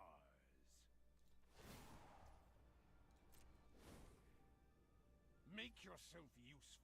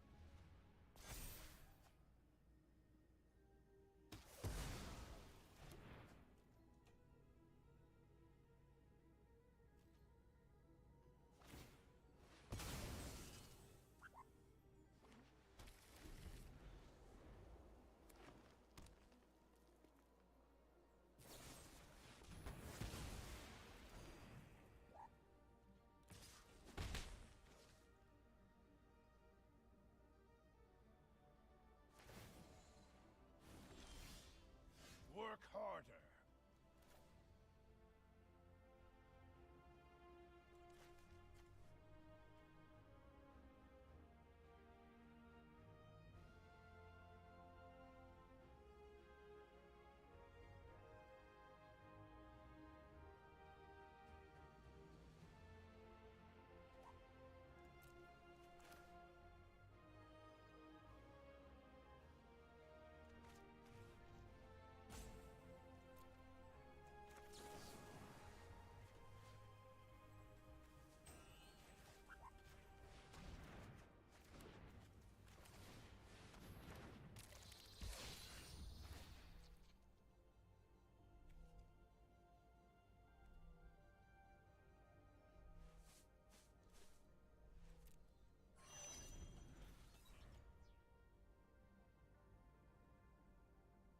I die if they have Godmaw. I accept that.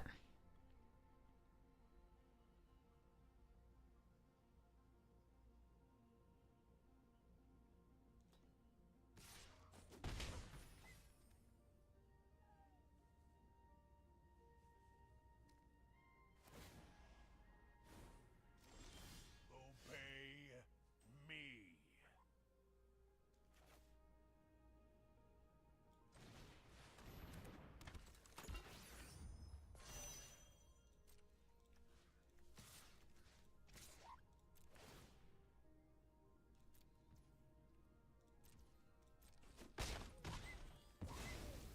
This loss is of no consequence.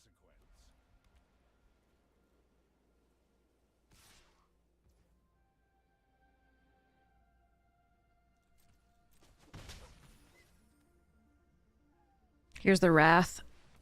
Oh no, Banishing Light. Okay.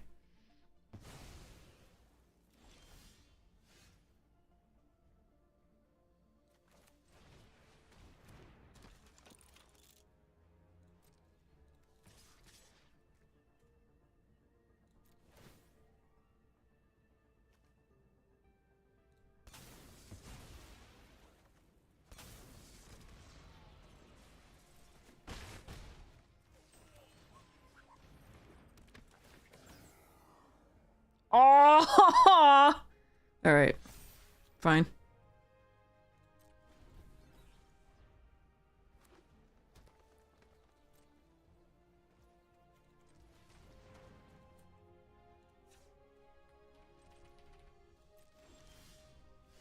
Ooh.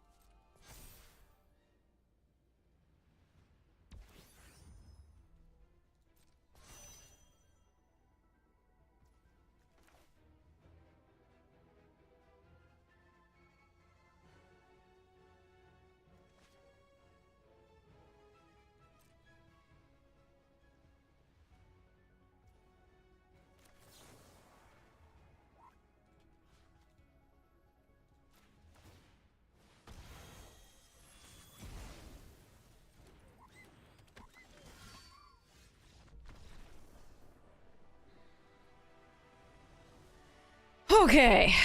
Whew. All right, that's our 4th box. Yay! Box! Box thingy. Thanks to King! King! To King!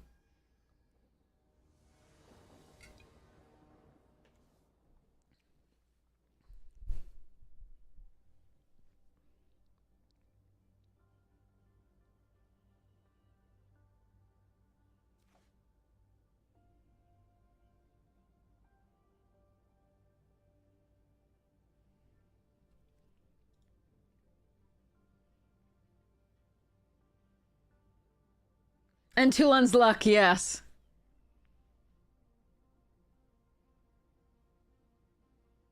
This hand doesn't do anything. I think I probably need to put it away.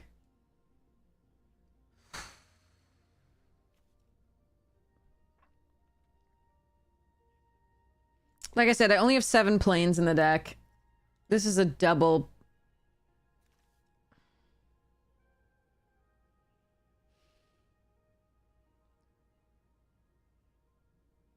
That's a tough one. This one's really close. I'm gonna try it. We already have a box. It's... Going down a card is a little rougher, I think. We have 1 draw. We have 1 piece of removal.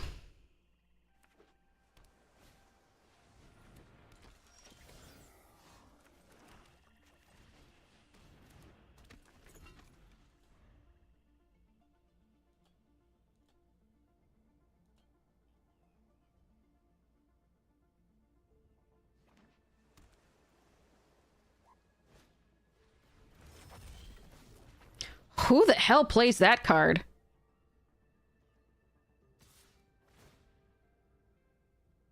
Whoa. That's my first cryologist seen in the wild. Oh my god.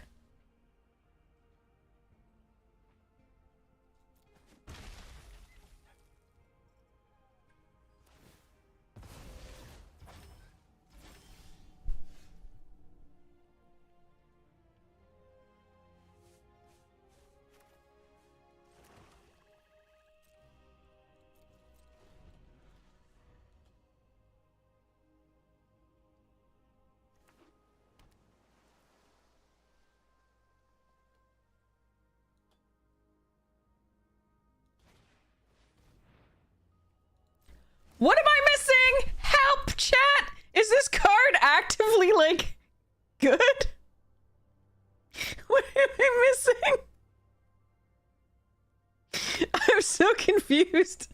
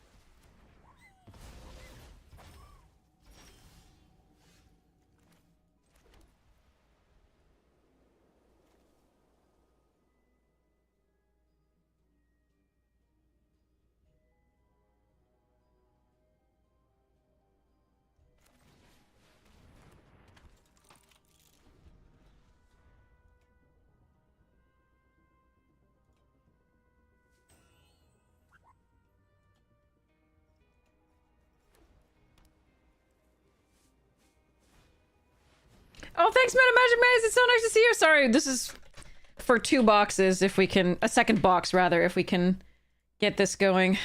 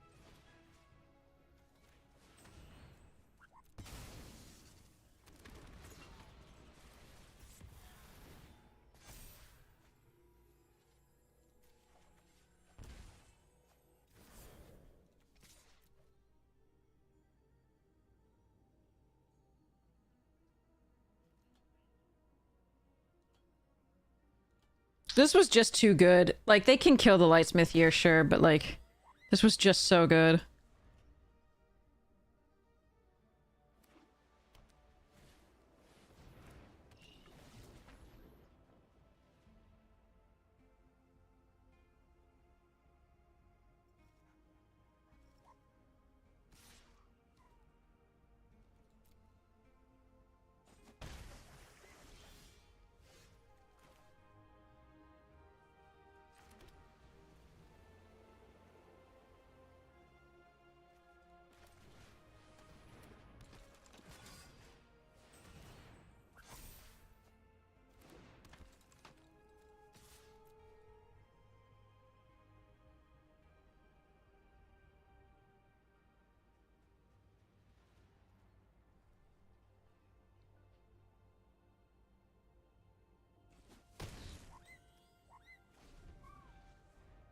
I know.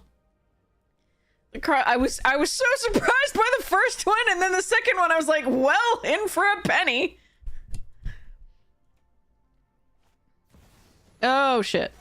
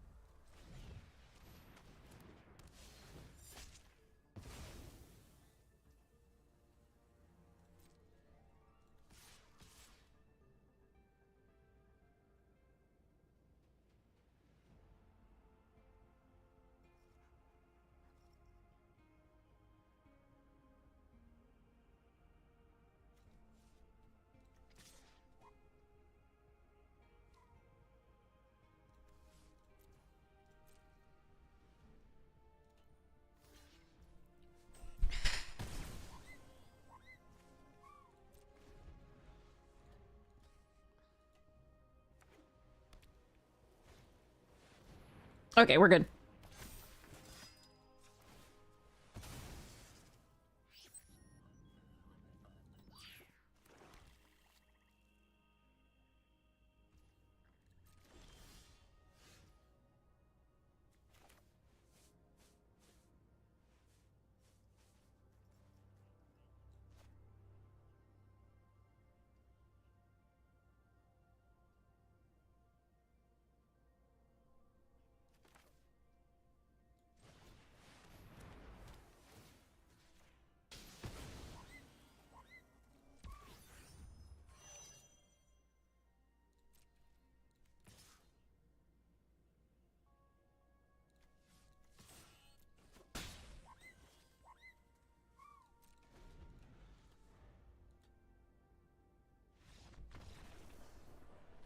boxes! Hells yeah! Yeah, every card I have is really good in this deck. We were very lucky. Whew.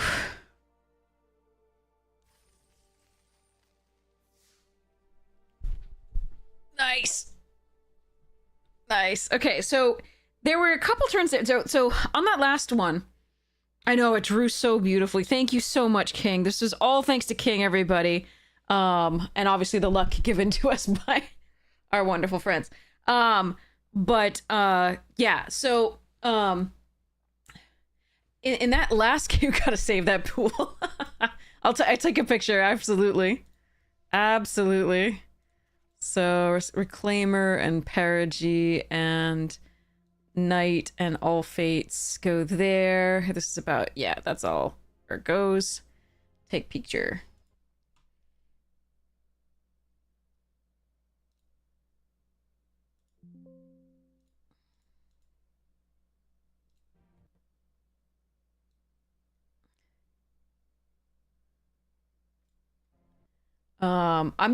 We're really lucky that we got the triple black for the arch enemy a lot of the time when we need it. That was nice.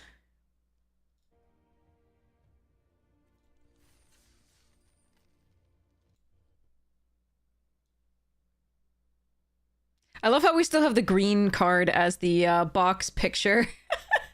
Because we tried out the green build at one point. Well, this was definitely the better one. And I'm glad we went with it. And I'm glad we drew well. I'm sorry to our opponents who were flooded or screwed. Thank you so much for the games. Really appreciate it. So yeah, so thank you, King, for this. This was all King. I was not going to play another one because we'd won 3 boxes last time for essentially the price of 1 entry. We did like, I think it was 6 or so attempts.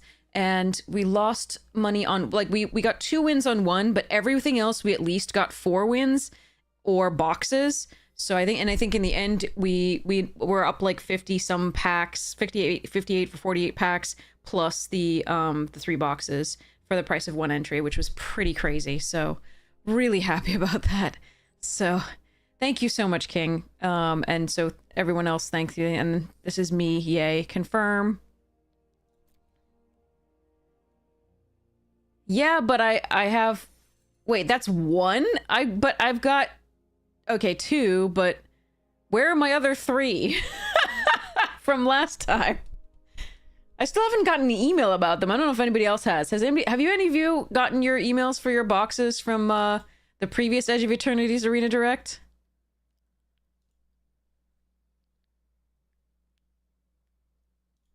Because I have not. You haven't? Okay, so it's not just me, thank goodness. I mean, I wish we all had, but, like, also I don't want to be alone and, like, not getting it.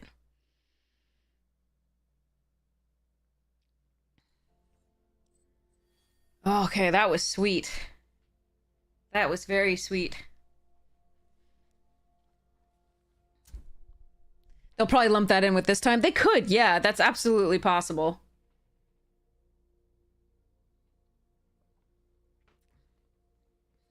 Whew.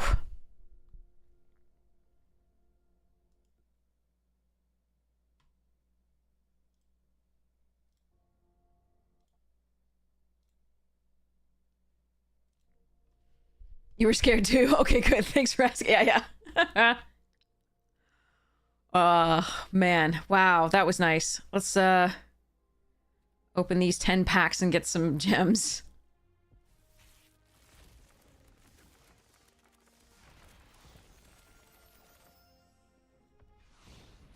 And a Dust Bowl. Alright, out of these uncommons, what would I take? 2 Interceptor Mechans, 2 Servandums, 2 Codecracker Hounds. It's all doubled up. And an Edge Rover. What would you take here, chat? The one that's partially obscured over here is the Pulsar Squadron Ace. Oh wait, there's more. Never mind. There's lots. Okay. So there's Tractor Beam as well. That's interesting. And a Harrier, Scan Ship, Scour for Scrap. I do love me an Interceptor Mechan, but it is 2 colors. Same with Servandum. Codecracker Hound, Edge Rover, Tractor Beam. I think those are the ones that are in contention for me for first pick.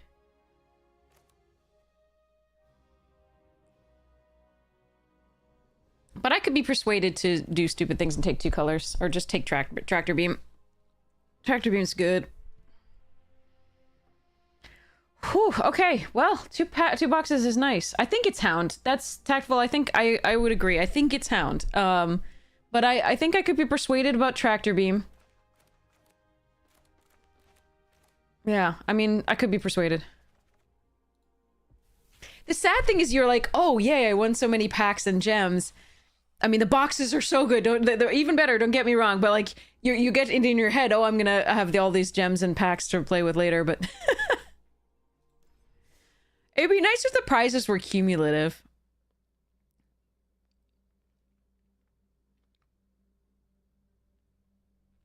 It would be very nice. What is this?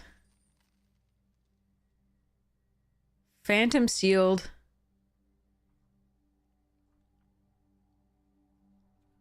We have 20 play-in points. But what is this qualifying for, though? That's the question.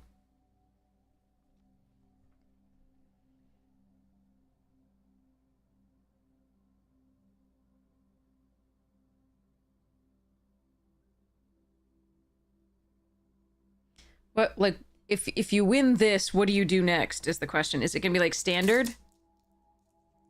The Arena Championship Qualifier. That's standard. I know that's standard. Ew.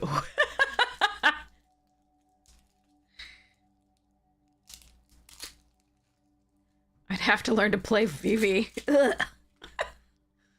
Or against Vivi. Ugh. Neither is appealing. Neither prospect is appealing. Ah. I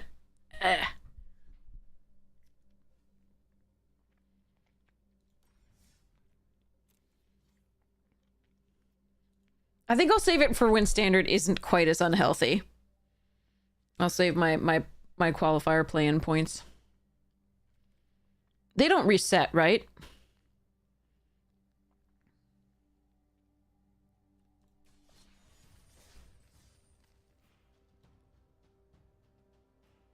I'll be waiting a while.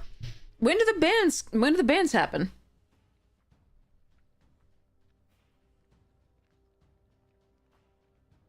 Oh God. November? Everyone who loves standard is stuck. Oh, ugh. Oh wait, last month was sealed? That sounds great.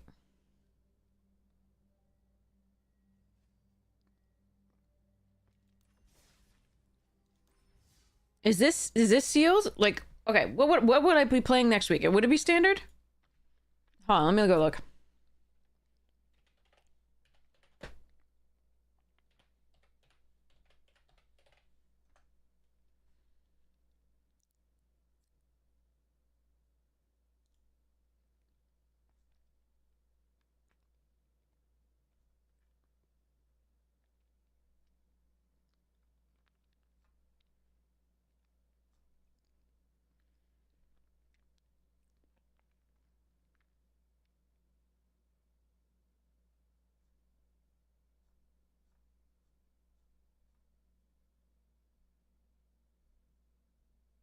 Hmm.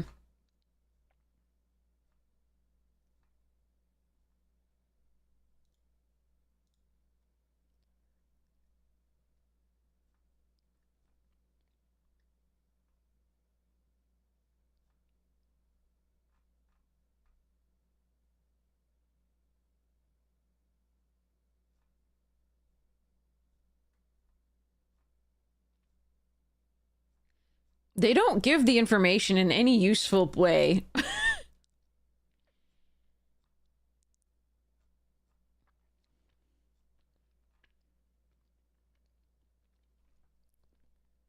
This is annoying.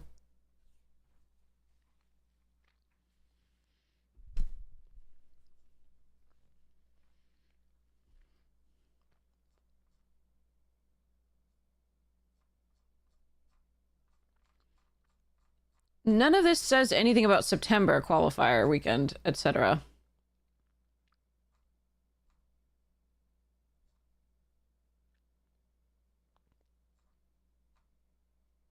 It ends in August. Well, that was useless. All right. I could enter, but I don't know what if it's gonna be like. If it's gonna be I don't want to play standard. Like, this would just be a way to get maybe get some more gems to play with. Because we don't really care about the play-in points. Could be alchemy. Alchemy's not much better than standard with, like, new broken cards.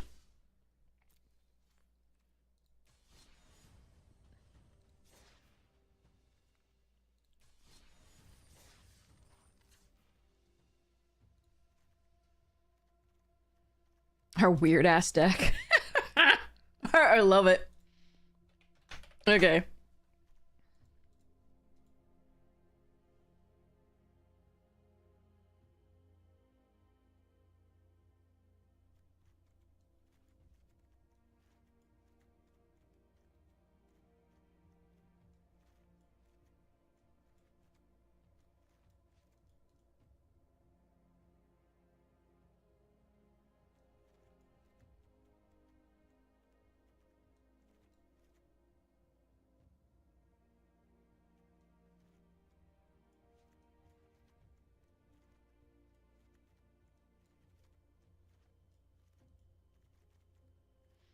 Okay, so this is the draft deck that we put together prior to King being so generous as to donate money so that we could play the direct event. So I didn't get much removal, and that's why in the end we took the plunge and bombard. Now bombard probably isn't necessarily worth, splashing. It just depends on whether we run the black at all. I do like having an oh crap button. But having a double black card and a double red card is a little bit rough. But I do love the Broodtender in this particular deck. Am I excited for the Spider-Man variant? In terms of, like, on Arena, or in terms of in person?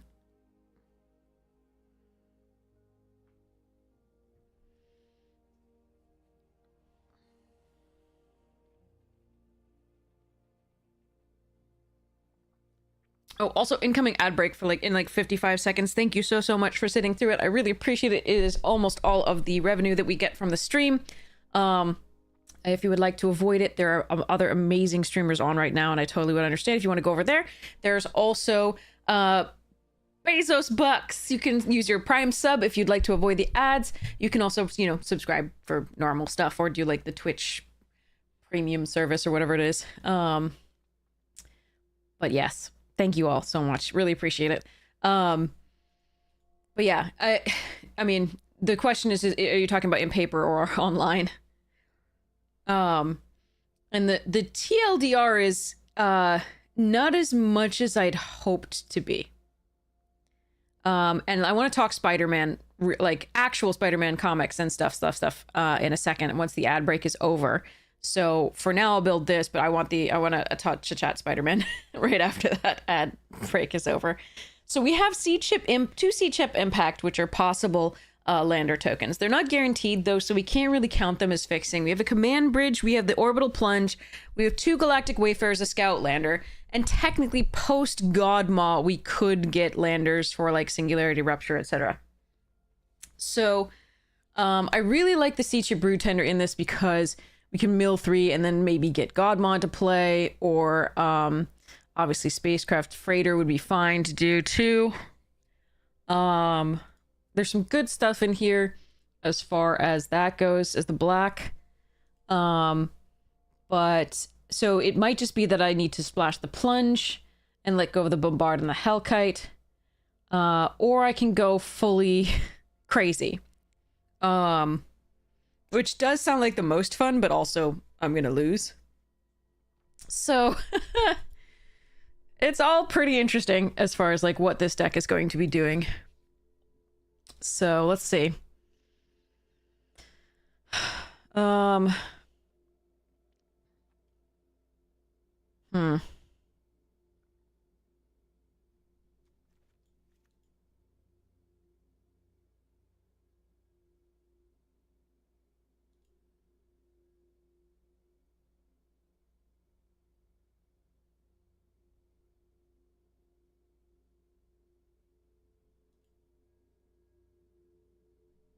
I think I might prefer... I mean, just because we need the plunge and the... So tractor beam's on 3. Sorry, no. Engineering's on 3. That's what I meant. This is on 4. It might just be that because we need the removal in red, we just take out the black. That's probably correct. As much as I hate it and want to play all of it, that's probably correct.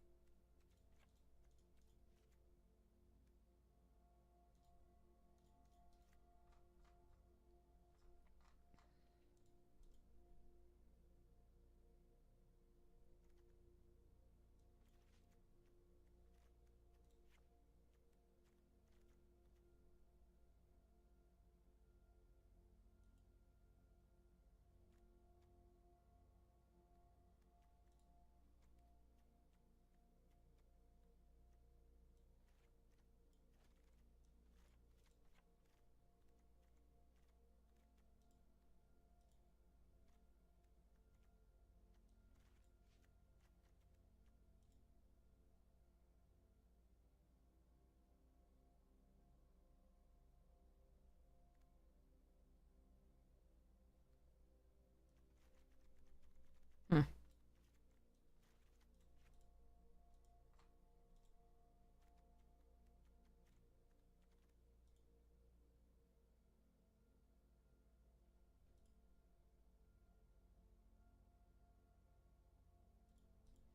All right.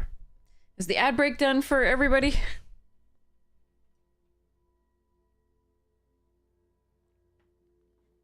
I hope.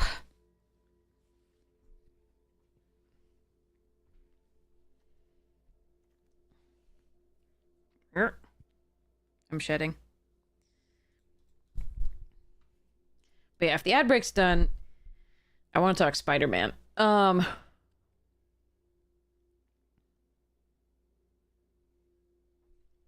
do I want to say about Spider-Man?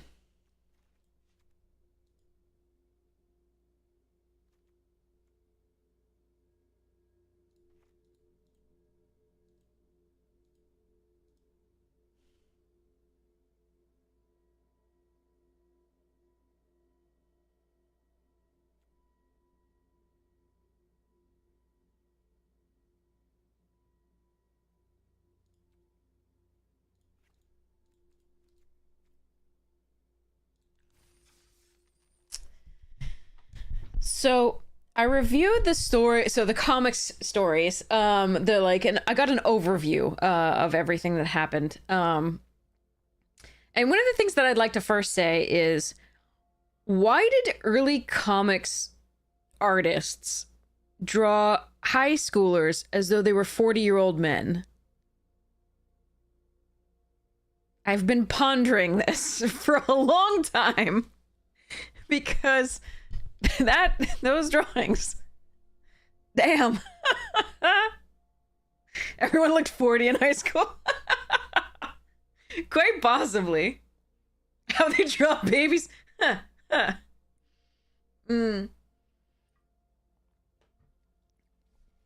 was my first question, because Peter, oh my god, they're like, he's a high schooler, he's getting beaten down by Flash Gordon, and I was like, those are two grown men duking it out, except, like, what?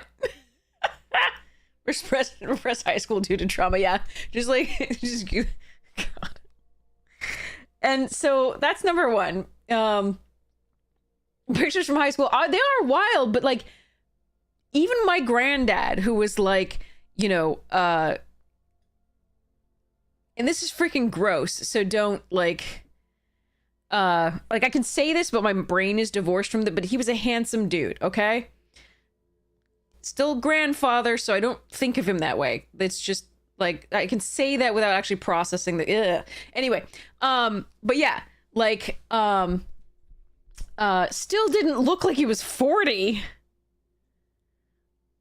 Like like what the but yeah, anyway. So those comics are intense as far as like the way the kids are drawn in the early days there. I learned about how it wasn't until later that they attributed the phrase, with great power comes great responsibility. It was later that they attributed that to Uncle Ben. Uncle Ben didn't actually play that much of a role in the comics originally. That was really interesting.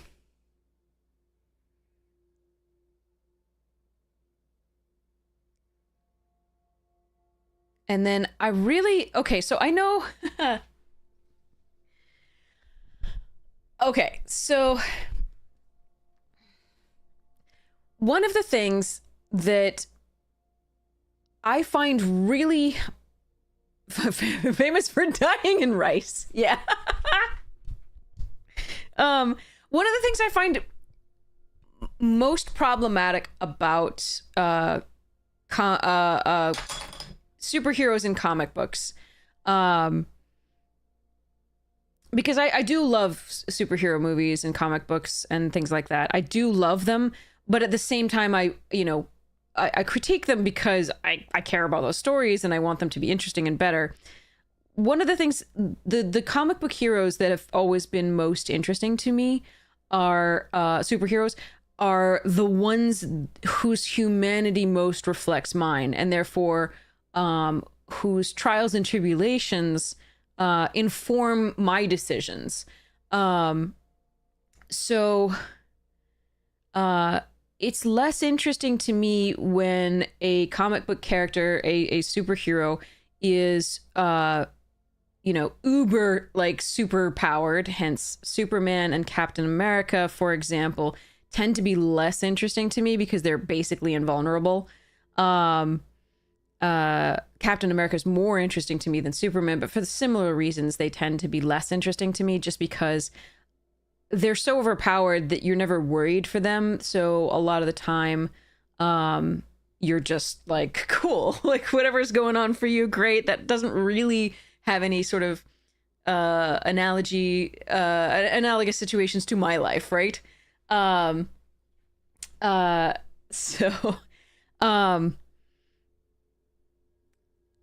I tend to prefer the ones who have, weaknesses and flaws, just like humans do.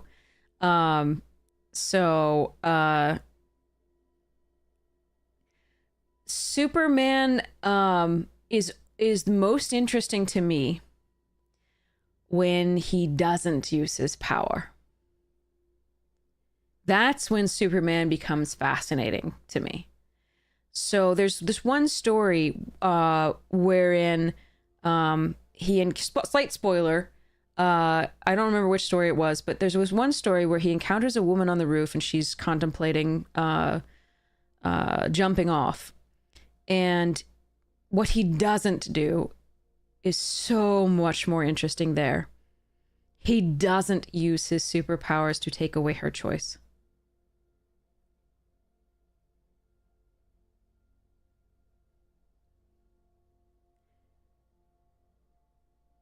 He allows her that freedom, that free will. John Constantine, yeah.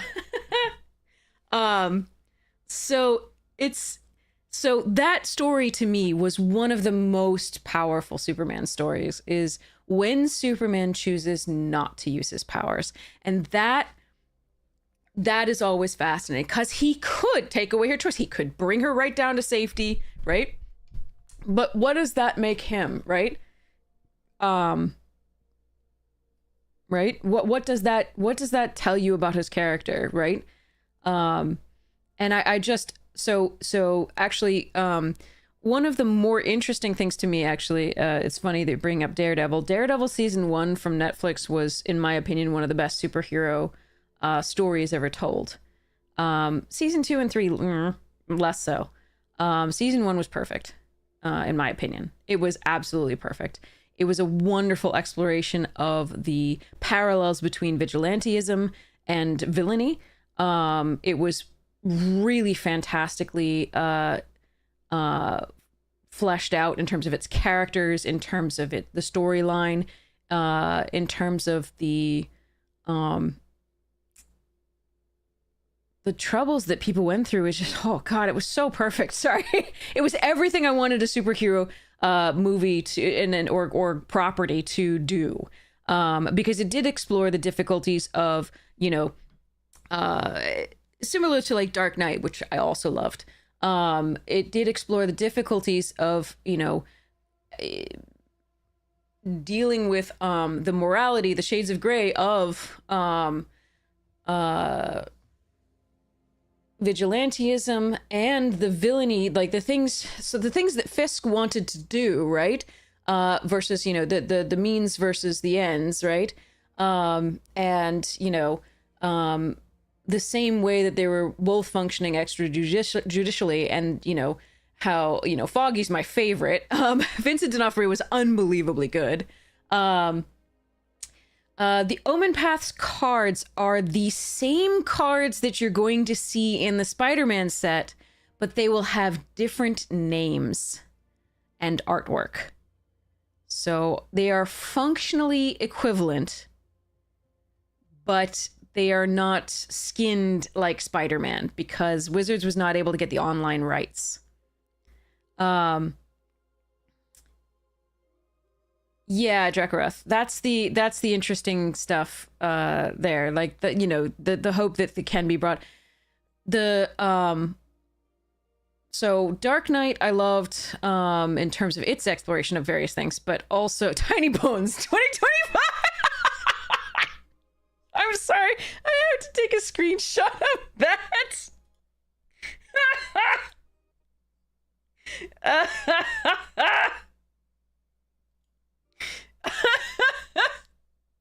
You win the interwebs for today, Sonderval.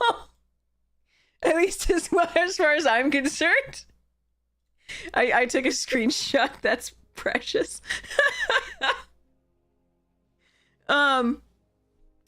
But yeah, so superhero movies, like, and they only interest me insofar as they have like messages for people, and I think that's what they, you know, most people connect with. Is most superheroes do have, you know, lessons that you can learn, and Peter Parker's a really interesting one, because Peter Parker's Spider-Man. There's other, you know, lessons that you can learn from other Spider-Men, including from Spider-Ham, who is a spider bitten by a radioactive pig. So that was fun.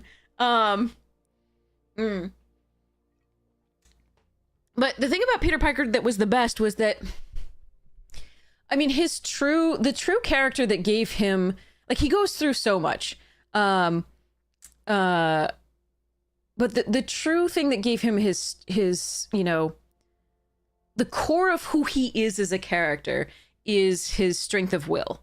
Because he goes through everything, and the thing is that he just keeps getting back up and keeps, you know, doing this all day, right? Sort of idea from like Captain America idea, but more so because his willpower is what drives him, right? Whatever, you know, insurmountable situation, his willpower, his creativity drives him. So Queen Honey, hello. So one of your favorite Superman stories.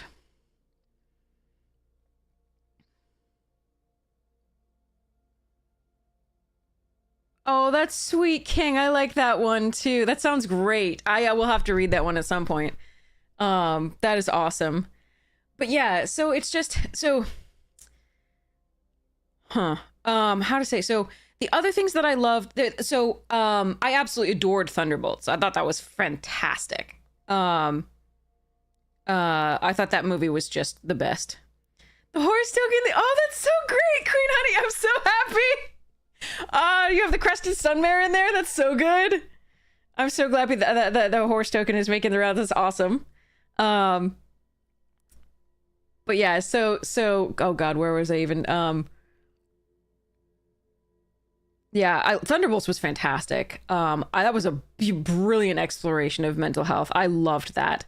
Um, uh, but yeah, so I loved that one. I loved Daredevil. I liked Dark Knight. And I just generally enjoy Marvel. Like, it's just fun. But again, there are characters that are more and less interesting for me. Black Widow was always fascinating just because it's again, slightly overpowered, but like still human, right? And I really did love the line in Black Widow in which Yelena says, I doubt the God of Thunder has to take it by ibuprofen after a fight. Like that was fantastic. But yeah, so I really do love, I enjoy the superhero stories. But with Peter Parker's in particular, right, his willpower is one of the most amazing things. But the whole reason I started off with this was that apparently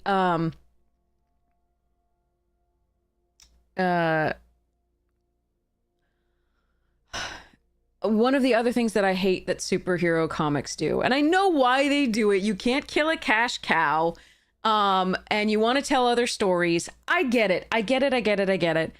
But they kill them off. Oh, Volgar, thank you so much for the sub, the Prime. So I really appreciate it. Thank you so very much for your support of the stream. But yeah, so I hate that they kill this. Like, they killed Superman, right? That was he was, I think, the first one to do it, where they killed Superman, and then people were like, "You killed Superman," and then people were very upset about it, I'm sure, but when you then bring them back, it loses a lot of interest for me, because that's one of the many things that makes us human, is the fact that we die and we don't come back, as far as we know, right? Like, yeah, can't catch a break, Peter. Yeah. So Superman did it first, but I mean, Spider-Man has done it several times as well, and that. So one of the things about that is, like, it negates a lot of the value or interesting things. What do you mean? We don't come back. What? So the thing is, like, it negates a lot of the value of the sacrifice in the first place, right? The meaning of the death, right? And the pathos behind that death. It negates a lot of that for me. And it feels unrelatable. It feels like something that we're just sort of like, wait, this loses their life loses a lot of the meaning because of the death not being permanent. I see why they do it. I do love that they tell new stories. I like that they refresh the characters. It's fun and interesting, sure. And you can have, all the fun you want with the multiverse, right? It just, for me, it takes away a lot of, what's going on and things like that. And the same thing happens when you, like, say everything was a dream sequence, or Peter was a clone the whole time, right? Only not. We erased that. When you, like, retcon out, like, a whole thing, it can, for me, it can really derail how much I enjoy a story. So the fact that, so Peter's... Again, spoiler here. Sorry. So again, turn off, the stream if this is gonna be a problem. It's like a long time ago when this actually happened, but in the comics. But Peter, the one death of Peter was so that Peter Parker's first or second death. I don't even freaking know. So Doc Ock, right, is dying, and he has like 30 minutes left to live, and you can sort of feel his organs failing, right? And so he has set it up, and this was kind of nicely set up over several, iterations of storylines. Yeah, I think so. I think that's the one we're talking about. I lost track very quickly, but Doc Ock has sort of set it up such that over the course of several storylines, like I said, Peter had to use Doc Ock's monitoring system. He had to basically interface his brain with Doc Ock's monitoring system of the city when Ock was, trying various means of controlling the city, and doing crime like you do. And Doc Ock uses the fact that Peter has done this several times to basically transfer his consciousness into Peter's body at the last, in the last like 30 minutes or whatever it is.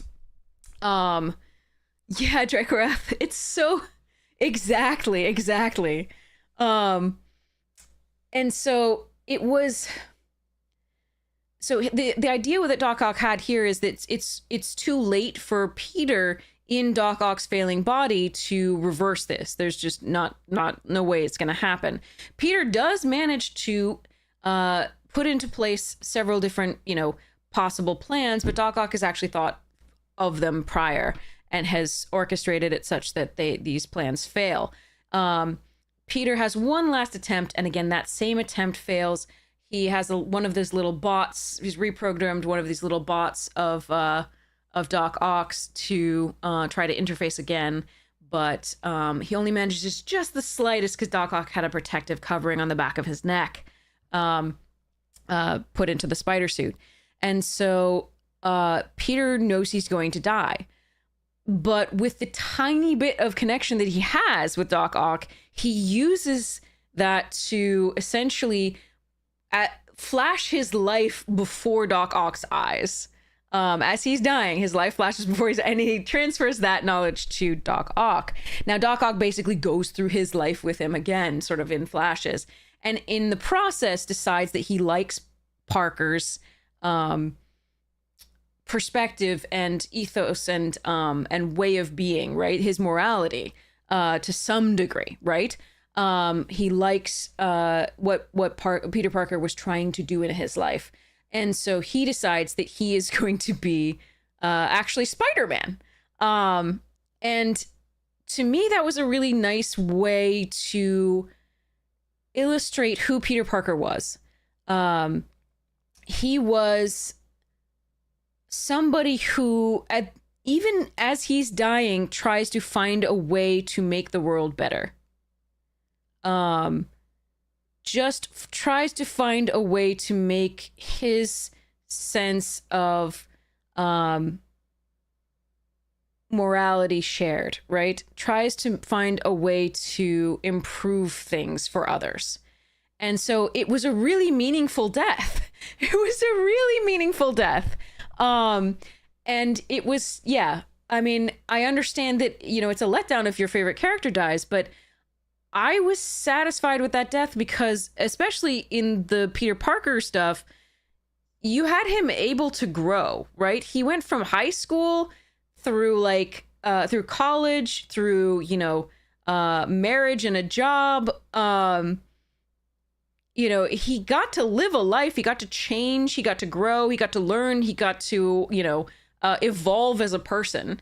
And so for me, this death being, so illustrative of who he was, it had a lot of meaning. And then they brought him back as a ghost. They brought him back as a ghost. And I was like, why though? Like, what? Why would you do that? He had such a meaningful death. And Doc Ock, right, in saying, I am going to be Doc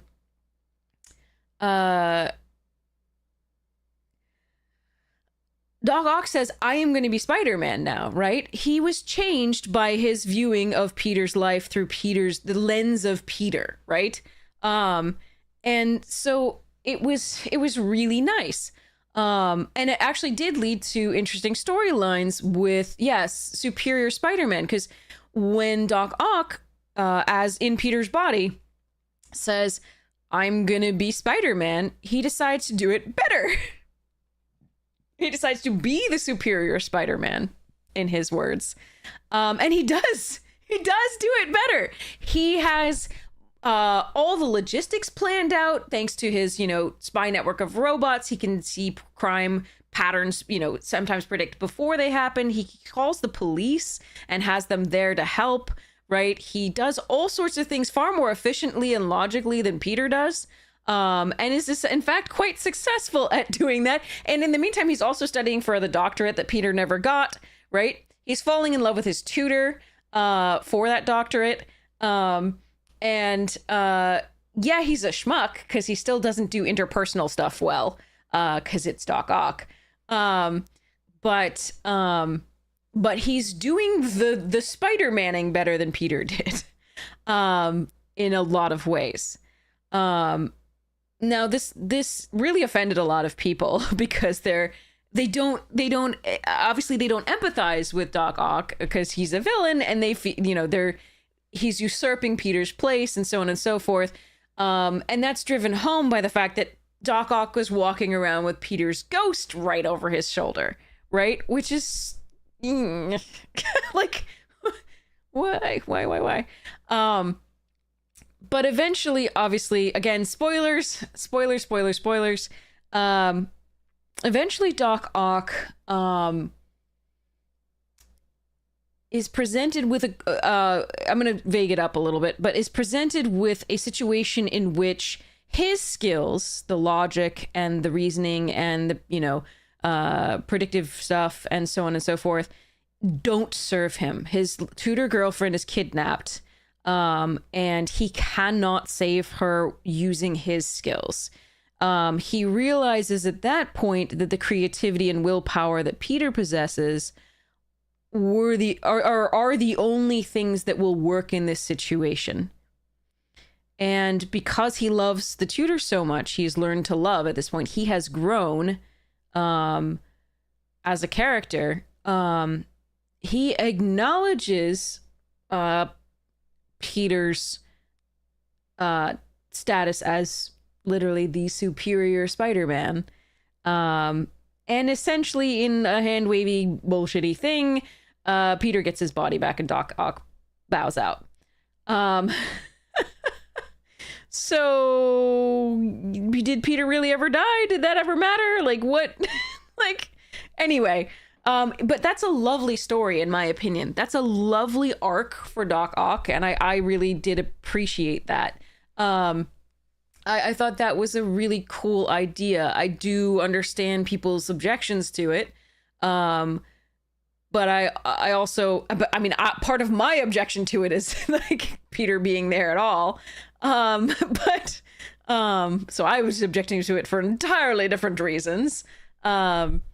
But so I thought it would have been interesting if Doc Ock died in Peter's body, under acknowledging that, yes, you're the superior Spider-Man. I've met something that I can't tackle. But I suppose to illustrate that Peter would have been successful, this is a better way to go about it. I don't know. It's just to prove him right. Like, I don't know. Anyway, so it's just really interesting to sort of review. And then we get into Ultimate Spider-Man and stuff like that. But we get into all sorts of interesting things. It was interesting to review the comics from the past. And I think I really have a preference for the original Peter Parker before he died. This is like second or third or freaking fourth time. But those were really interesting. And Peter was allowed to grow as a person and go through a lot of life events that people go through, and you get to see him imperfectly handling all of it and a lot of really bad luck thrown his way, and he's still persevering. He still has that willpower, and he still has that strength of character. And I thought that was one of the most special qualities in him. And I know that they brought that a lot back, and I really do appreciate Tom Holland's portrayal and the others and Andrew Garfield and Tobey Maguire's portrayal. I think they did capture those pretty well, like as well as the humor and fun and so on and so forth. So those are it's a nice, Spider-Man is a cool property. So when you ask me whether I'm excited to see it in paper or on Arena, as 8 years later we return to the subject of why we got on this subject in the first place, I am sad that we're not actually seeing Spider-Man on Arena. I think that that's for me is more about the idea that I really don't like cards being functionally the same and being absolutely different. No idea what's going on, but like we were going nice. But like I don't like when cards in paper aren't the same as cards online. I hate alchemy, as you know. I absolutely hate it. I don't like when you're like, oh, this card's really cool to play, and then you want to go play it with your friends and you can't, right? Because it doesn't exist, or it's not legal, or blah blah blah. So yeah. I wish the cards online were the true Spider-Man stuff. I understand that there was legal issues in, acquiring the rights to that. I wish that the set were larger, because the reason it's being drafted as a like you pick two, I think, is it's too small a set to do otherwise. But it does seem like it was rushed as a set, just because I've seen a lot of the reveals, and the set itself doesn't look like it was designed for limited. And again, I'm biased about limited. I love limited and I want limited to be good, and this doesn't necessarily look like all that exciting a limited format to me. That said, there's some really cool cards to build around in EDH Commander, in other words, and for people who don't know. But yeah, limited is my life and I love it. Playthrough of Insomniac Spider-Man? No, I haven't seen it. Miles spinoff is okay. But I'll have to take a look at that, King. I'll have to just take a look. That sounds that sounds like a cool playthrough to watch while I'm like eating breakfast or something. But yeah, so in paper, I'm excited to play with some of these cards and just enjoy the synergies and things like that. Spider-Ham sounds fantastic to just play with and stare at. Like, the art's so hilarious. Spider-Ham, sorry. I call it Spider-Pig. But yeah, so I just, the set looks hurriedly designed to me, and I'm a little worried about the limited experience. The Mr. Negative is great. Yeah. I was trying to figure out a way that I could do a costume for Mr. Negative, but I think it would involve way too much work. I could do like face paint in like the negative, but no. We'll see. For two versions of the card is blah, kind of happy with it. Enough of this Marvel IB content.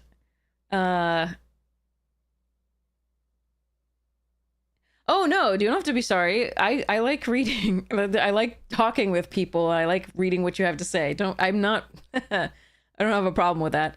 The problem that I am going to present to you, unfortunately, though, is that this is not the first of the, this is not the last. This is the first, but it is not the last of the Marvel IP sets that we're going to get. And if they couldn't get the online rights for Spider-Man, I don't know that they're going to get the online rights for the other cards. So we'll see. We'll see. But yeah, there's at least 5 more, I think. If they're doing the full Infinity Gauntlet, there's at least 5 more to come. We'll see how it goes, though. But like I said, I'm hopeful. I'm worried, if that makes any sense, about the online version. The paper stuff sounds like fun. The paper stuff, the one caveat I have to that, my enjoyment of that, is that I know a lot of Spider-Man fans. And I consider myself one. I'm not a huge fan. I don't know enough about it really to be a huge fan.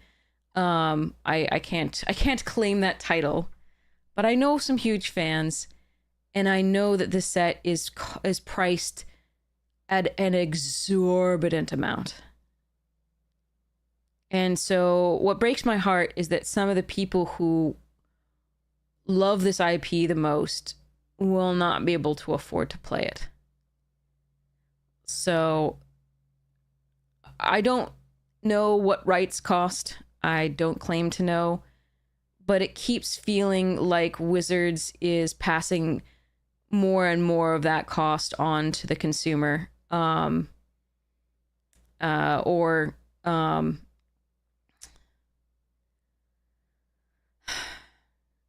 or gouging for whatever they possibly can. So I, just like with Final Fantasy, although even more so, because I think the boosters are the collector boosters, I think are already like 750, like the Final Fantasy ones were, after they came. Like I just, yeah. It's so expensive. And so like the people who really love these IPs, some of them, you know, a lot of them are just priced out of the market. And because people know that these are limited print runs, and they won't really be printed again necessarily. A lot of people are buying up like these things as investments rather than just even wanting to play them. So that drives the price up even further. And you know, the people who really want to play the game, who love Spider-Man, who want to do this, I feel bad for them. That's all. As far as the paper, like I'm excited to play those cards. I hope people who, you know, want to play them get their hands on them. That's the main thing. I think the arena experience, I'm just hoping it's going to be good for limited. That's the main thing. Do I like any mutants? You mean from X-Men, etc.?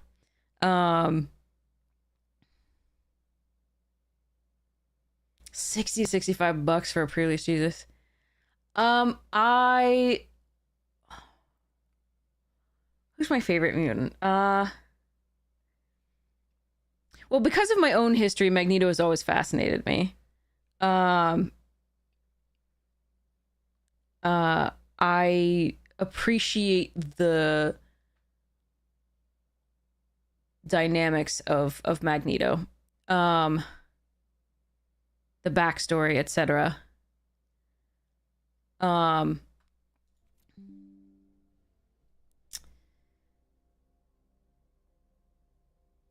think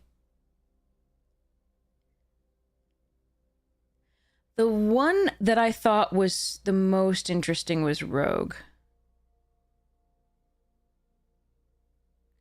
I just thought that was a really interesting exploration, that could be seen as an allegory for a lot of different things.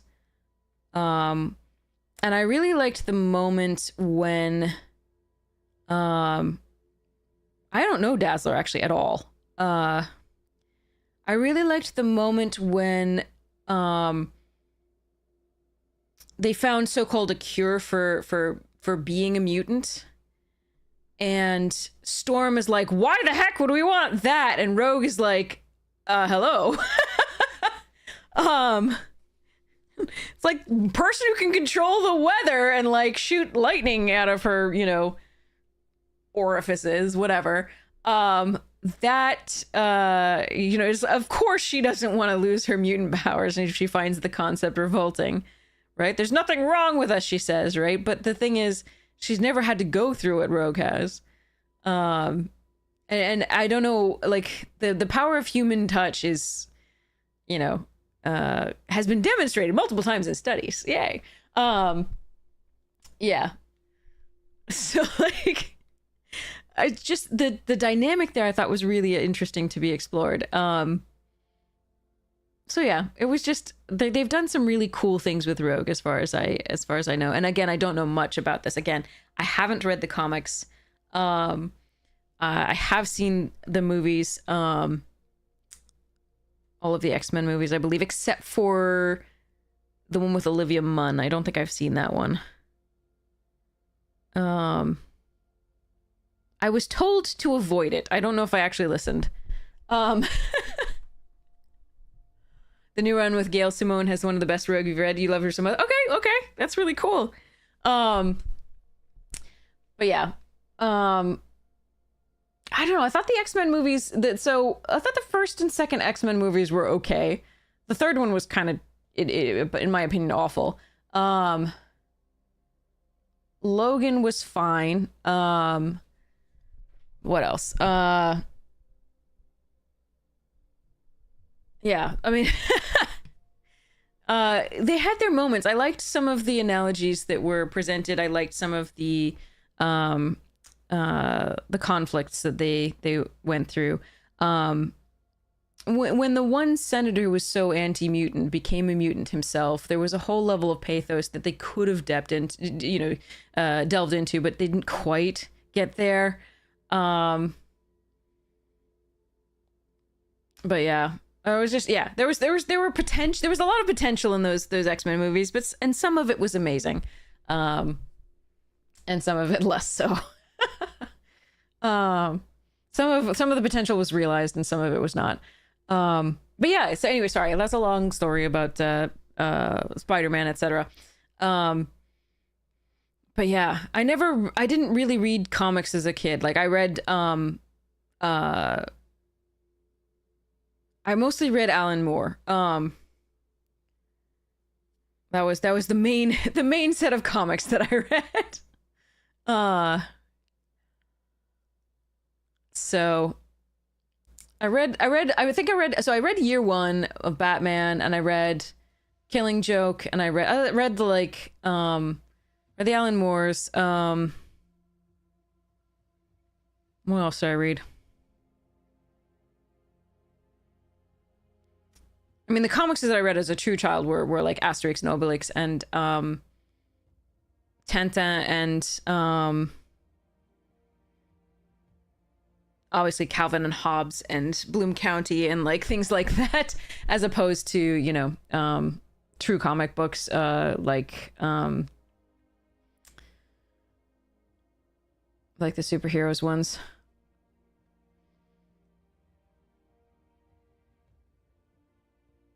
I'm trying to think. There was another.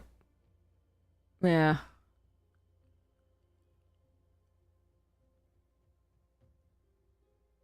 But yeah, I'm not as informed as I should be about the comic world. I love it. But yeah. X-Men 97 cartoons, great, nice.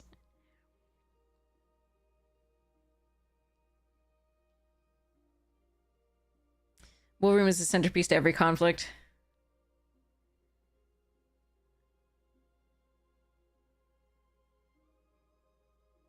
James Marsden is Cyclops. He felt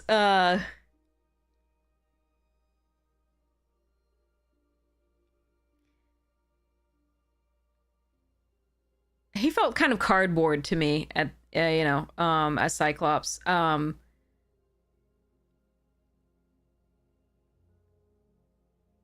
You take an Ant-Man set with just a bunch of 1/1s duking it out. Yeah.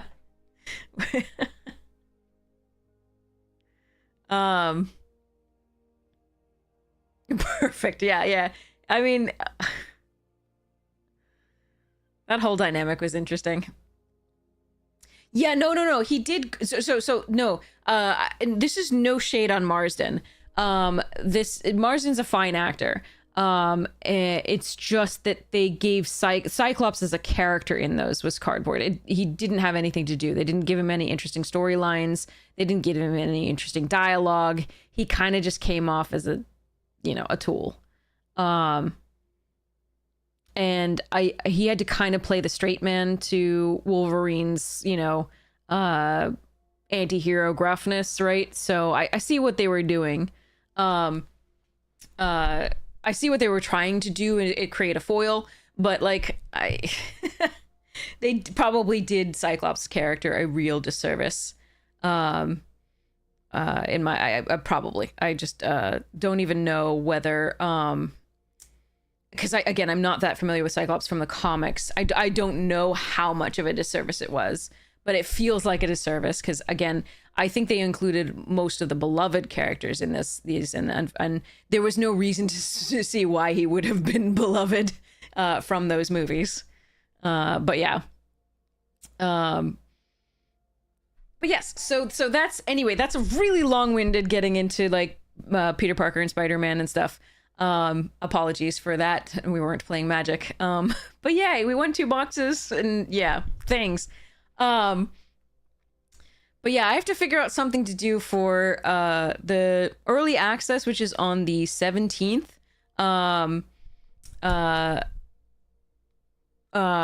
So if you want to see the online set, the Spider-Man set, and how it plays out before you go to your pre-releases and before you pick up your boxes or any of the stuff that you want to do with the Spider-Man set. Definitely check out your favorite streamers on the 17th for the early access event.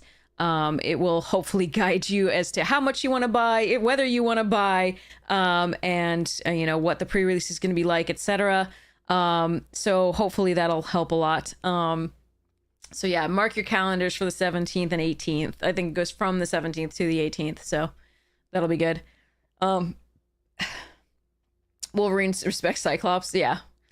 I did like in Deadpool where they had the comic accurate height Wolverine when he goes to visit all the Wolverines to find, you know, one that he can take back to his universe, and the comic accurately sized Wolverine. That made me laugh so hard. Our short king, exactly. I was dying. That was wonderful.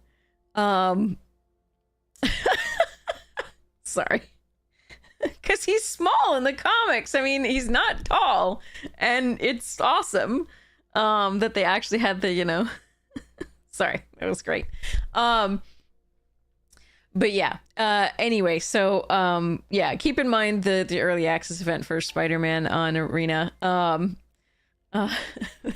hope you enjoy it. And I should send you off to somebody awesome because I do have to sleep before I teach later today. And we'll come back to this and play this craziness. I will probably keep it like this, but we can always switch it up to the black if we prefer at some point. Or even try to include the black and just like splash the plunge. So yeah. So this will be exciting to look forward to. We do have 2 more boxes today, so that's super sweet. Thanks to King, as always. But yes, so hopefully I'll see you again soon, but let's go raid somebody awesome. Does anybody have any preferences? Scarlet Witch, Scott and Emma, who are putting in the work to protect their endangered species. Oh, you're so welcome. Yeah, no, I'm happy to discuss this whenever people want to. I just know people come here for Magic and I wasn't playing Magic, and I do apologize. But I love talking with you all about these things and hearing your perspectives and recommendations on things to check out. Absolutely. Because a lot of the times just I won't see these things. Like my students will recommend stuff to me, but and my friends will on occasion, but there's such a world out there that I don't get to see that often. So it's really nice to get recommendations. Just Lolaman is fantastic. Of course, let's do Just Lolaman. He's a fellow Magic Jank team member. So this is awesome. Yes, absolutely, King. The Discord is the best place to reach me, or Blue Sky. I'm so sorry I didn't see your Twitter messages. Like I said, I am not on Twitter that often. I will post to it via Buffer, which is an external site, but I don't actually go and monitor it that much. So I'm so sorry I missed your message. Yeah. But yes, anyway, thank you so much for hanging out with me, and I'm so glad we got a couple boxes and actually did a direct, and again thank you King for that. That was so sweet. We will be opening at least one of those boxes on stream when we finally get it. I don't know when we'll get it. Again, Wizards is a little bit wonky about that. But we have in fact received everything we've won before. We won Bloomborough boxes, Foundation boxes, Duskmourn boxes, Final Fantasy boxes, etc. So, and all of those arrived. So hopefully we'll still have the same luck and have them arriving. But thank you so much for hanging out. Check out the YouTube when you get the chance. If you missed a moment that you really wanted to check out, or you wanted to go back and see a different line, or check whether I had lethal and didn't take it, you're so welcome, Trekareth. The YouTube channel has the full VODs on there, as well as some edited drafts and box openings and cool things and events where we win boxes, events where we don't win boxes, events where we win money, events where we don't win money. Those are more frequent. But yeah. Anyway, I love you all. I hope you have the most wonderful morning, noon, night, afternoon, tea, second breakfast, whatever time it is for you. Check out the sponsors if you get a chance. Magic Jank, Fractal, and Rogue. Super sweet. Love you all. Mwah!